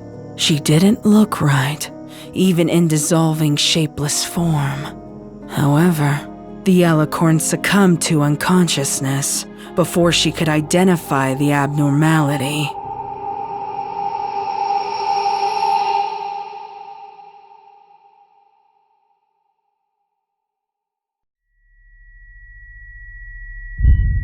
Twilight fucking Sparkle. Replace me, do ya? Tell me what happened to my sister! Twilight regained consciousness to the faint sound of a magical heart monitor. She listened to the rhythmic beeping and could feel her pulse thrumming in her head. Strangely, the sounds of the monitor did not match the thumping heartbeats in her chest. Her sight had not yet been restored, but she could ascertain that her limbs were not laying naturally. In addition, her head felt heavier than her hooves, and her chest heaved with each breath. Unimaginable pain came in waves with her strained breathing, as if her need for oxygen was never quite satiated, and the rest of her body suffered for it. The agony was so expansive that Twilight couldn't help but moan and whimper as the world slowly came back into focus. Oh, you're awake?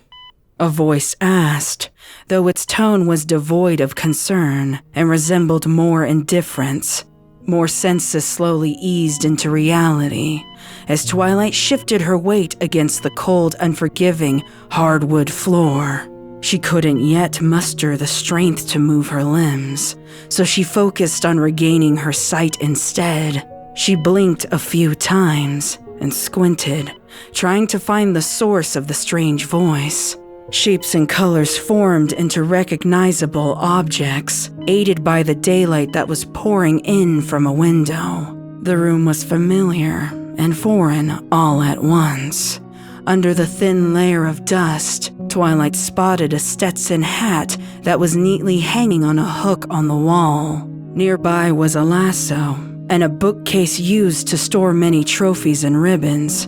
Other notable pieces of furniture in the room included a small bedside table near the door, an old green armchair in the center of the room, and a modest little bed.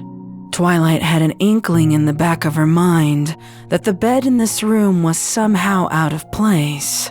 Perhaps it was because she could see the old grooves in the hard wood where the bedposts had once stood, or maybe because she was acutely aware of whose room this used to be, and it looked different in her dim memories.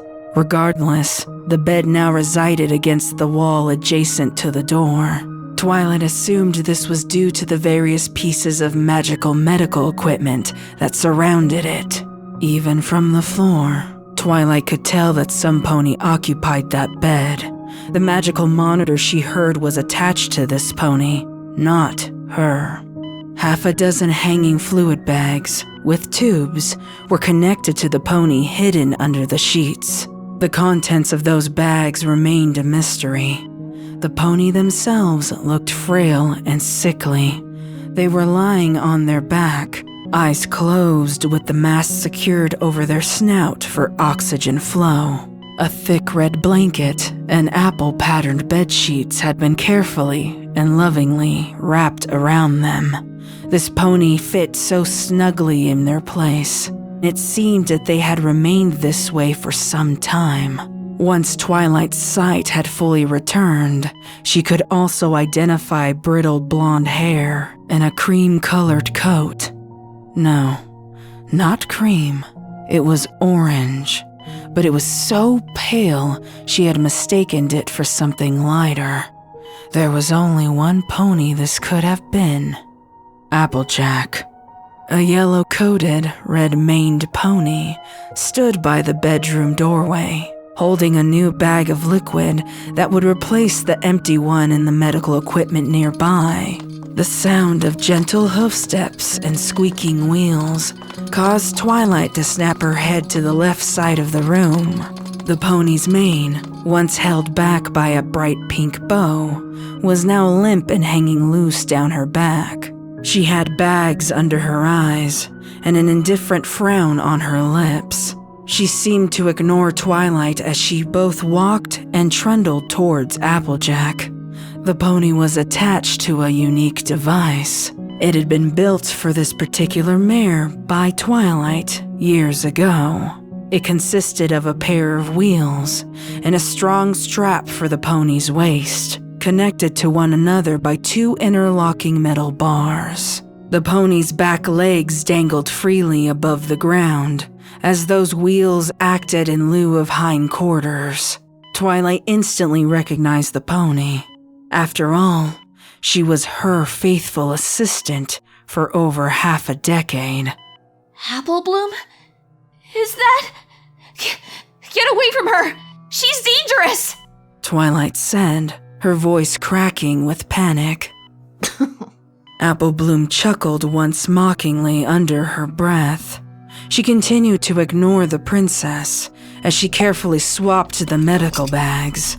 Twilight wasn't sure what was going on, but she didn't like her growing feeling of trepidation.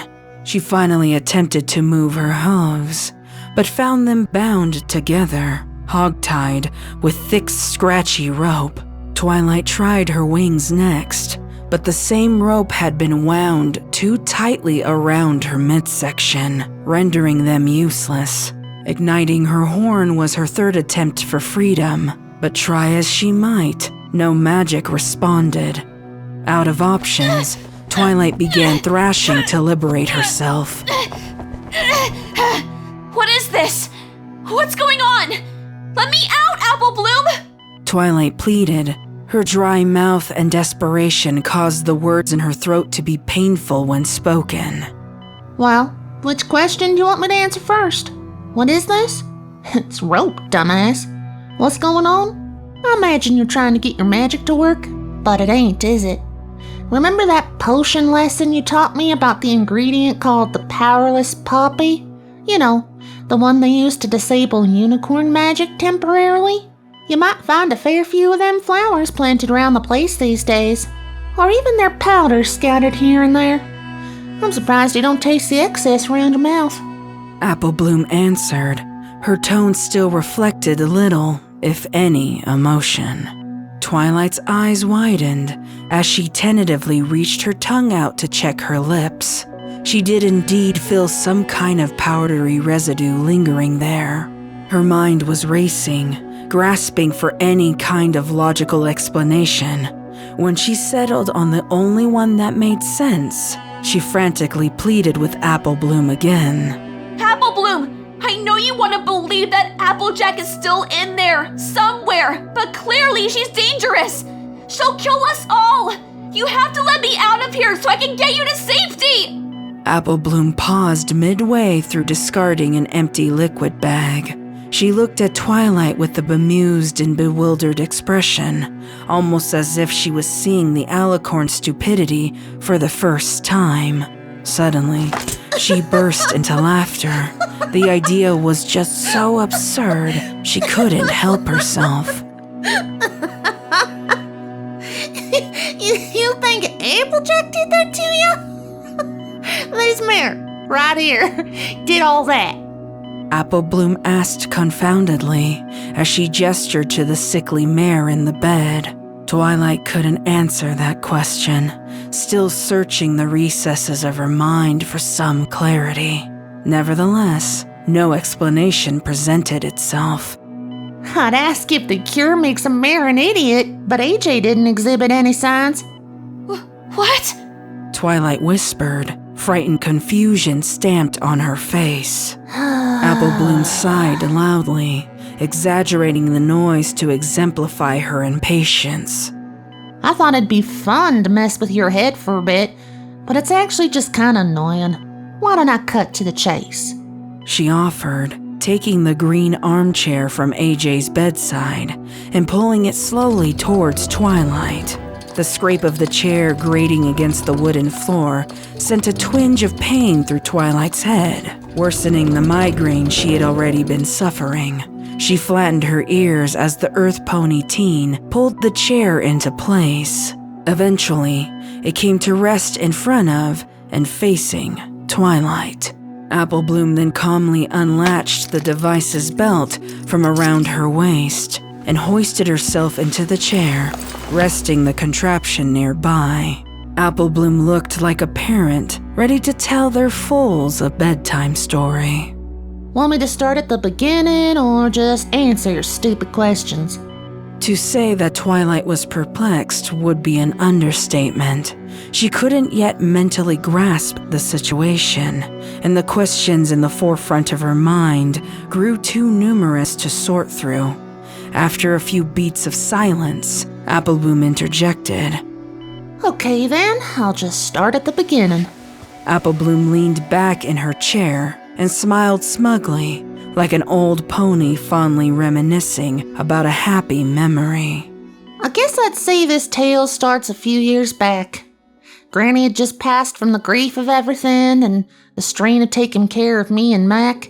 Mac was a damn fool for getting that heat stroke, and an even bigger one for waiting so long to get it taken care of. His mind and his kidneys were never the same. Of course, it didn't help that I was laid up the way I was, unable to get out of bed. You can't imagine what it was like for an old pony to have to take care of the grandchildren who should have been taking care of her.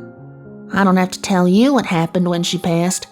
Mac moved to Starlight's old village because he found some unicorn mare willing enough to take care of him. Didn't know then why you insisted on taking me in, though. I know now it was from the guilt of everything you had caused. I can still remember waiting for weeks for a letter from Mac asking me to come live with him and his new mare friend. I had this contraption thingy now, so I wouldn't be an invalid anymore. Why wouldn't he want me back? We were all each other had. It never happened, though. He'd lost AJ, then Granny, and Celestia helping me tried with me, but every pony has their limits. I never got confirmation, but I know it was you that convinced him to let me stay with you instead. He probably thought he was doing what was best for me. Still hurt, though. Applebloom briefly hesitated, bitterly clenching her teeth at the memory of her big brother's abandonment. Instead, while I was waiting on that letter that would never come, I intercepted a delivery at the castle. You remember, all them letters and packages from Pinkie Pie being sent back? I couldn't figure why they'd come to us, nor who the hell would reject Pinkie like that. I'll admit, I was curious. There was a note on top. Said it was from the head prison guard in Canterlot, sending you all the mail for the prisoner like you requested. Odd, I thought. What prisoner would Pinkie Pie be sending cookies to? I brushed it off and forgot all about it, till a couple of years ago. You see, one day I was working on my potions when I heard you talking to Starlight. Y'all must not have known I was close by. She was getting real smart with you about you going to Canterlot to maybe visit her again. I couldn't imagine who she was talking about at first, but then them letters came to mind. They'd said Canterlot prison. Got me wondering, you know. So, I brewed a mighty good sleep aid, drugged you, Starlight, and Spike, and went on a little excursion to Canterlot. Applebloom! Twilight whispered, horrified. She couldn't believe the pony she had taken in and raised as her own sister would do something so callous. Oh, it weren't no more than a couple hours is all. I wouldn't have had to have done it if y'all didn't hover around me so goddamn much. Y'all were a worse worrywart than Applejack was. Twilight grimly recalled the paranoia of letting Applebloom out of the castle in her contraption. She was worried about what might happen if she fell, or if something jammed the wheel and Applebloom would get stuck. Perhaps Twilight could have been a little more lenient on her restrictions and concerns, but still. I'll cut a long story short and just say that I found your dirty, fucked up secret. That first time, I couldn't do more than just catch a glimpse. I was unprepared, you know. So I came back here and, well, I cried for days trying to make sense of it all. Twilight remembered that too, and could never get the truth out of Applebloom about what was wrong. Spike's the one I eventually told the truth to. He didn't believe me, till I showed him. Guess you'd let me out of the castle if I had a little dragon chaperone, huh? Spike! Twilight whispered, extremely hurt.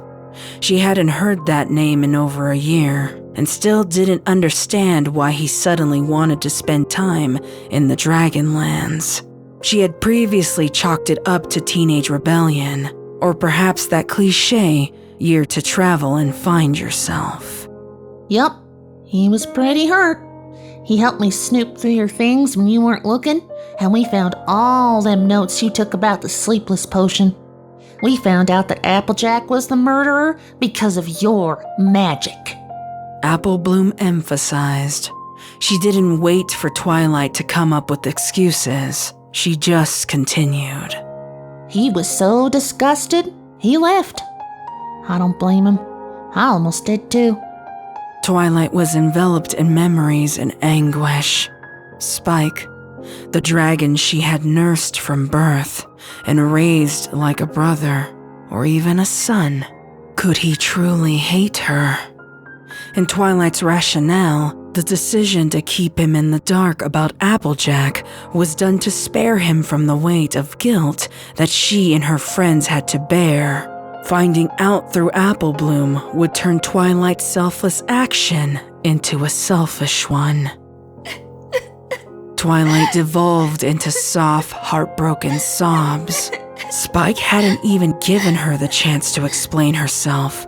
How could some creature she loved and cared for so deeply spurn a chance to make things right again between them?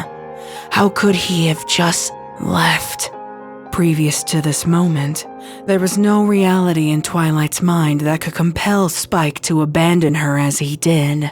The mental anguish greatly outweighed her physical pain. Eventually, I honed my skills making them potions so I could drug the guards and go visit my sister. She told me that you implied that I died that night, not just broke my spine. If I didn't hate you before, I certainly did then. We came up with a plan to get her out of there. Well, I did. AJ didn't really think it right at first. She said I needed to move on. Well, moving on can mean getting out and running away, right? Apple Bloom glanced over her shoulder at the motionless Applejack with underlying bitterness. But it was one thing to drug the guards. It's a whole other thing to have a prisoner just go missing. We knew we'd need to account for you getting notified, and potentially all of Equestria out looking for her. Still, we eventually got everything all figured out. Every single detail. We were gonna make our way to Appaloosa so Brayburn could get us a cart to get out of Equestria altogether. You've been preaching friendship so much, there weren't many places left that didn't know about the Princess of Friendship and her friends. We would have found somewhere, though. Everything was fine until that damned guard showed up late to work that night. Apple Bloom paused, her voice cracking as she recounted their plans derailing.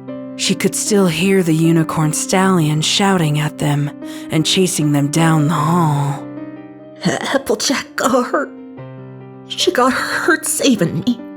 She spoke softly, offering no other explanation as she wiped a rogue tear from her cheeks. It hit her head real hard, and she never woke up. Apple Bloom thought she couldn't feel a worse pain than that night 7 years ago, until now. It was more than just opening an old wound. It was exacerbating it. It festered under the surface as she gripped the armchair, trying to suppress her tears. I had to change plans last minute, so I just brought her here. I was gonna nurse her back to health, but the longer I waited, the more the plan just fell apart. All I wanted was just to escape and hide with my sister. But, sometimes you can't have what you want. It's just how life goes. It felt like a millennia since those words were told to a young Apple Bloom by a potion-suffering Applejack. It was the morning after the Zap Apple harvest, the first time she noticed something was amiss with her sister. Apple Bloom would never forget the wild look in Applejack's eye as she feverishly stirred the pots of Zap Apple jam while simultaneously filling jars in the overcrowded kitchen. That naive little filly couldn't understand the gravity of the situation at the time, nor how true those words would come to be. You did all of this 3 days ago? Twilight asked, gobsmacked. Apple Bloom's disposition changed again, trading her sniffles for a smile that eventually turned into a dry chuckle. 3 days? Try 3 weeks. Twilight blinked. How was that possible? The note she received from Canterlot said AJ had gone missing 2 days prior. Had Apple Bloom somehow altered the guard's perception of time? Had she somehow delayed the letter? I see that stupid look on your face, so let me help your itty-bitty brain riddle it out.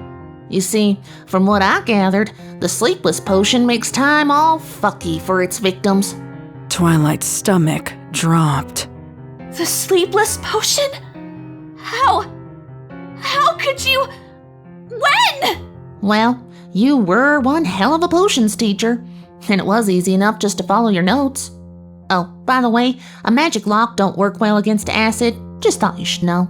Twilight paused her frenzied train of thought when she heard that. Apple Bloom was the reason the lock was broken? Thing is, I was a mite smarter than y'all were about it. See, I actually studied and perfected the potion before I used it. I knew when to do it, too. Celestia and Luna were off on that friendship summit thing that you came up with so that we could make friends with every creature else on this damn planet. You know what I think? I think you came up with that because you don't want them coming to Commemoration. Because it's just another reminder that you failed as a friend in front of your precious teacher. You know, I think they're still gone.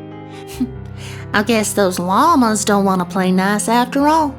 Twilight didn't look Applebloom in the eye when she riddled out the princess's absence.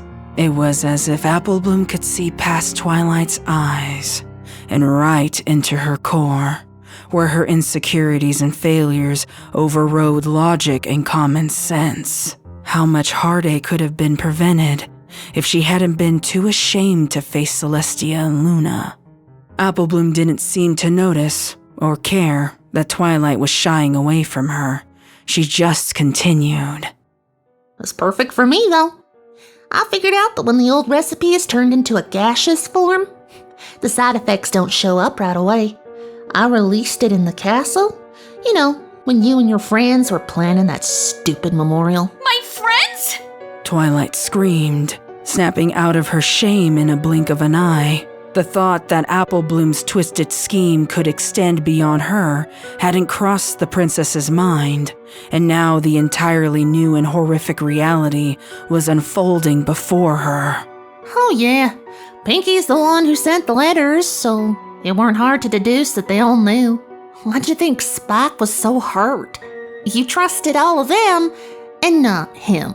So, every single one of them was just fine and dandy, knowing that my sister was rotting away in a cell for crimes she weren't responsible for? Pretty damn fitting if y'all experienced what you put my sister away for, so you could see for yourselves what happens to you. I expected a shit show, and none of y'all disappointed. No, it couldn't be true. It just couldn't be possible. Twilight had slept. She was sure of it. She had to have slept, right? The reality was slow to settle, but it trickled in bit by bit, and things started to make sense. Twilight remembered feeling ill, though not violently. It must have been due to the dilution of the gaseous state that kept her from being too sick all at once. At the time, she had also rationalized that her lingering fatigue had come from the anxiety of planning the memorial. Nausea, fatigue, irritability, manic episodes. Not a single one of them would have believed their unusual behavior was anything except the manifestation of stress. Since we're going in order, let's start with Dash, Applebloom said, folding her hooves and getting comfortable. Weren't a mystery why her manic state would manifest as Wonderbolt nonsense. She probably thought she was some goddamn prodigy record breaker or something. Because of all of that exertion, she's the only one who had shit happen the night before Commemoration. Twilight perked up at that statement. Hadn't Starlight died that night? She was sure of it. She'd been working on her speech. Can you stop making dumb faces and let me finish? I'll get to you, I promise. Where was I? Oh, Dash, right.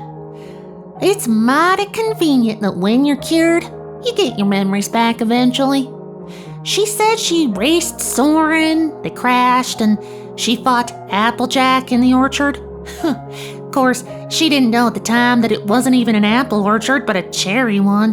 And the only other pony down there was Soren. He tried calming her down, and she killed him. Wait, Rainbow is alive? You know, it was still early on in her exposure, so she was somewhat coherent that things weren't as they seemed.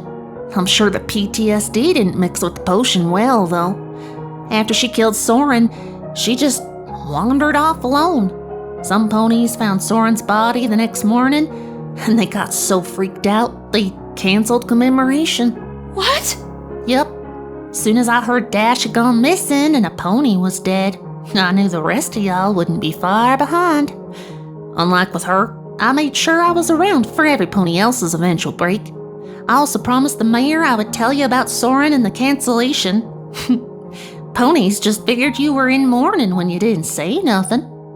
Frankly, Mayor was kinda shocked to see me since I usually boycott Ponyville around this time of year. I don't live under your roof or your rules anymore. so you can't force me to go. In fact, I've secretly spent the past couple commemorations with Applejack. You know, the reason for your disgusting cover-up holiday. Even though Applebloom spoke with conviction, Twilight was still convinced this was all an elaborate lie. There was just no way any of it could be true. Hanging on to that hope was the only thing keeping Twilight quiet and somewhat sane. First things first, I was the one who intercepted the note about AJ's escape.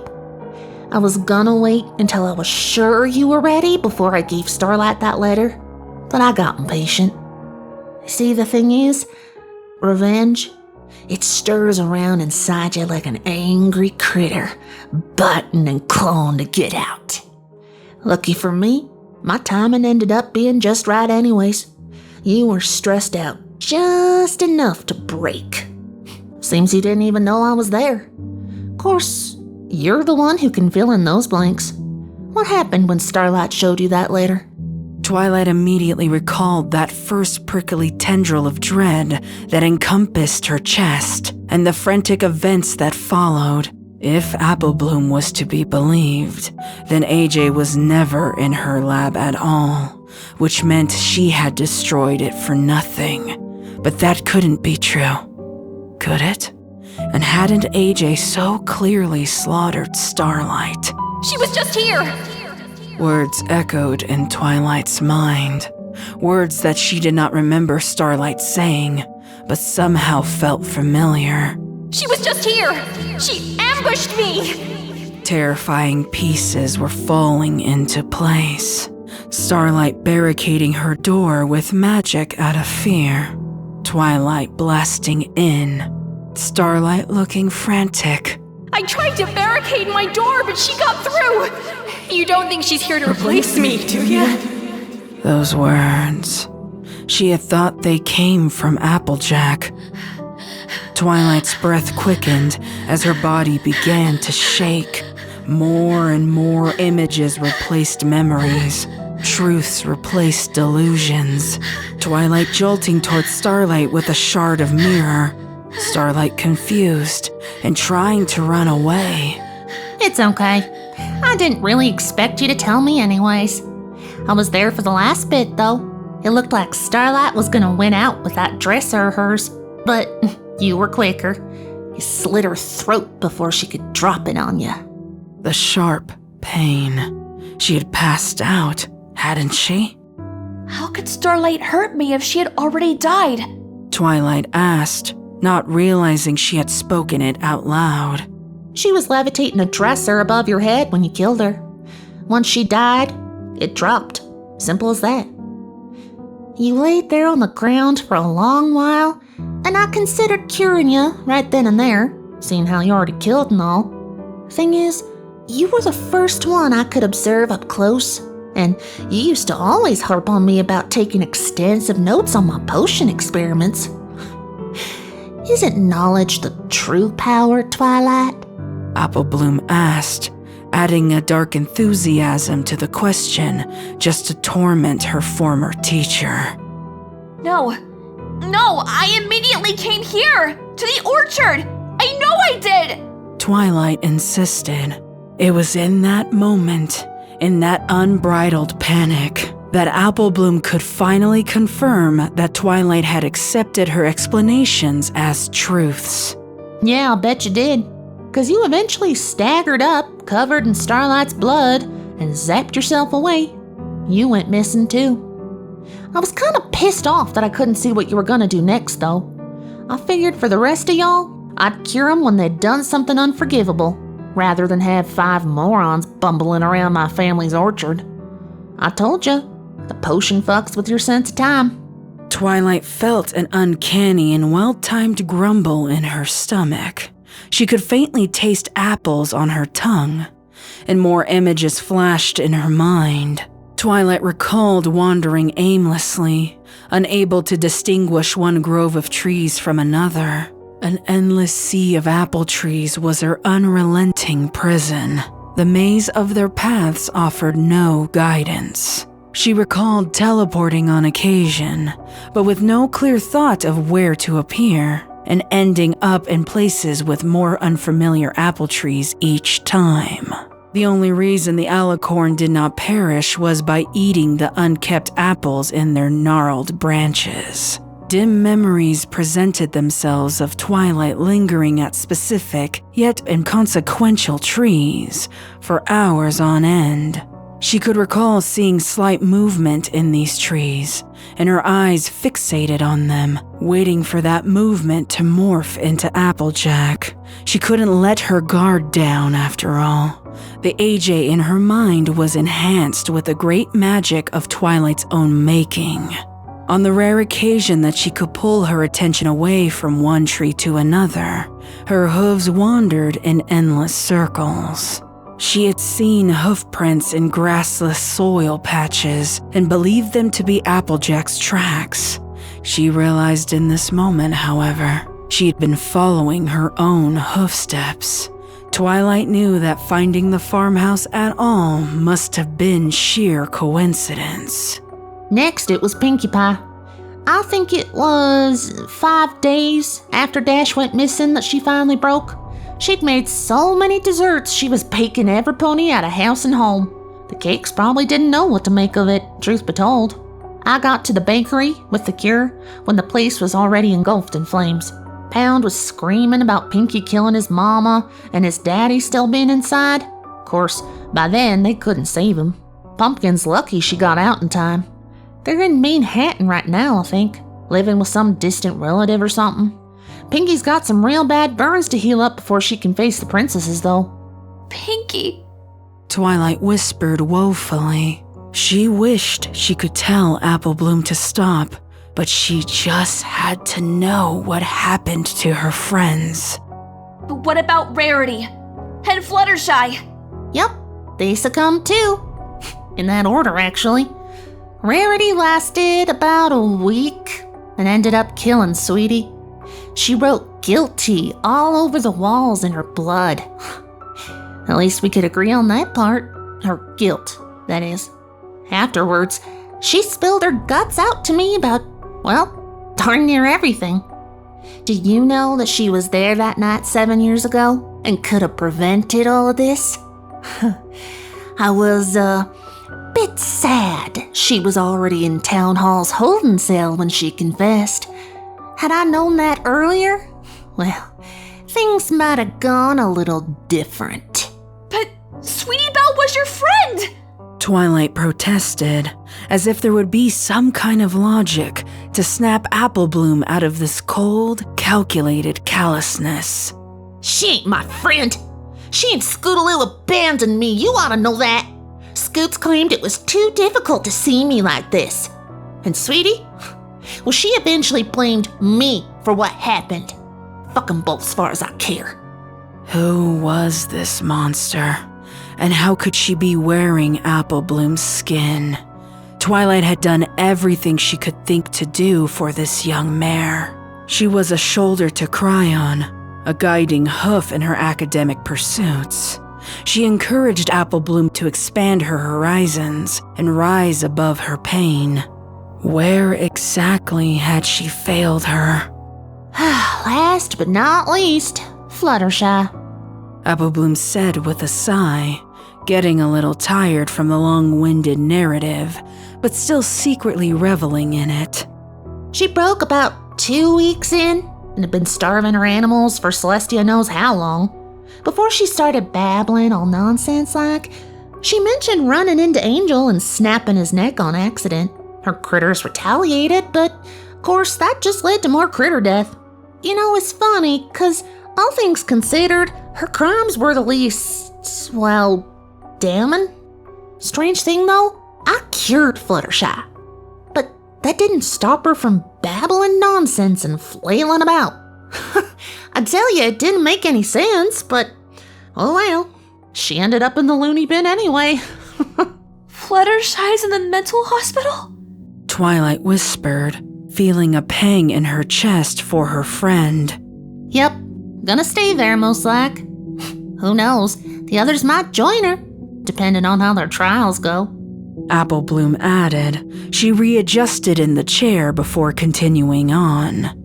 I gotta admit, it's been a mighty interesting few weeks. Since you and the princesses weren't around to investigate the new deaths and disappearances, the Candlelock Guard had to come poking about.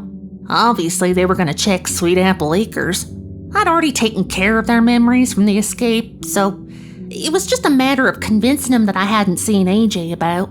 That didn't always work though, so I was making potions double time to throw them off our scent. Thank Luna Guards is stupid, and their pea brains are susceptible to potions. But I got worried that while I was busy watching your friends and waiting for them all to break, some pony would poke about where they ought not. So I planted them flowers and set some traps around the farm. Besides, I was killing 2 birds with 1 stone, knowing that you and Dash would eventually stumble about these parts. Kinda crazy it was at the same time though, huh? Dash is in town hall right now with Rarity, waiting on the princesses. I think ponies wanted to find you first, hoping you'd riddle out why your friends had gone so nutso. It's gonna be interesting to see what they say when they find your body instead. Had Apple Bloom just said what she thought she said? Twilight's blood ran cold, and a deafening thumping in her head increased with every rapid heartbeat. Apple Bloom, please! Twilight couldn't think of the right way to beg for her life. This wasn't her little student, assistant, and protege. This was a monster pretending to be Apple Bloom, and monsters were difficult to appeal to. I considered letting you live like the others and getting put away for life, but I just don't trust the princesses not to go easy on you. They just seem like the type to pull some stupid loophole shit and set you free somewhere. True, you'd have to live with the guilt, but that just ain't good enough for me. No. While you draw breath, I can't find peace. Apple Bloom finished, relieved the explanations had finally ended. It wasn't my fault! I warned Applejack about possible side effects, but she took it anyway! I knew I should have gone to the orchard with her and shake the trees myself, but the princesses needed me! The drought was more important than some zap apples, or so I thought! I was wrong, okay? Wrong! But I'm not the one who murdered ponies for revenge! I'm not the one who tried to hurt her friends and loved ones! I'm not the one who crippled you! Twilight shouted, throwing every piece of logic she had left at Apple Bloom, hoping something would stick. Apple Bloom didn't respond. She calmly reattached her device around her waist and walked to the side of the room previously obscured by medical equipment. An old dirt-encrusted shovel was then slowly brought into sight, clutched firmly in Apple Bloom's hoof. It wasn't the shovel. Rainbow Dash had disposed of that ages ago, but it was fitting enough. She glanced down at her target, a firm set grimace on her face. I don't care. You betrayed her. You left her to rot, thinking y'all could just sweep it under the rug and forget it. You threw her away like she was nothing. Funny how friendship don't mean shit without honesty, huh? Apple Bloom, listen to me! Twilight Sparkle's plea was interrupted mid-sentence when the pony wielding the shovel hit her hard across the face, knocking her out cold. Apple Bloom methodically locked her wheels into place, then casually placed the sharpened blade of the shovel to the ropes that bound Twilight's hooves. It took a bit of time and elbow grease, but eventually the spade of the shovel cut her ropes. Twilight's body flopped flatly onto the floor, making her into an easy target. Apple Bloom paused for only a second before she lifted the shovel above the alicorn's body. There was no going back. With a grunt of effort, the shovel came down hard and pierced the fur of Twilight's torso. Soon after, Apple Bloom pried it up and thrusted it down again. This time, the blade made contact with the alicorn's left forehoof. The third strike nicked the stomach. Applebloom wasn't that great at aiming, seeing how each thrust was supposed to pierce Twilight's heart, but she was surprised she hadn't drawn as much blood in her first few attempts. By the fourth thrust, Applebloom punctured an organ, and blood finally began to flow in surges.